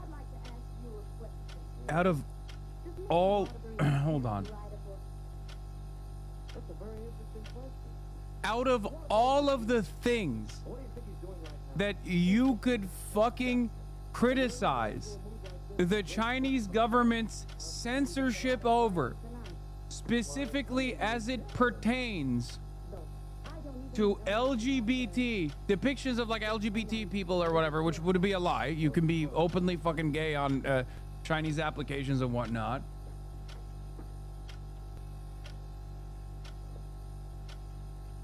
You chose AO3?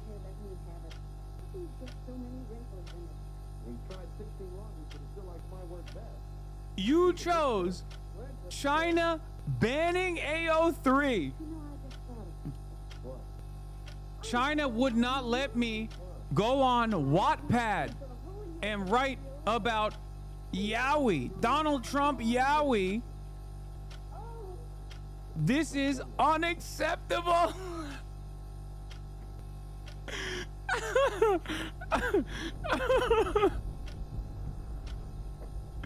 You're being girly pop phobic? Okay, I'm sorry.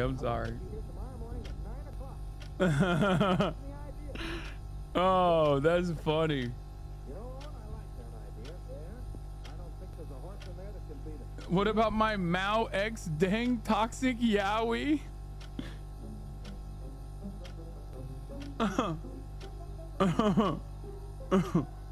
Oh man.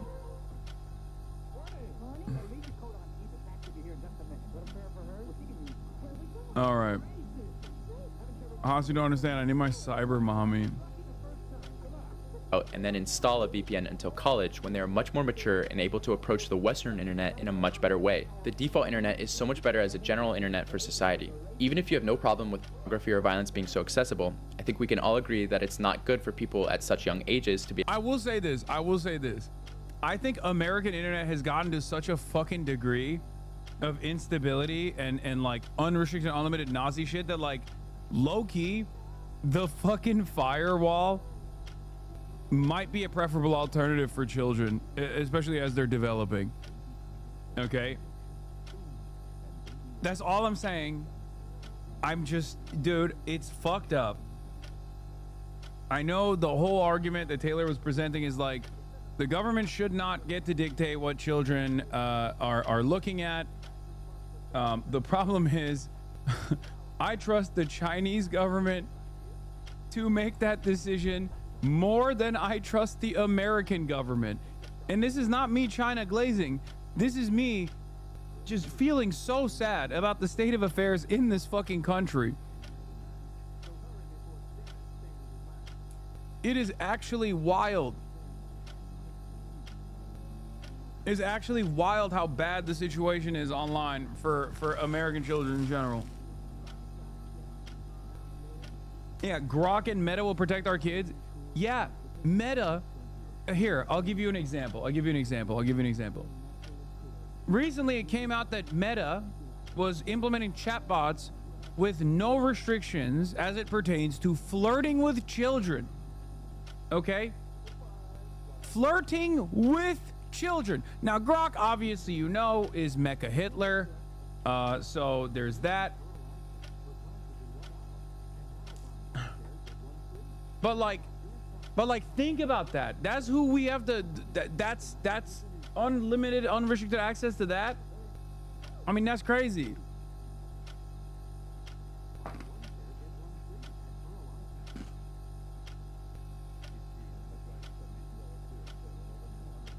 Every time I get mad,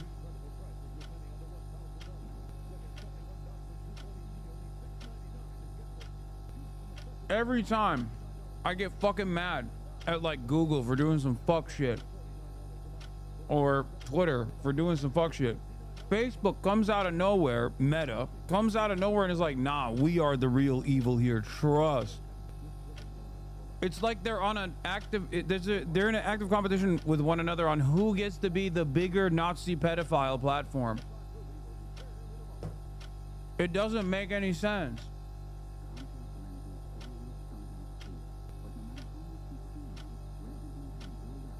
I asked Grok about Meta and he told me that the genocide in South Africa is not approving of Meta flirting with children.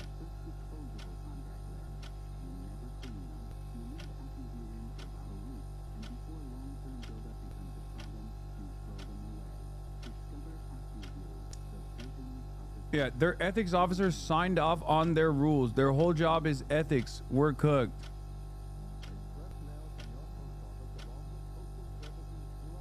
Meta's AI rules have let bots hold sensual chats with kids, offer false medical info.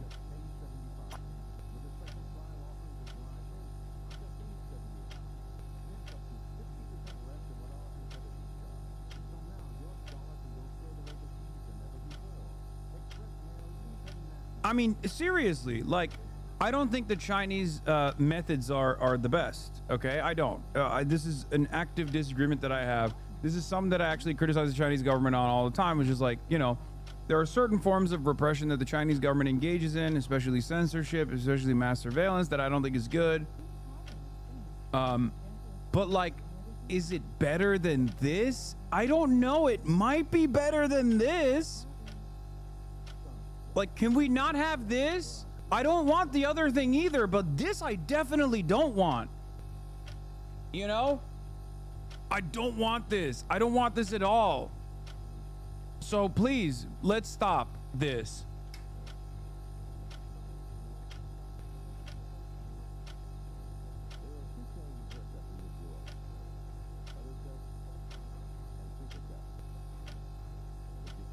It's doubly fucked because we don't even do anything that the Chinese government does that's good, and we basically do things that we either ascribe to the Chinese government or the things that the Chinese government are doing that are bad. We literally look at a million different policies implemented by the Chinese government that are objectively good, and we should do it here, okay? And we say, nah, that is woke and gay.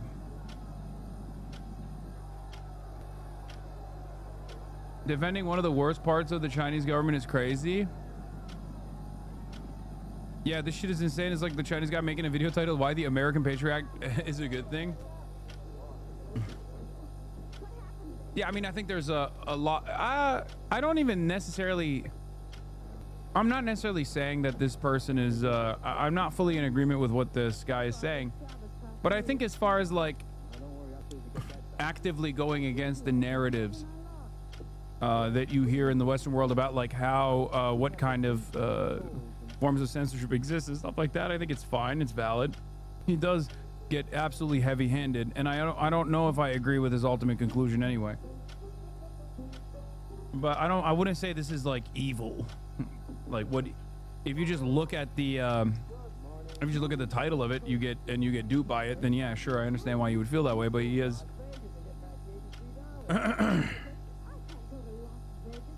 he's definitely going through and detailing like what people get wrong. Accessing that type of content. I know that I certainly would have benefited from not seeing pornography and executions from literally the age of 7 years old. The VPN is always accessible for those who want to use the Western internet, but I think it's great that the default internet is the way that it is. Now for the question I know you've all been thinking.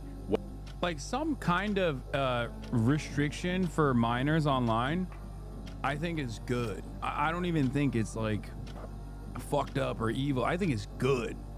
Okay? I don't even think it's like gray area shit.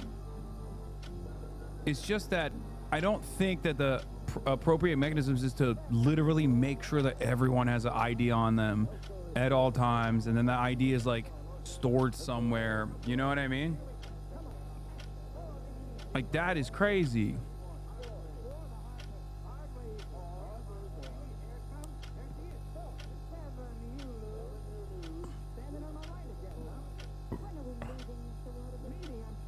Anyway. What about Tiananmen Square?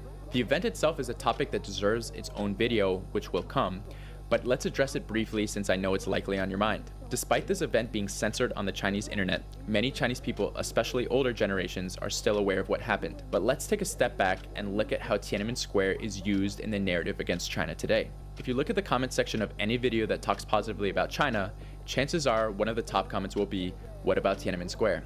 As if they've just delivered the ultimate big brain original.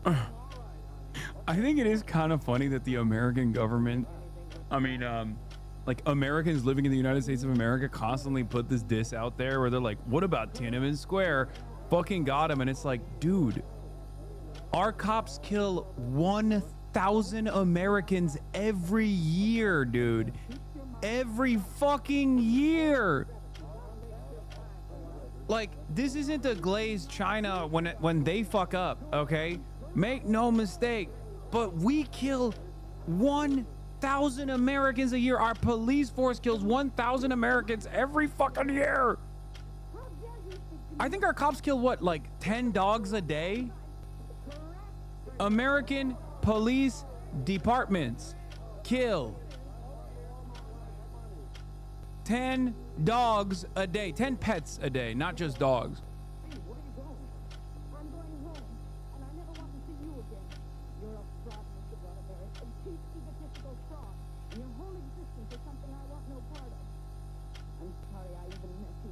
Anyway,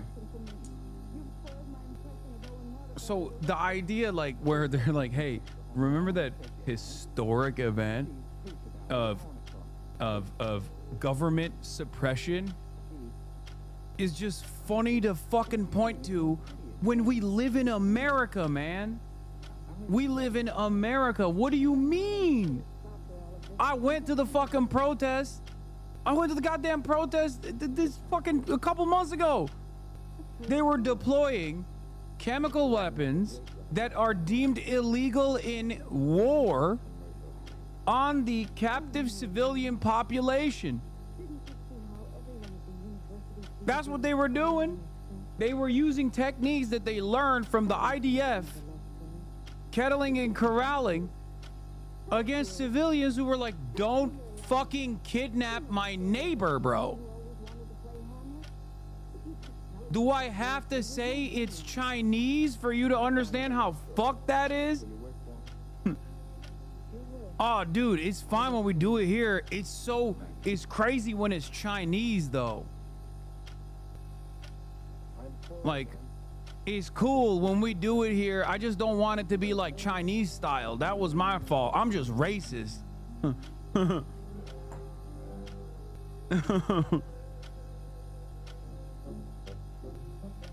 Take. Yeah, we got the literal fucking military. We have the literal military in DC also.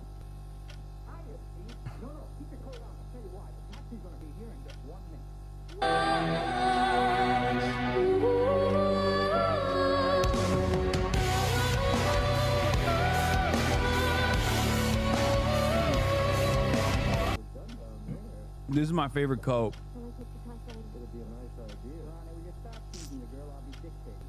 People just being like, oh, it's just LED lights, you fucking idiot. Oh, you're so stupid. You only care about LED lights.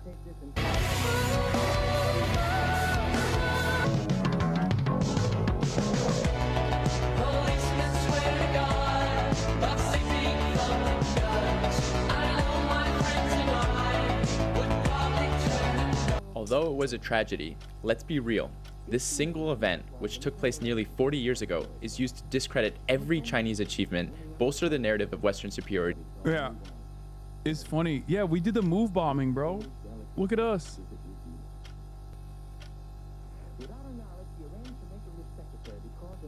This week marked the 40th anniversary of one of the worst tragedies in Philadelphia's history.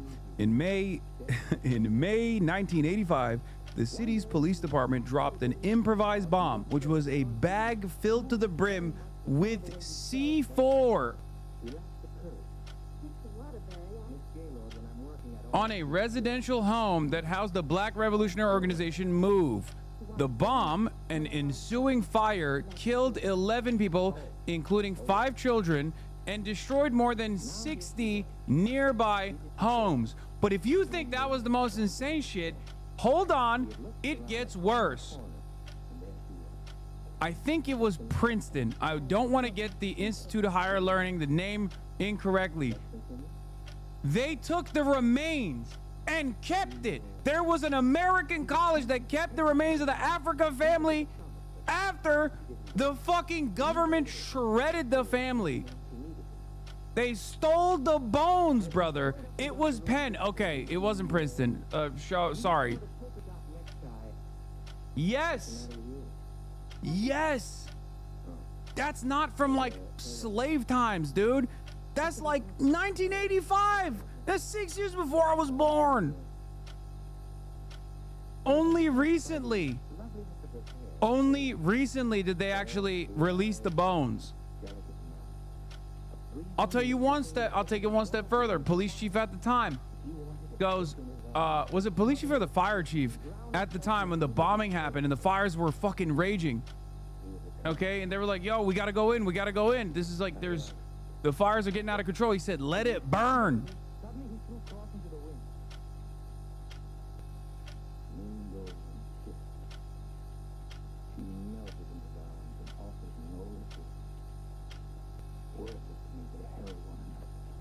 Oh, it was the Penn Museum and Princeton University, just to be clear. Hey, there we go. I wasn't wrong. Okay.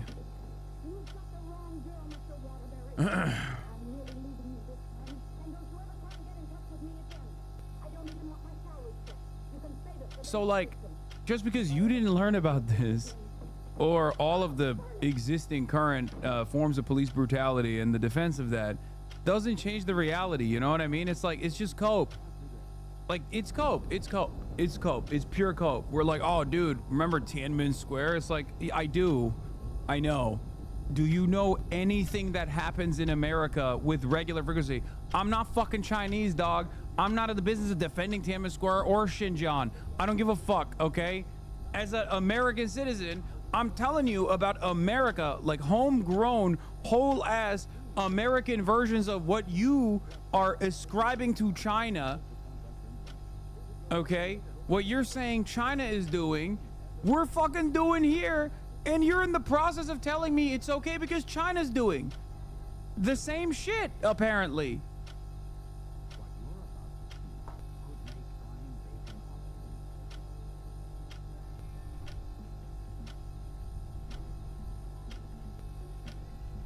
And dismiss the entirety of China as a whole. The West has expertly leveraged this single tragedy by China to deflect from their own historical and ongoing atrocities. Now, what's fascinating to me is that applying the same standards of violence to discredit a government, the West's record is unimaginably worse. Since its establishment in 1949, China, with the exception of Tiananmen Square and one border skirmish with Vietnam, has risen overwhelmingly peacefully.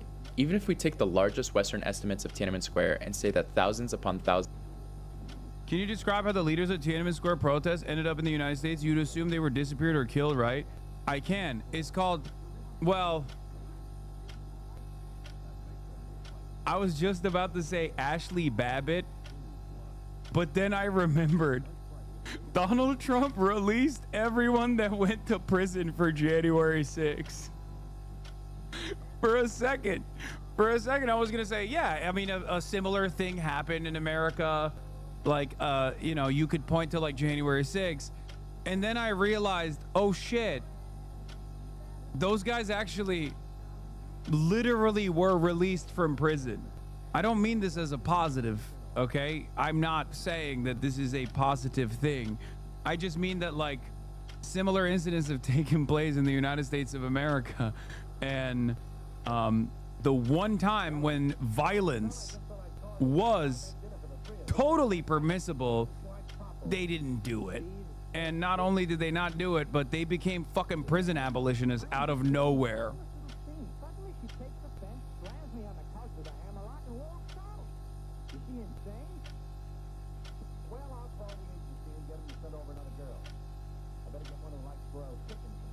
Top G's a cool name.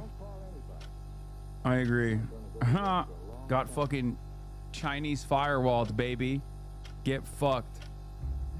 What is this? China in 2 minutes? Ain't no fucking way.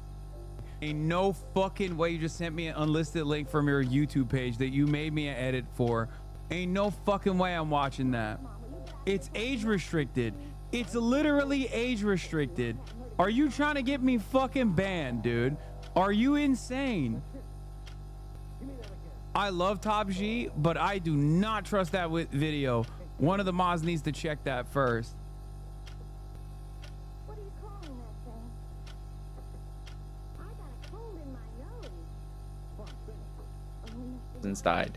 This is still a drop of water compared to the ocean of death caused by Western intervention around the world. Not even considering the horrors of colonization and slavery, millions of people have died in Western-led wars in the modern era. The Iraq War, the Afghanistan conflict, the Vietnam War alone accounted for millions of deaths. The total death toll of these conflicts is staggering, with estimates around 1 million people dying in Iraq alone, over 170,000 in Afghanistan, and 2 to 3 million in Vietnam.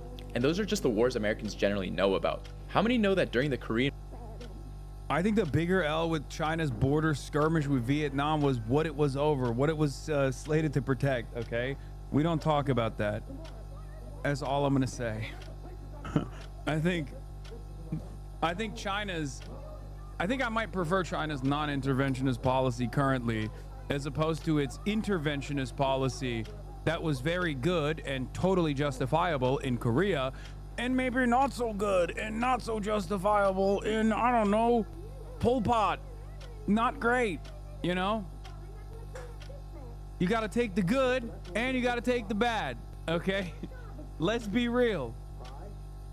They don't have exactly the best track record, all right? The one time they were like, yeah, we're actively getting involved in this, it was literally for the worst possible thing that you could do.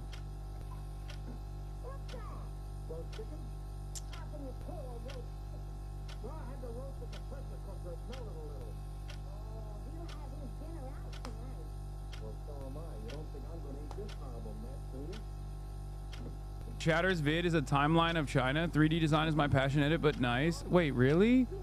Is this the same Top G that always shits on me? Did he actually low-key made like a passion passion project and he's being nice? It has gore in it? Oh, you son of a bitch.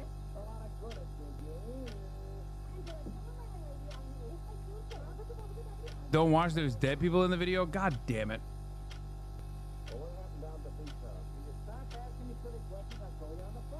God damn it, Top G. Of course.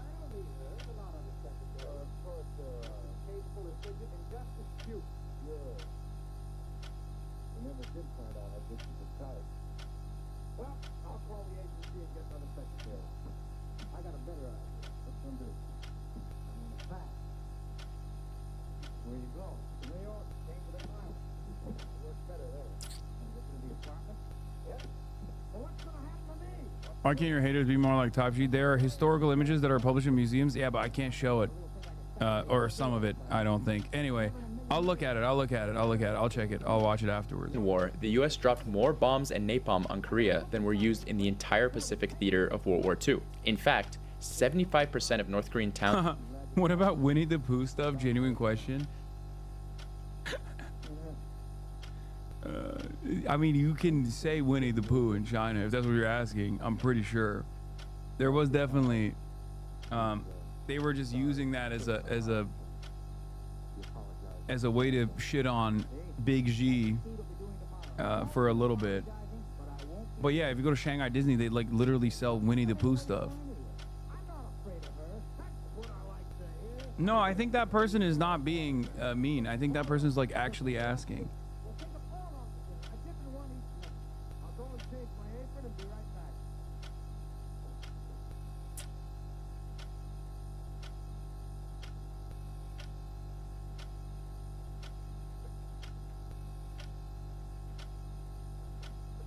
and cities were destroyed by US bombings, killing 2 to 3 million, with 70% of the deaths being civilians. How many young Americans are aware of the My Lai massacre, where 504 civilians, mostly women and children, were sexually assaulted and murdered by US Army soldiers? I just recently traveled to Laos. How many people know that American bombers dropped bombs on Laos for nearly a decade from 1964 to 1973, all the while keeping it completely secret from its own people? Big L for China was honestly collaborating at any capacity with the American government past the point of World War II. That was the biggest L, I think. They should have just kept out of all of that. Non-interventionists, if you want to be. I just popped in, but this video feels like silly whataboutism. Of course, the U.S. government has no ground to stand on talking about Chinese abuses, but random people like you and me aren't. The U.S. government can be consistent in opposing human rights abuses and crimes against other countries, no matter who is committing it. What matters is being consistent and not singling out China or downplaying U.S. crimes for imperialist purposes.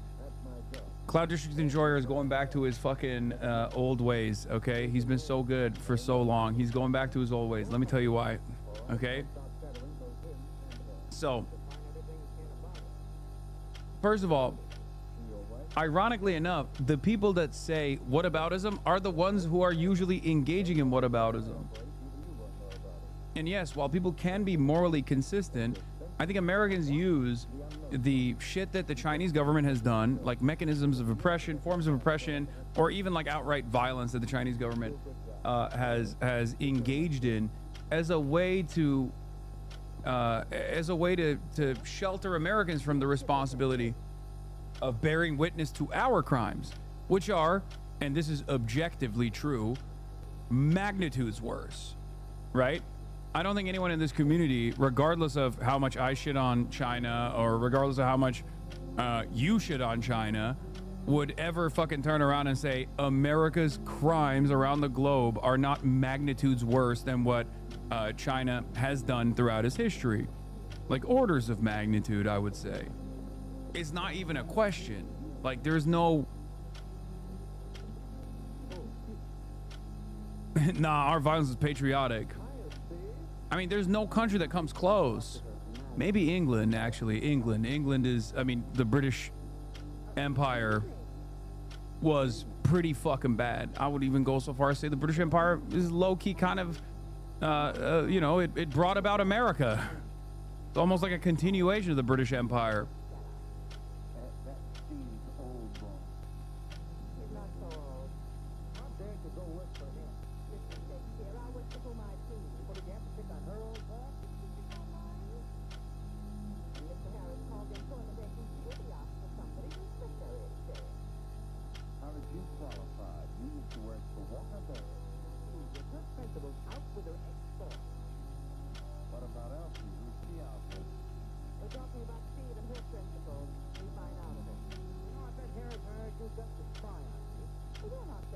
Powers around the globe that have done like horrifying fucking crimes.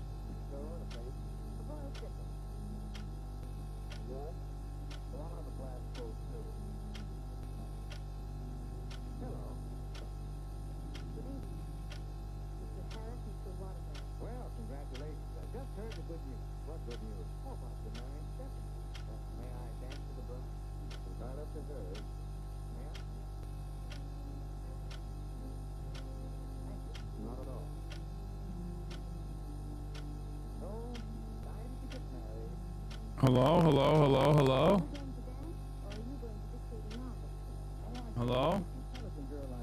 It's Twitch wide? Oh, really?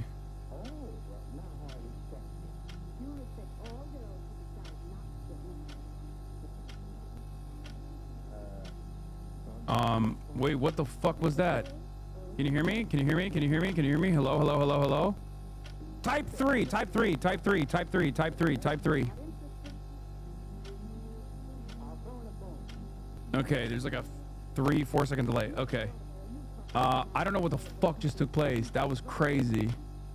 But I guess like Twitch pooped or something, or specifically LA Twitch pooped. It seems people are saying that like all of the LA Twitch streamers like went down at the same time.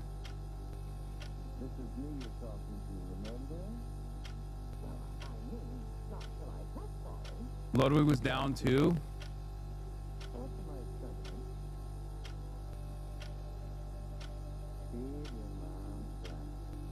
That was crazy. Technically speaking, he's on the San Jose West Coast ingest.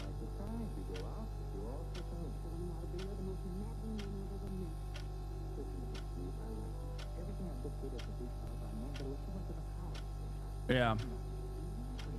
I have been replaced by a clone.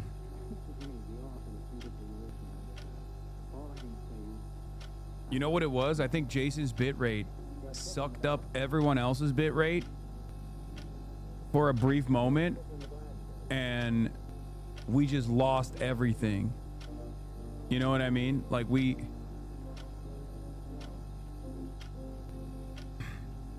Nephew had too much bitrate that it took over the entirety of the LA infrastructure.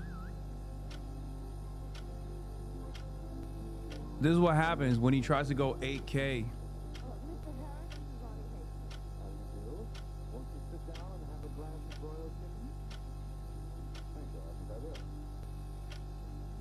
Anyway, the point I was making before I got fucking interrupted by the EMP bomb that exploded, the point I was trying to make was, it's kind of like when we talk about the Houthis, okay?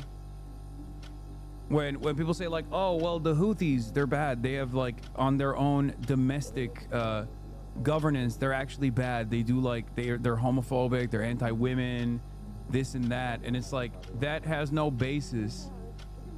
Like their internal governance is not up to me at all. Nobody's saying that. No, people use that as a way to try to fucking disparage their actions against Israel. The reason why I criticize China, for the record, is because I think their material conditions have developed to such a degree that I think it's understandable to be more critical of China as opposed to like the Houthis. You know, I just want to be clear that I do not hate China, and I think it has a lot of great aspects and contributions to its people and to the world.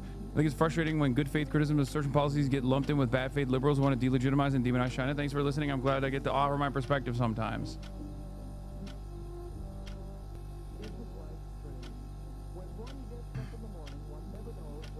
It dropped a plane full of bombs on the country every 8 minutes, 24 hours a day for 9 years. During this campaign on Laos, which is only an area the size of Oregon, villages of innocent villagers who had no involvement in the Vietnam War lived in misery for a decade. Bombers were simply ordered to go out and bomb without even having targets. As a result, Laos is the most bombed country per capita in history. Over 200 million unexploded bombs still litter the land, causing injuries and deaths to this day. This isn't just abroad too. How many Americans today know that the US dropped a bomb on a black neighborhood in Philadelphia, killing 11 people, 5 of whom children?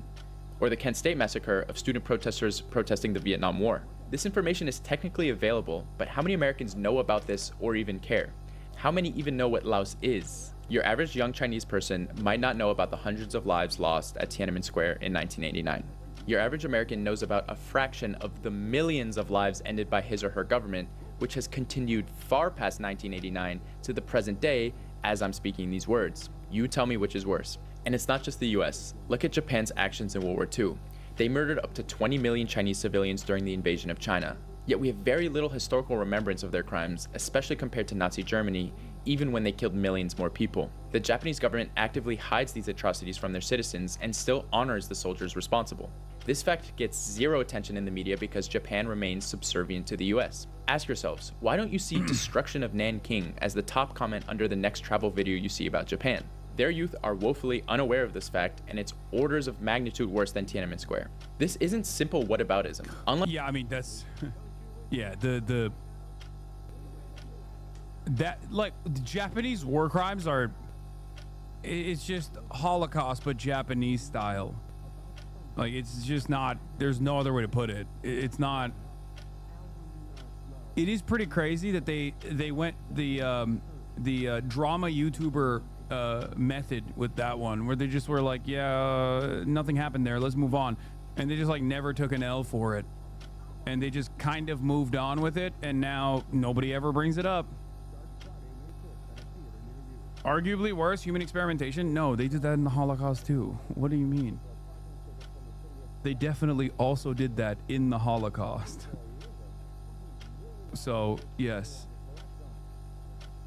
Like the countless Western atrocities, Tiananmen Square is used to discredit every single Chinese achievement and label the entire country with the same brush. We judge China by its worst mistake and America by... I think one of the craziest problems with that one too, one of the craziest reasons why people don't even fucking talk about that shit, is because the craziest reason why they got away with it is not because they just like swept it under the rug and was just like acted like that never happened, but also because America did not even offer adequate punishments for it, because they took all of the biological and chemical warfare data. That was the trade-off. The people that participated in those war crimes were not even punished because America was like, oh, we want the data, we want to use this shit. And they did use that shit. They used it in Korea. it's not even just the nuking. No, it's not. The nuke probably played a role in this too, where everyone was like, oh shit, maybe America went a little too far, you know? Like, it was kind of like, oh dude, what the fuck? Like, yeah, they're really bad guys, but come on now.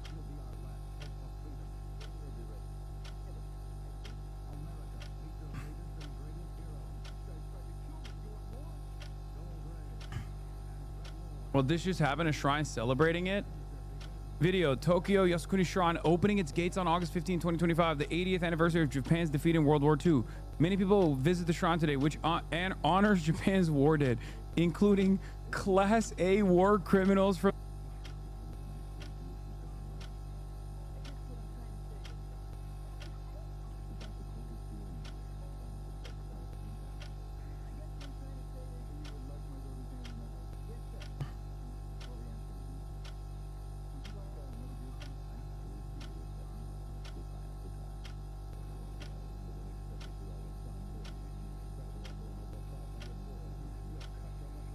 Is it back? Is it back? Hello, am I back? Okay, I'm back. Spam 5 if you see this. 1, 2, 3, 4, 5, 6. Okay, there's like a 5-second delay. That's crazy. Dude, I feel bad. I feel real fucking bad for Ludwig. That's gotta fucking suck when you put together this like massive event. That is ass, dude.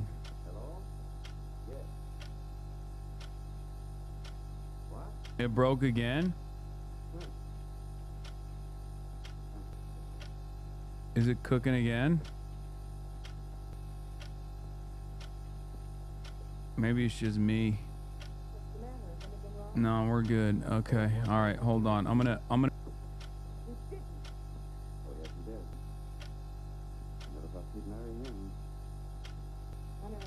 We good?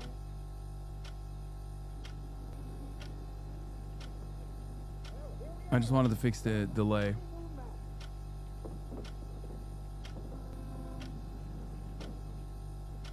All right, let's continue with this video. By its latest, you could use the same logic in commenting Hiroshima and Nagasaki under any positive video of America.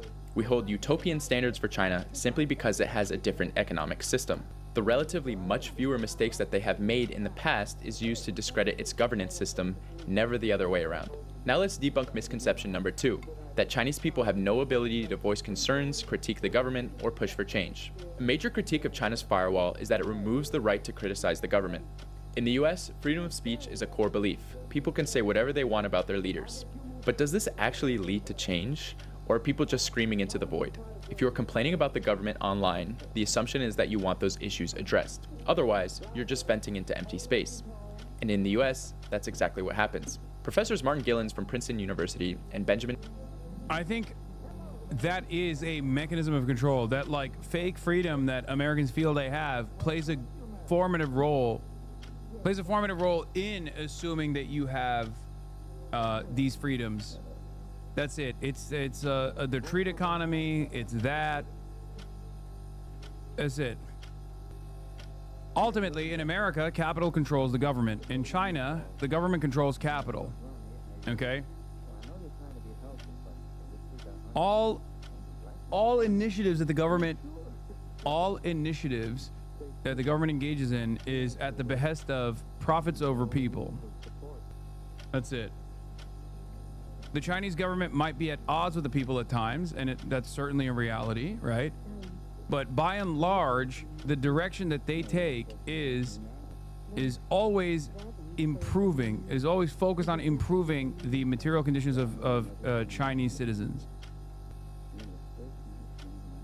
I find it strange that Americans care so much about our freedom of speech but want to surround our country with military bases and cripple our development. Yeah, I mean, it's all fucking bullshit. The American government's attitude towards China is just entirely hypocritical.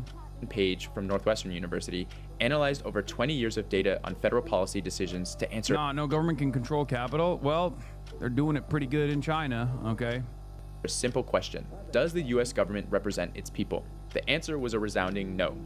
Their research showed that affluent Americans, corporations, and special interest groups have far more influence over policy than ordinary citizens. Even when 70% of Americans support a policy change, it only has about a 40% chance of being implemented. In short, the US functions much more like an oligarchy, not a democracy. In the US, you can post all day about government failures, crumbling infrastructure, unaffordable healthcare, stagnant wages, endless wars, but none of it will make a difference.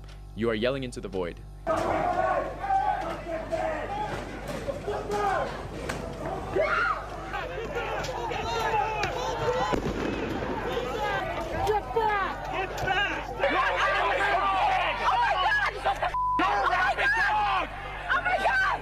Give me some cops! Hit that tree. Just hit my head! On the concrete! Oh God! Oh my God!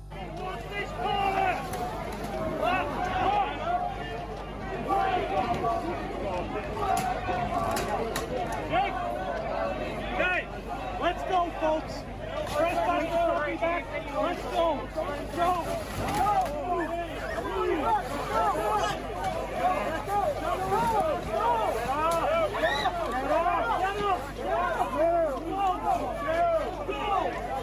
Extremely popular positions at the nationwide level, like ending the genocide in Gaza and a universal healthcare system, aren't even mainstream political discourse, despite massive demonstrations across every city. That's how far removed the government is from the needs of the people. In the UK, people have been jailed and had their homes raided simply for discussing protests over Zoom. In the US, demonstrations are met with violent crackdowns, and protesters risk losing their jobs or even their education for opposing government policies. Germany has outright banned certain forms of protest altogether. So while Westerners pride themselves— Yeah, as awful as the situation was in Hong Kong, and even though there was a lot of police brutality, it's remarkable that the Hong Kong police never actually kill someone despite being shot at with bows and arrows and rocks thrown.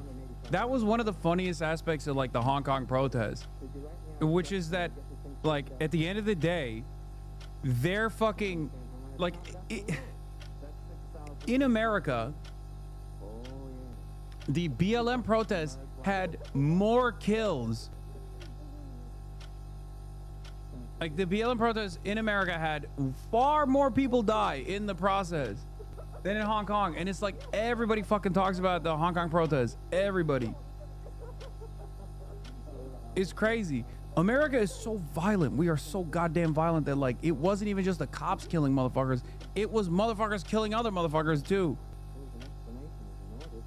Like we have people being like, it's not enough that we are under the oppressive thumb of a brutal police state. I want to take matters into my own hands. I need to kill some of these people too. I am going to deputize myself.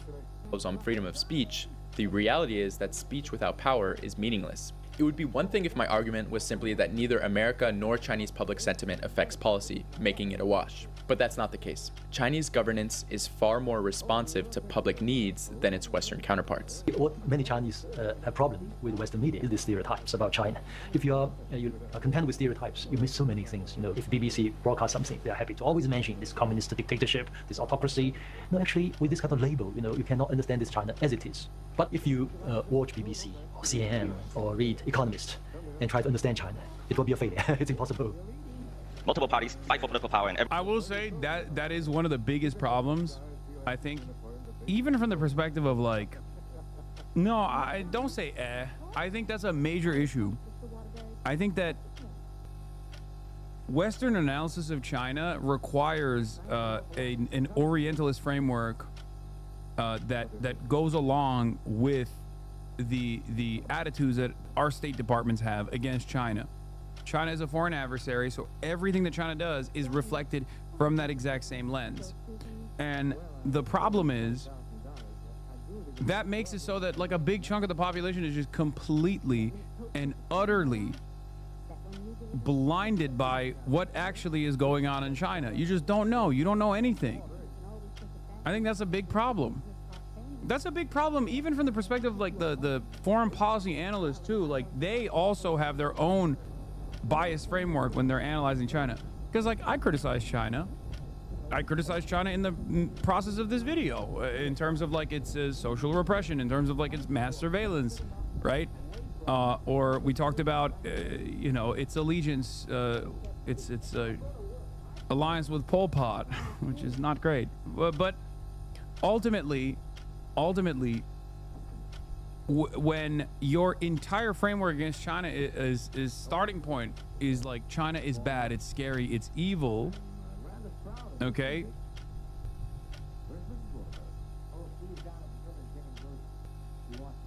It's scary, it's bad, it's oppressive, it's evil, and everything that they're doing is like to maximize on that evil.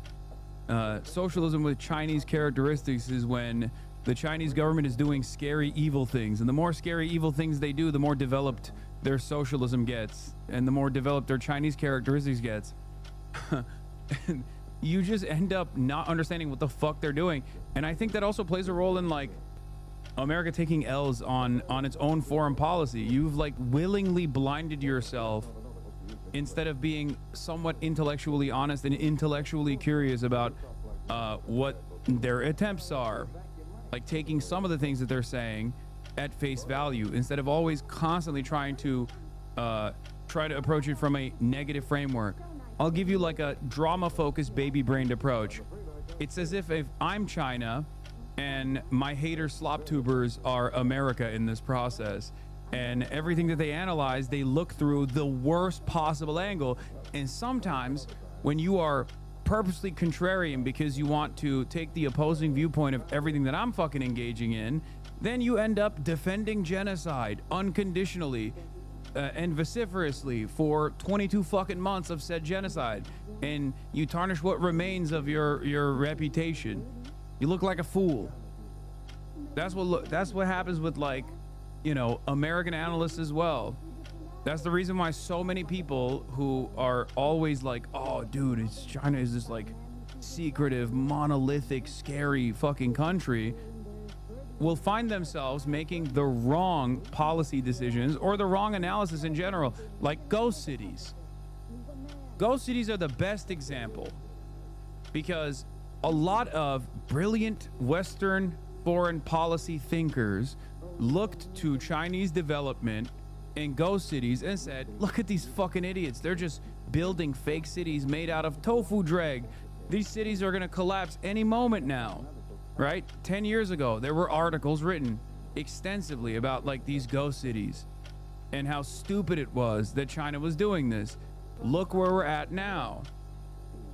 Now we look at those ghost cities that are occupied by tens of millions of people as marvels, right? Well, it turns out that is because of the biased framework we approach the subject matter on. Because in the Western world, you don't, oh my God, is it fucking up again? Jesus Christ. Ay, ay, ay, ay, ay. Is it back?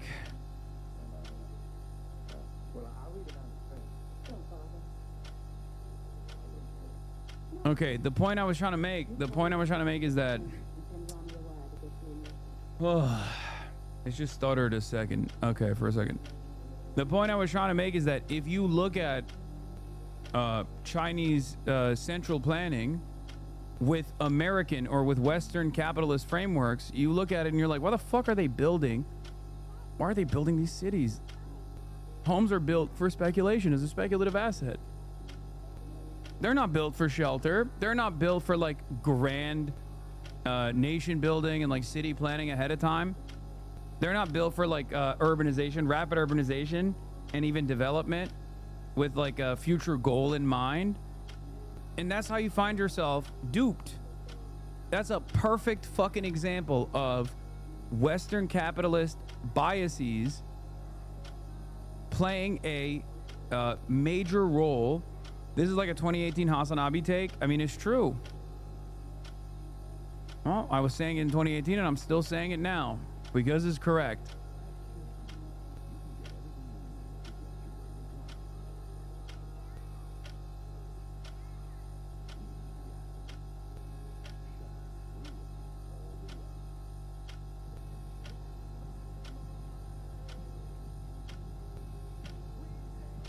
Anyway, let's keep going. Everyone voting on them as the only path to salvation to the long-suffering. This is Eric Lee, a Shanghai entrepreneur, educated in America, and typical of a new, confident, outspoken political class. At the moment, the Chinese, the party state, has proven an extraordinary ability to change. I mean, I make the joke, how in America, you can change political parties, but you can't change policies. In China, you cannot change the party, but you can change policies. So in the 65 or 66 years, China is being run by one single party, yet the political changes that have taken place in China in this past 66 years have been wider and broader and greater than probably any other major country in modern memory. So in that time, China ceased to be communist. Is that what you're saying? Well, China is a market economy, and it's a vibrant market economy, but it is not a capitalist country. Here's why. There's no way a group of billionaires could control the Politburo, as billionaires control American policymaking. So in China, you have a vibrant market economy, but capital does not rise above political authority. Capital does not have enshrined rights. In America, capital, the interest of capital and capital itself has risen above the American nation. The political authority cannot check the power of capital. And that's why America is a capitalist country, but China is not. In China, you can't change the party, but the policies change all the time. The Chinese government is highly flexible and constantly adapts to public demands. According to Western research, trust and support for the Chinese government consistently hovers around 90%, an unheard of figure compared to most Western governments, which would be happy to get 40% approval ratings. You don't need a study to confirm this. If you're in the West, go outside and ask people how they feel about their government. Meanwhile, in China, the overwhelming majority support their government. This isn't due to repression, it's because people see tangible improvements in their lives. Why wouldn't they? Over the past few decades, life in China has consistently gotten better. Essential costs like water, electricity, and phone bills. This part is also real, which is so interesting. As the famous Harvard study that was conducted, and obviously Harvard has no investment in making China, or specifically Chinese government, look good and popular. They went in to confirm whether or not Chinese citizens were actually happy about their about the way that the Chinese government was ruling over them. And they straight up could not believe the results. Like, CCP is more popular in China than any fucking Western country is in their own respective nations. Western government is in their own respective nations. Housing is primarily for living, not speculative investment. Universal healthcare is guaranteed. Public transportation is extensive, efficient, and cheap. The fundamentals of daily life, things that people in the West constantly struggle with, are treated as human rights, not profit opportunity. The funny thing is, if you told an American that, you would not be able to convince them it's not out of fear. We're so cucked. No, I know. It's cope. It's cope.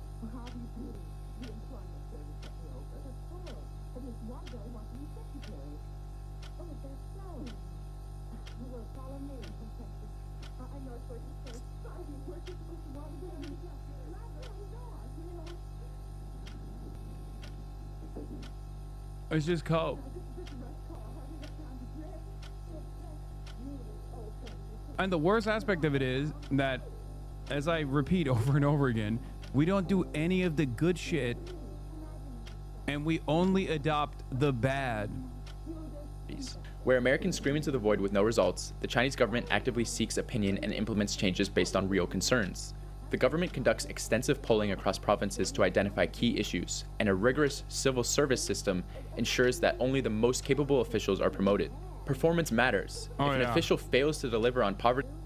China, ironically enough, is the most abundance-pilled country on the fucking planet. And they literally are beholden to KPIs in their civil servant structure more than any other country I've ever fucking seen. Your local minister that's like tasked with fucking fixing a pothole didn't immediately fix a pothole after a bunch of citizens went in and complained about it. You're gone.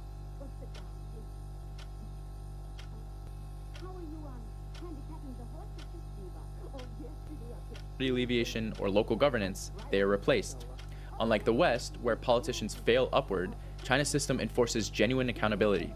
Democratic participation in China exists in various forms, particularly at the local level.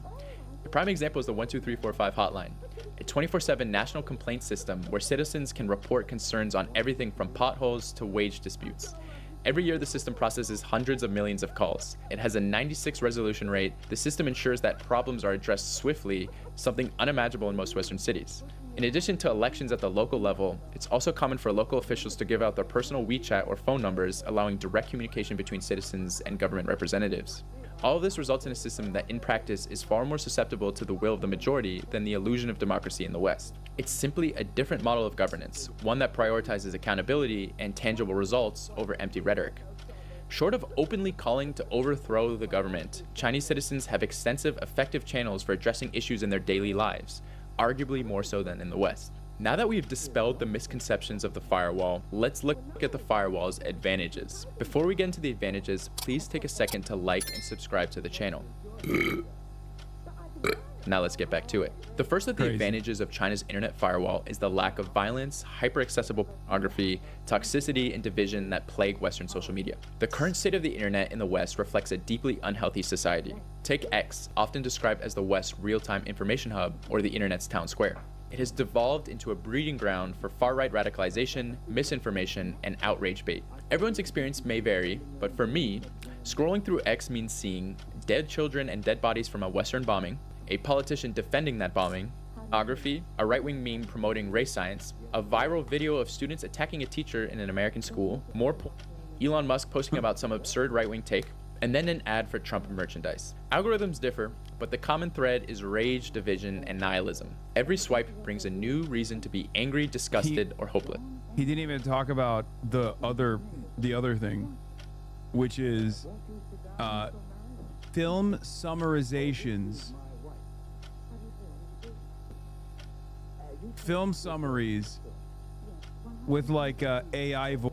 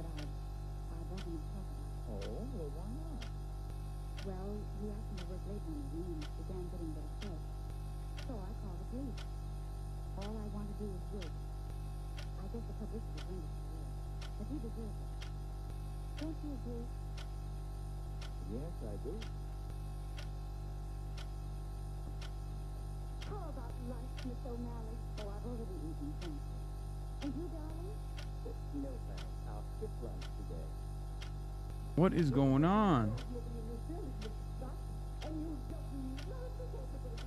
Am I back? I think I'm back. All right. Type 2. Type 2. Type 2. Type 2. Type 2 if you see this.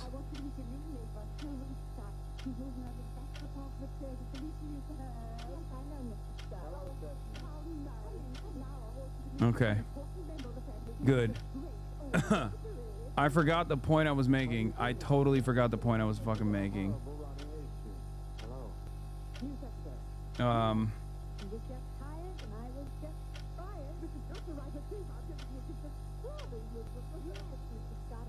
Oh, AI movie summaries, yeah. Western social media is toxic. It actively fosters division along gender, racial, religious, and generational lines. The endless stream of violence, gambling, and disinformation is a symptom of a dysfunctional society. Now imagine trying to explain to a Chinese person that they're missing out on this. Why would anyone want their online space to be filled with outrage, hatred, and despair? In contrast, Chinese social media platforms offer a completely different experience, one that doesn't incentivize extremism, doom scrolling, or conflict. Again, if you're skeptical, I highly recommend downloading RedNote or looking at other Chinese social media apps and seeing for yourself. The second major advantage of China's internet firewall is the lack of disinformation poisoning society. In America, the sheer number of people disconnected from reality who are lost to conspiracy theories and ideological brain rot is staggering. It's honestly really depressing. It feels like every time I take an Uber or talk to someone above the age of 55, there's about a 50% chance that they'll start ranting about some ancient secret societies controlling the government or some other bizarre conspiracy. Kobe Bryant was assassinated by the Clintons. which is why did the framework created by QAnon and Trump propaganda cause an innumerable amount of people to jump headfirst down the rabbit hole, endangering their safety, lives, and freedom. We will not accept socialism as our economic and political system. Communism. It's communism. We will not accept communism. Australia has returned to becoming a prison island all over again. It's now a new penal colony as a prison. There was no racism in the United States. There was no racism. There was none. These guys are so bored, man. Oh my God, we gotta fix white boredom. I realize that's a big part of this puzzle.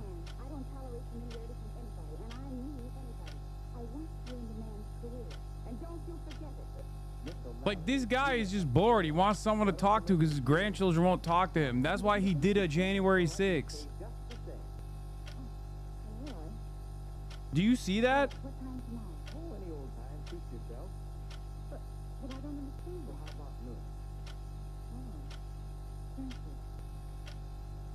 It's fucking nutty. Well, you were saying something about poison tea? I mixed it, I guess. Like, this guy just needs someone to be like, America's not a racist country. I think the Chapo government hotline is a decent solution to a lot of the fucking anger and resentment that these dudes have. I've always been an advocate of like cops not being able to like fight back and just being like a vehicle to blow off steam, you know what I mean? Like when you do protests and stuff, like cops should not be able to brutalize you. They should just like eat it to a certain degree, you know what I mean? That's what melee only. On disarm the police, disarm the protesters, melee only. Duke it out. 1v1, not even like 2v1, 3v1. I'm just saying, like, every now and then they bring out like one cop, he has to fight hand-to-hand combat, like a little bit of mutual combat. Isn't your fan from Turkey want to talk about that? Or cops should just eat it? Are you fucking insane? You're dumb. I mean, first of all, I'm making a joke, okay? I'm not being sincere. Well, I am sincere when I say cops should not brutalize protesters. That's obvious. But mutual combat would be a joking theory solution to a lot of the fucking anger and resentment that these people have, okay? You just have like one guy. You just have one guy that engages in like some kind of mutual combat. They blow off steam. Maybe they get their ass beat. You know, all of a sudden, problem solved. Also, isn't your fam from Turkey want to talk about that? I do. I talk about it all the time, dude. Literally all the fucking time. If you attack a cop, you're done. Yeah, unless you're one of these guys. Unless you're these guys. It's such a funny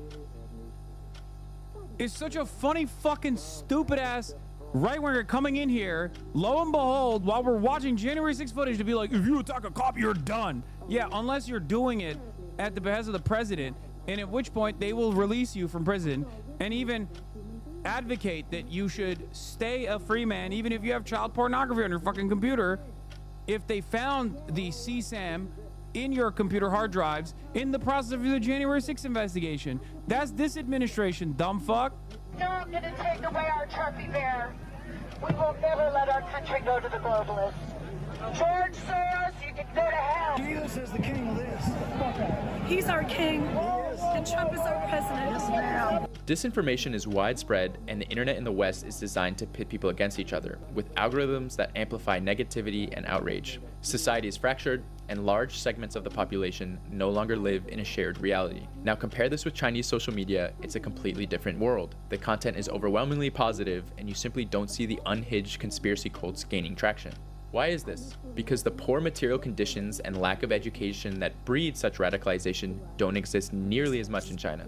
In the West, people's lives are deteriorating, both materially and spiritually, so they turn to fantasy explanations for their suffering. They're told capitalism isn't the problem, so they invent magical scapegoats. In China, the basic needs are met, public services function, and the education system actually works.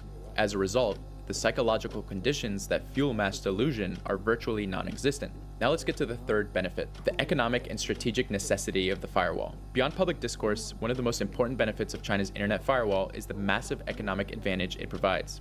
Even if you have disagreed with everything I've said so far, the economic aspect alone is reason enough to have this firewall. Platforms like Google, Amazon, Facebook, YouTube, and Twitter are not just social media or search engines, they are critical infrastructure in the modern world. They dominate commerce, data collection, and digital services, siphoning productivity, revenue, talent, and sovereignty from every country that depends on them. For nations in Europe, Latin America, and Africa, the absence of domestic equivalents to these platforms has led to stagnation or non-existent tech sectors. The US controls these digital monopolies, meaning that the revenue generated in these foreign markets... Like, that's not even wrong. I didn't even really think about it like that. I am in favor of having, at least like giving countries sovereignty over YouTube and Google and shit like that. And I think YouTube, Google, like they do play ball with other nations at the end of the day. But like ultimately that is true. I never had actually thought about that, where it's like a lot of the tech sector is here in my backyard, literally, because of this.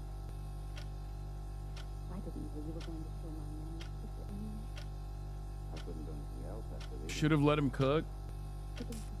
Yeah, techno-feudalism is funneled back to America instead of being reinvested locally. The impact of this cannot be overstated. These platforms act like digital tax collectors, skimming off a percentage of every transaction, collecting data on every user and ensuring that major technological developments benefits America first. Take Europe as an example. Outside of Spotify, the continent has no global tech giants that can compete with the US or China. If Europe had its own Amazon, Google, and Uber, companies tailored to serve the European market, there would be stronger innovation hubs, higher wages, and a greater ability to retain talent rather than losing them to Silicon Valley. Instead, European nations have become dependent on US corporations, which cripples their technological and economic sovereignty. China recognized this early on and refused to become another American digital colony. By restricting US platforms, China ensured that domestic alternatives like Baidu, WeChat, Alibaba, and Douyin could thrive, keeping billions of dollars in profits inside China rather than handing them to US corporations. This decision allowed China to build a thriving tech sector, with major innovation hubs like Shenzhen and Hangzhou, rivaling Silicon Valley. It's not just about money, but also sovereignty. Just as roads, electricity, and water are essential utilities, today's digital infrastructure functions the same way, except that they're privately owned by US monopolies. If you want to communicate, work, or do business anywhere in the world, or even operate as a sovereign government, you're forced to rely on these monopolies for their services. Even official government agencies in foreign countries rely on Google, Microsoft, and Amazon Web Services, all US-based corporations with direct ties to American government. The United States actively weaponizes these platforms to advance its geopolitical interests. Billions of dollars are funneled into propaganda, regime change efforts, and surveillance, all facilitated through US-controlled social media and tech giants. The idea that these platforms are simply neutral tools is laughable. Facebook and Twitter have worked directly with US intelligence agencies to influence elections, shape political discourse, and suppress narratives that challenge American dominance. Without the firewall, China's economy, political stability, and digital sovereignty would be at the mercy of American corporations and the US government.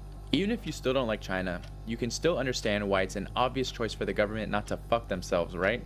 Now that we've laid it all out, let's add it up. So overall, you have an internet that operates in the exact same capacity as the Western one, minus pornography, extreme violence, and gambling. There are a select few topics where information is not readily available, profits are kept in the country, the internet is not beholden to a foreign country, the Western internet is easily accessible by VPN if still desired, society is not rampant with misinformation and division, and the internet is still an effective tool and net benefit to society. Even if you still aren't convinced of its benefits on a personal level. I mean, I'm too Ameri-brained. It's just, that's what it is. Maybe I'd have a different attitude if I grew up in China or something. But honestly, if I like, because I grew up in Turkey and then, you know, came to America, I can't get over the lack of, I mean, the speech controls and the mass surveillance. Even though one will say, Hasan, we have that here in America, and it's like, yeah, we do, and I actively fight back against that here, you know. The reality of the matter is, even though my endless push to try and my endless push to try and like educate people and advocate for Palestinians, which is in direct odds with the American foreign policy apparatus, is falling on deaf ears for the most part. I still have the freedom to be able to do it, and I don't. I just would not be able to.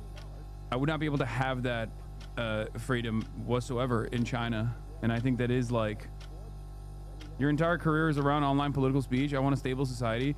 Yeah, no, I mean, obviously there'd be a lot less things to fucking criticize, but in any case, we're losing that here too. So if getting death threats for doing it still counts as freedom, I mean, true. There is definitely that side of it as well.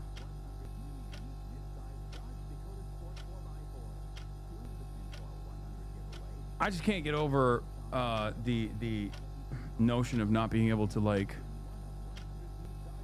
openly criticize stuff.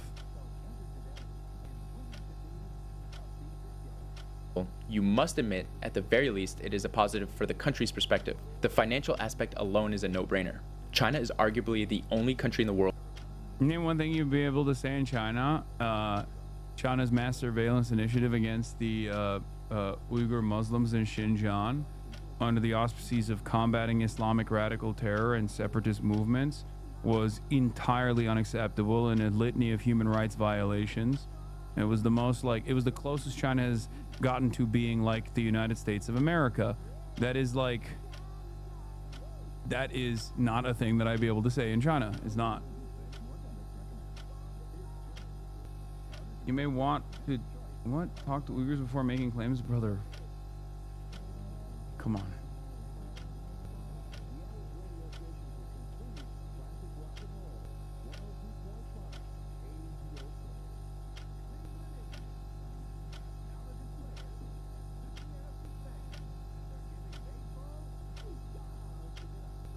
Hasan liberal arc, Bad Empanada was right. That's so funny because Bad Empanada also agrees with me on this and on many other issues as well. It's like that's the, you know, is the hilarious side of it, even though he is the arbiter of all things socialism.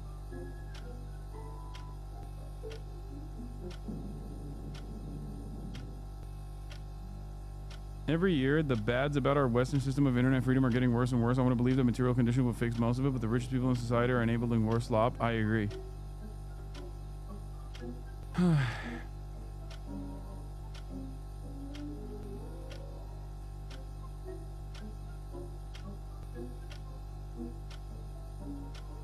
That has complete digital sovereignty. What a tremendous advantage to keep. The US wouldn't allow a foreign government's internet to run their main information sphere, especially one that openly wants to overthrow it. That's common sense. Look at it in the same light for China's interests. Can you find a Chinese person that likes the Western style? Of course. There are Chinese people who really love the West and the values of hyper-individualism, and maybe don't share the collectivist culture of Chinese society. I have met some people in Shanghai who feel this way, but apart from the nuisance of downloading a VPN, there were no tangible things that they could mention about the Western internet apart from the cultural illusion of freedom it presents. In China, policies change all the time. The West doesn't change. What good is the freedom to say anything unbarred all the time if nothing ever changes and your society is incredibly divided as a result? Believe it or not, people living in a country experiencing a golden age where everything is getting better and who will objectively run the 21st century don't feel the need to overthrow their government. Apart from NGO members in the West paid to think this way, 99% of Chinese people are chill working within the current system through the methods I mentioned to fix the like, dude, this has got to be a bot, right? Like, it can't be real, right? This has to be a bot. Döner mi yiyorsun abi? Abi Türkiye'de inanamıyorum yani. Of. Like, I just addressed that, man. I just addressed it, and you're still fucking asking. Like, the camps also no longer exist. Holy fuck.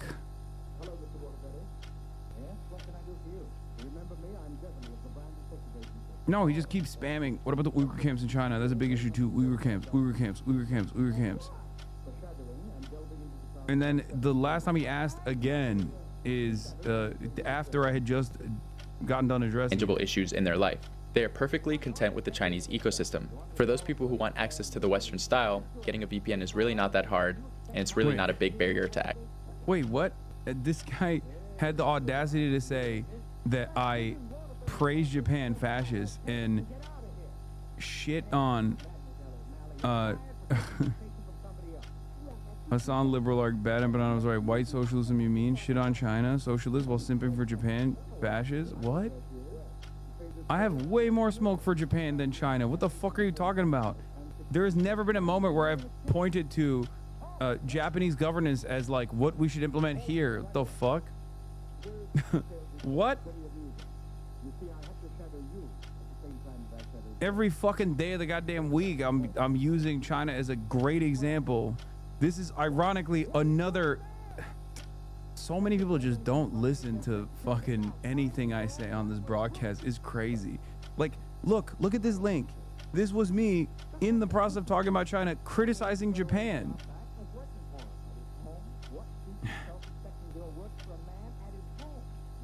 Access. All of the pros I just mentioned far outweigh the cons for the baseline internet that Chinese people access. There are also considerations amongst the Chinese government to allow an unrestricted internet in the future once the obvious threats.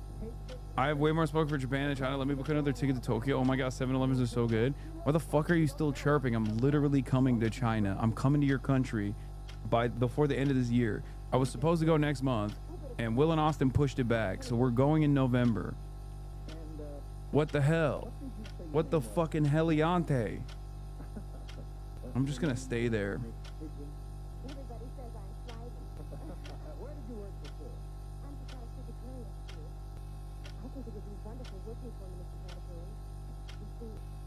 It's gonna be cold. Competition and negative foreign influence have died down. I'm not saying that the Chinese system is meant for every country, but for China, at the current moment, firewall is a great advantage. Please like and subscribe.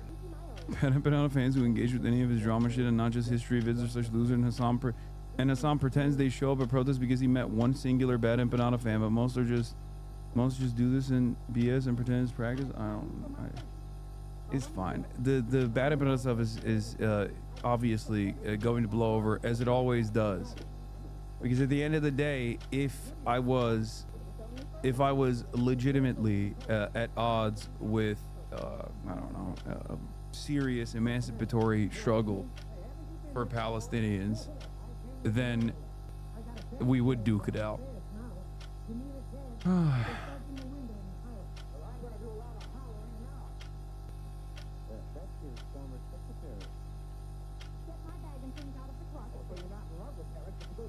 The bad banana stuff, he gave legitimate criticism. This isn't a drama. Yeah, I'm sure in his video there was more legitimate criticism, but it's not legitimate criticism to say I'm a Zionist and all my fans are a Zionist. I think we're like, I don't know what the extent of his argument is beyond Hasan had Matt Duss on his broadcast and did not sufficiently address. He didn't say that. Yes, he did. He did on Twitter. He did. And that's what his fans have been saying as well, that are my fans as well. So to act like that's not a thing that he came out of the gate swinging as is literally wrong. He did say that. Why are you guys acting like he didn't say that? He might have an actual fucking, he might have like a much better point of criticism overall. Okay? But, and I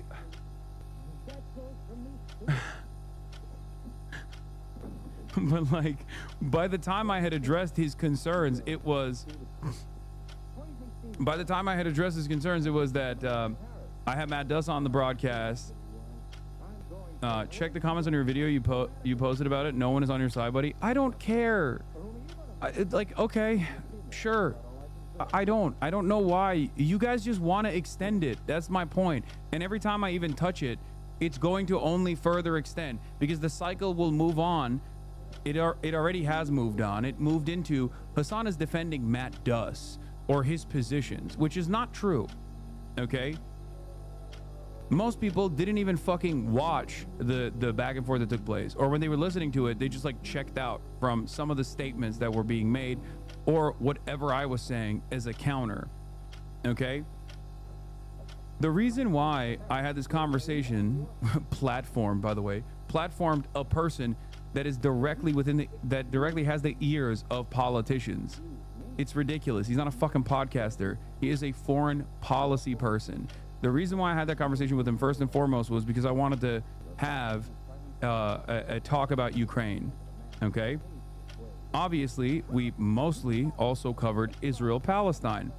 I was unfamiliar with a lot of what he had said in early 2023, but my position has always been that if someone is like actively saying that Israel's doing a genocide and Israel is engaging in war crimes and Israeli politicians are war criminals and American politicians are also engaging in war crimes, and they step out of the way and don't actively present a fucking actively present themselves as a hurdle towards as a hurdle towards people who are advocating for even more radical things, then I will hear them out.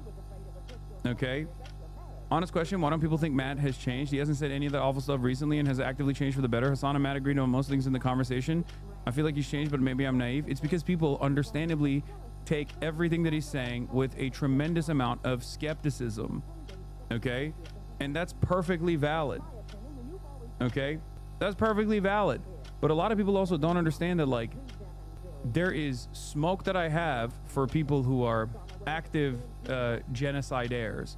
There's smoke that I have for people who have spent every waking moment actively attempting to deplatform people who are speaking out for Palestinians and Palestinian emancipation.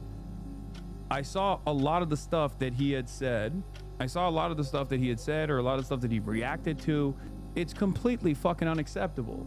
Okay, I totally agree with that. And I did not know. And before people say, well, why didn't you do your due diligence?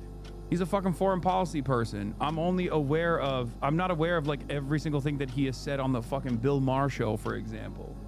Okay. I'm aware of the things that he has said recently.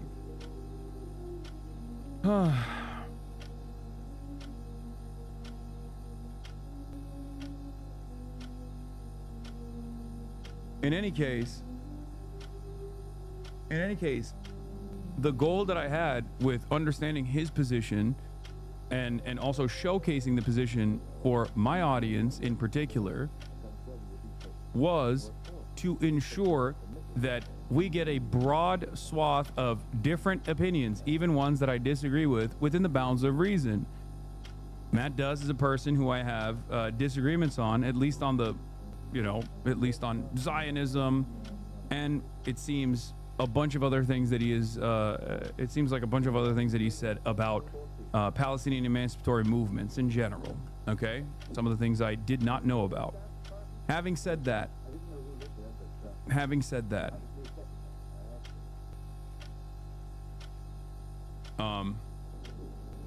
it is important for all of us in this community to also recognize what the most it's important for people to recognize is that that is the most fucking radical, quote unquote, position that someone who is firmly within the American foreign policy blob has. Even if we understandably disagree, myself included, that is literally the most radical position. Matt Does, a friend of mine, put it this way, is one of the few people that actually has the direct phone numbers of these people that he is like saying is a war criminal. Okay, there's not that many people, so it's important to understand that the limitations of American foreign policy apparatus as well. Okay, the most radical foreign policy person with any momentum or any movement, any motion in this space, still thinks Zionism is good. Okay?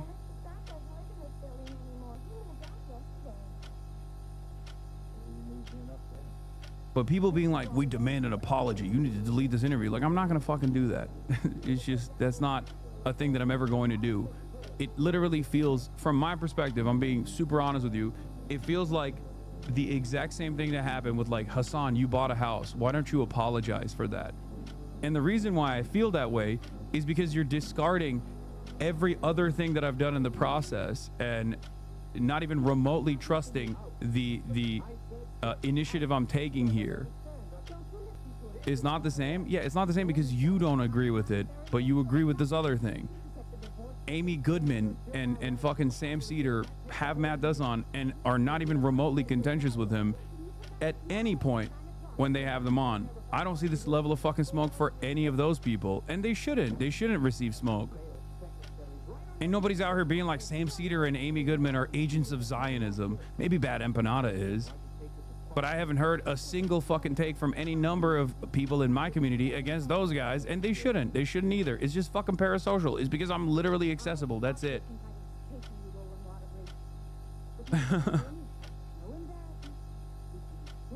That's it.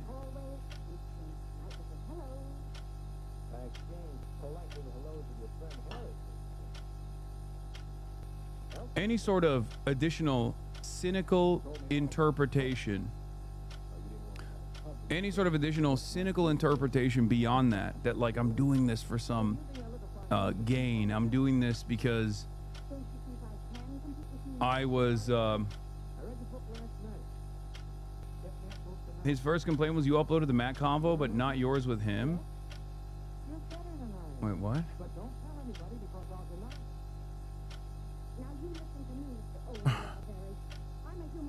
Anyway.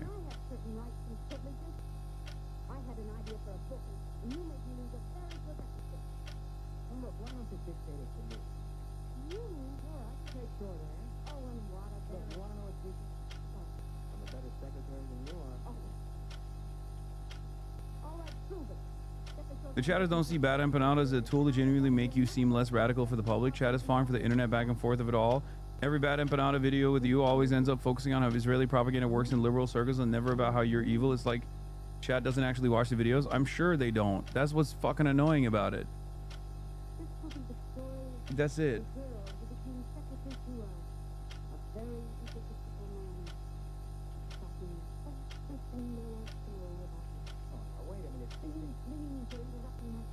Anyway, that's all I got.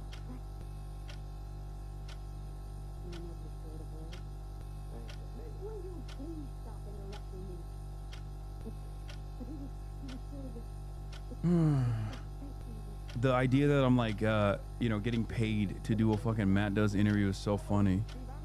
Yeah, definitely. Or I'm getting groomed by mainstream media to pacify the leftist movement. There is... Anyway.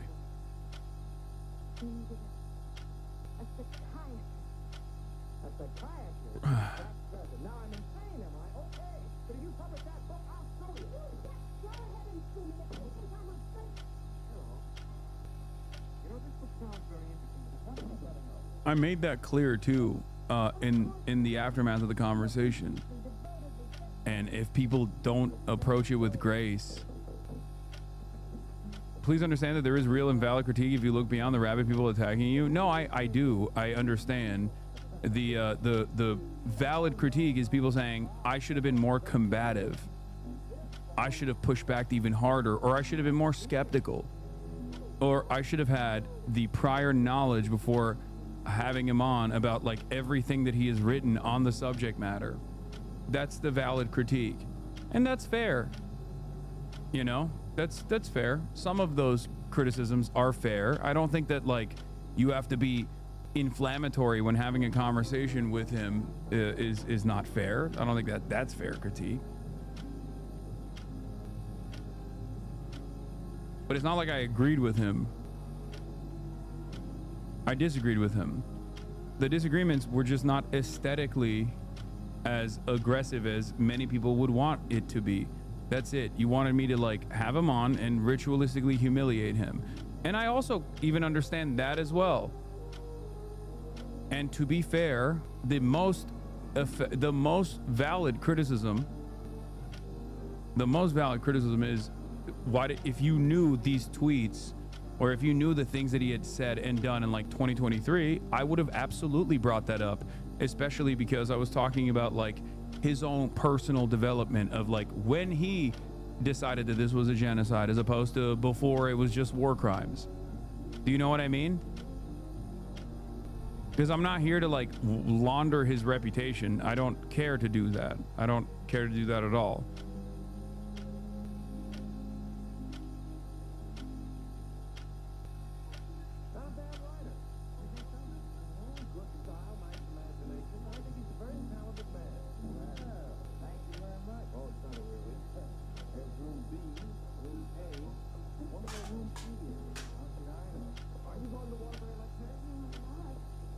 I think one of the fairest assessments here that I absolutely should have done, and if I have another conversation with him, I will, is asking him about the differences, asking him about the differences of like how he approaches Russia and the full-blown mother of all sanctions that Russia has received for unjustifiably invading Ukraine, as opposed to Israel. Okay? That, I think, is the best, most productive conversation that could take place. Because that is something that he has advocated for and has been a champion of. It's just like full-blown sanctions to Russia. And that's not something, seemingly, he is an advocate for Israel. And the question is, why? You know what I mean? Also, this is the perfect depiction of why this kind of conversation turns ultimately into an unproductive, idiotic assessment. I missed out. Is he tripling down? I don't know, man. Why don't you fucking watch the VOD and then make up your own goddamn mind? Why do you wait for another fucking person? Watch the VOD. This is what I mean. You're horny for drama. You're horny. This is not a fucking question that you ask sincerely. This is a question that you ask when you are horny for drama. You're just horned up.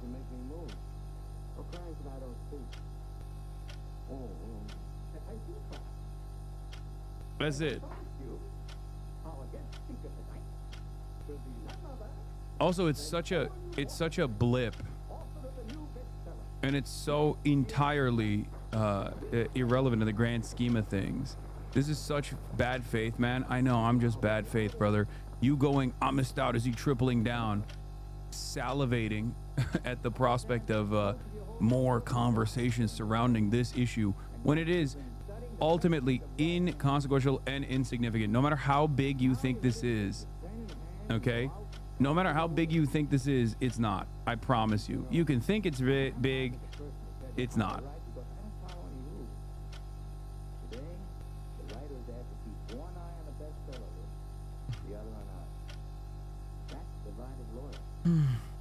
Ermingerd.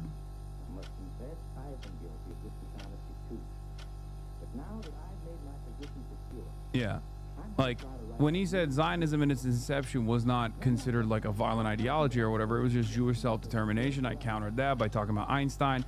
When he tried to make a distinction between, you know, offensive and defensive weapons and defend AOC, I pushed back on that. I said, do you think that the Nazis would deserve anti-aircraft weapons? Do you think Russia deserves anti-aircraft defenses? We wouldn't even give them to Ukraine. Like, he conceded on that point. I don't know. I don't know what else to do in that situation. Should I just like fucking humiliate him and be like, I don't think you believe this? I didn't know enough about his background, and I have no reason to believe that he's being insincere. So yeah. That's it. Please answer. With Noam Sampson, you acknowledge that these people will grift away when Israel isn't popular to make media careers. A podcast like Matt is making. Dog, I don't think Matt Duss is invested in becoming a full-time podcaster. He is a foreign policy advisor for a fucking think tank. Okay? That's his job. It's like saying Jim Clyburn is grifting to become a podcaster.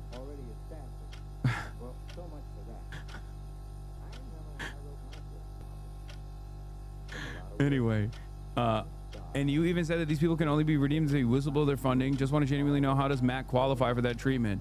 Matt is a foreign policy advisor, okay? And I didn't know to what extent he was defending Israel or attacking Hamas and Palestinian resistance. That's it.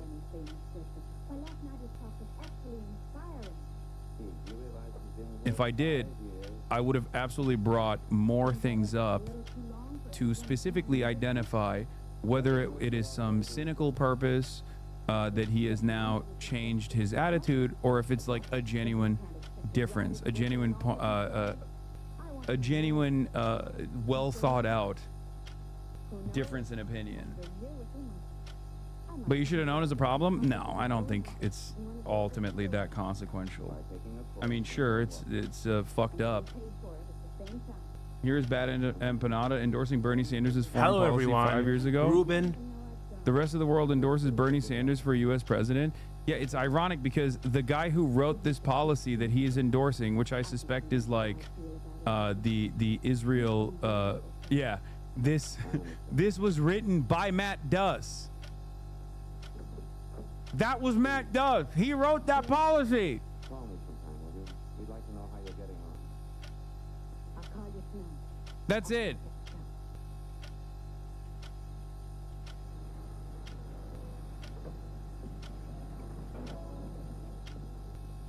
I think one of the, like, there's a difference. Some people, like myself, look to Bernie Sanders as a major disappointment on the issue of Israel because of all of the knowledge that he is supposed to have around this issue, considering that he was one of the lone voices in American politics that was actually the pioneer that played a formative role in advancing this conversation in the direction of justice with these kinds of attitudes, with this kind of push, partially with Matt Duss writing this policy for him. Okay? Understand? And therefore, the biggest frustration that I have is that he has just remained calcified in this liberal Zionist framework. Okay? That is frustrating. That is unacceptable. That is sad. I don't, on the other hand, think Bernie Sanders is Adolf Hitler reincarnate like some people do. Okay? That's it. That's it. Some people will treat Bernie like he is Adolf fucking Hitler. I don't think he is. I think he's an old man.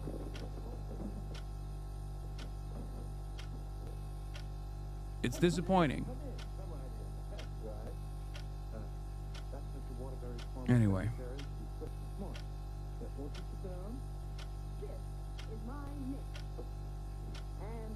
I know I'm an outlier with my opinion, but overall the interview was a net positive. Hassan showed that two people can have differing opinions, and a civil conversation still does show a lot of people who are unsure of his politics, what they are. Sure, we all have some criticism, but I think we need to be careful in the line of criticism because of projection of our own personal bias.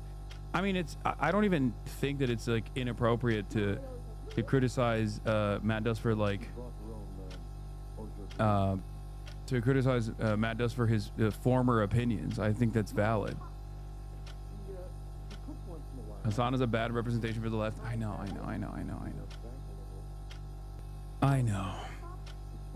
Anyway.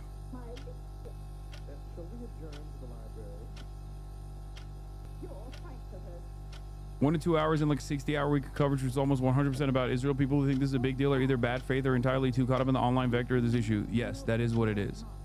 That's precisely what it is. Anyway, ultimately, no bad blood, as I've said. I don't give a fuck what a bad empanada says. I'm still gonna keep doing what I'm doing. He's gonna keep doing what he's doing. I think he's still ultimately, in spite of his behavior online, is a force for good.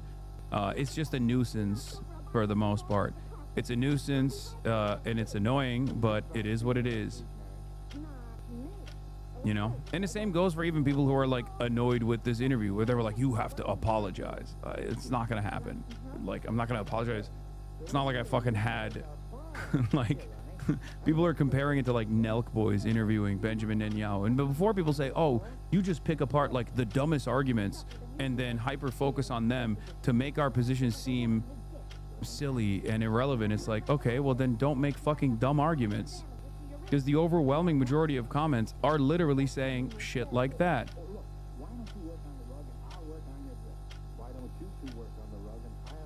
What is this? I swear to God, if Hassan doesn't ask me specifically for permission before talking to his next guest, someone with very bad opinions unearthed by who I only find out exists during this interview, but I'll pretend I knew beforehand. He's done for. He'll opine and complain, and I'll simply state, you didn't even ask that deep fried hot pocket that smokes cigarettes with cool sunglasses if you should be dead to me, man.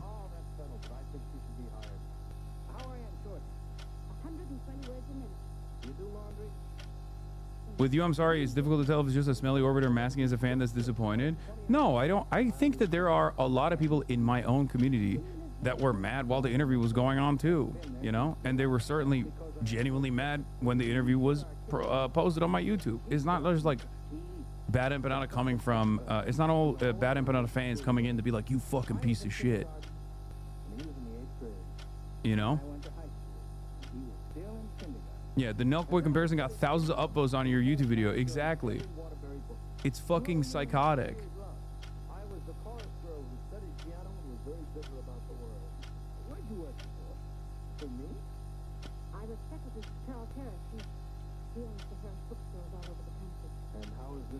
You fucking piece of shit. Anyway, I've betrayed the Palestinians, but I will of course continue to do my coverage as I always do, through thick and thin, no matter what. But if you think that like it's you know, I'm not allowed to interview this person or that person, you're fucking wrong. That's ridiculous.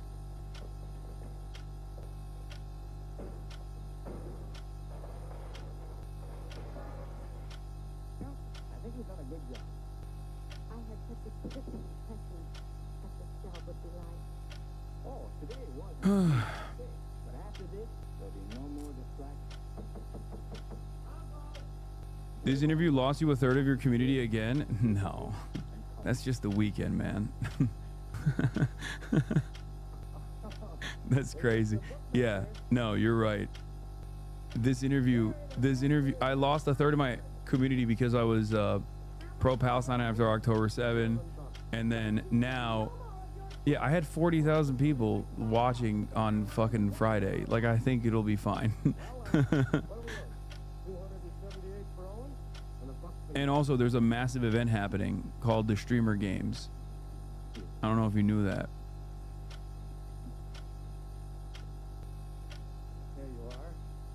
I'll have to roll you mine for next week. You want to wager today? Well, I haven't looked them over yet, but I'll give you a call.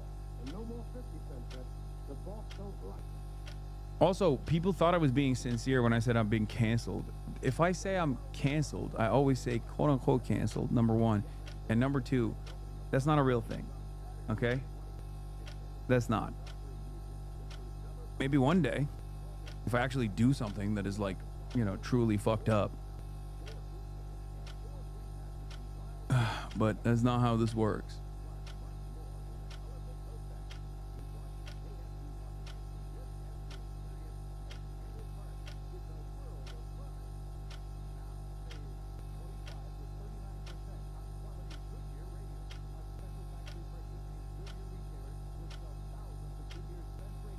That's the other thing. Yeah. If the interview was as bad as people are making it, Bad Empanada would have put clips of the interview in his video instead of dwelling more on tweets from 2 years ago. Exactly.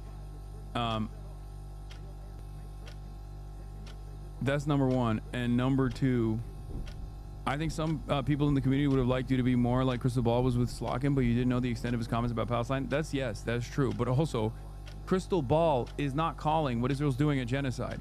Crystal Ball is also, in that interview, said that she wouldn't even fucking, she wouldn't even vote for weapons transfers. So like Crystal Ball automatically, or not Crystal Ball, sorry, Slockin automatically is in a way more contentious position, not Crystal Ball. Yeah, if Matt Does came on and was like, I don't think Israel's doing a genocide, and I would never use the term genocide when talking about Israel, or I don't think we should stop weapons to Israel. Yeah, do you think I would have the same like, oh, okay, this is a reasonable disagreement? No, of course not. This is not the same situation. Yeah, Crystal Ball interviewed Matt Does. I assume everyone has interviewed Matt Does. Let's see, the very same chatters that are talking about that. So now we saw, Good Empanada 5 years ago defending Matt Does's foreign policy acumen, talking about how Bernie Sanders is awesome. And chatters were bringing up Crystal Ball. And I already showed you like the fucking, where is it? This is from 5 years ago. Matt does react to talking points on U.S. officials on Israel. Right. I think it's just Middle East eye. Who keep repeating the same. It's like, how do you? Damn, that's crazy. Middle East eye also platformed. Middle East eye, also an agent of Zionism. Let's see. Has he been on Al Jazeera? Matthew Duss is Executive Vice President of the Center for International Policy. What the fuck's going on? This guy's everywhere, dude. This agent of Zionism is everywhere. It seems all of our outlets are compromised, with only one exception: Bad Empanada.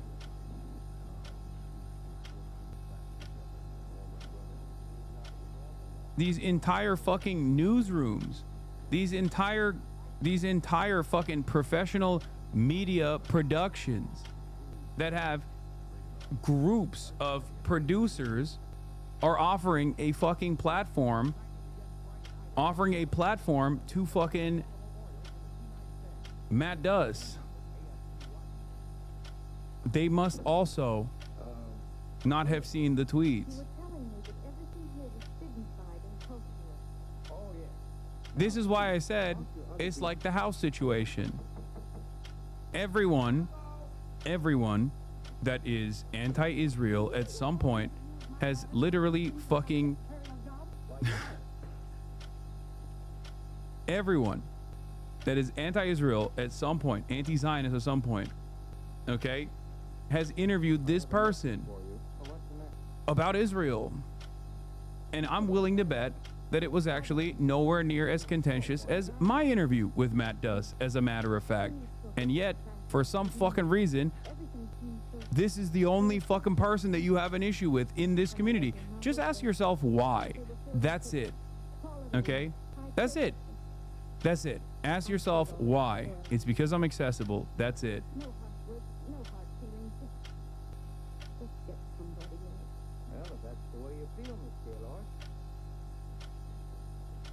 That's it. Are you walking out on Owen Waterbury? Don't beg the girl to work for me, Ronnie. Just call the agency and get another girl. Now, you know you don't mean that. We both like this one. Are you going to let me out of here, or do I have to call the police? They're here already. I can't do that. Would you read your comments, your community on their feedback? Yes, I have. Oh, you always do that, knowing full well that I only live downstairs. People get tuned up and they lose charity. People get tuned up and they lose their charitability very quickly.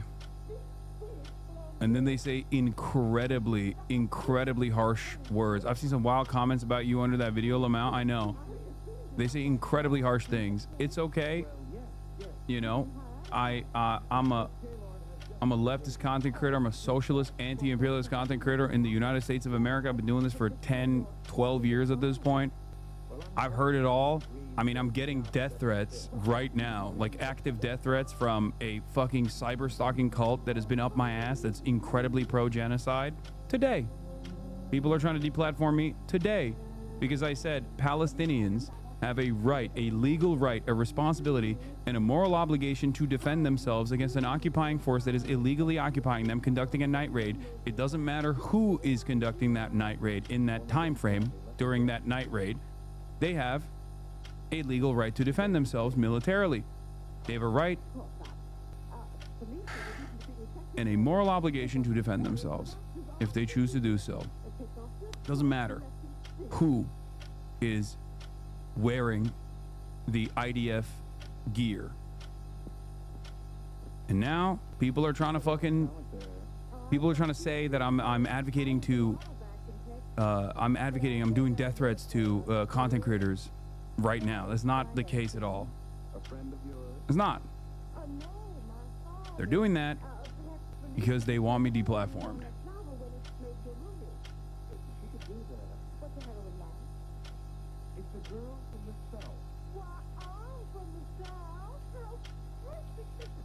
That's it. She's trying to hook a rich man.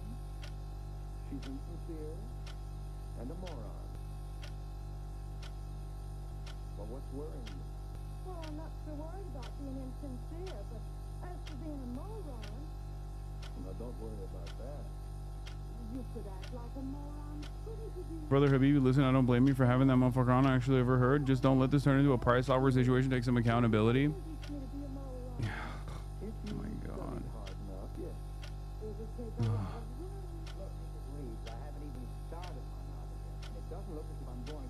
Let's just move on, please.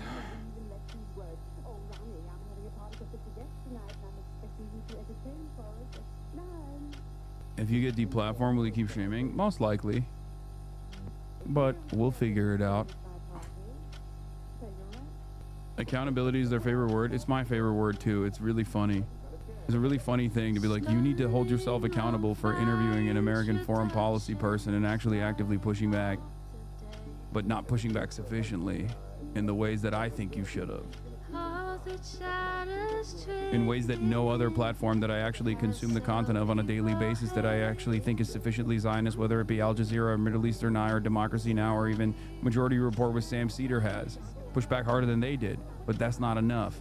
I can't actually yell at the people at Al Jazeera and they won't hear it. And also it doesn't really drive a lot of clicks if I say Al Jazeera is actually a Zionist outlet. What are you gonna do? I'm not gonna stop what I'm doing. I'm gonna continue saying free Palestine.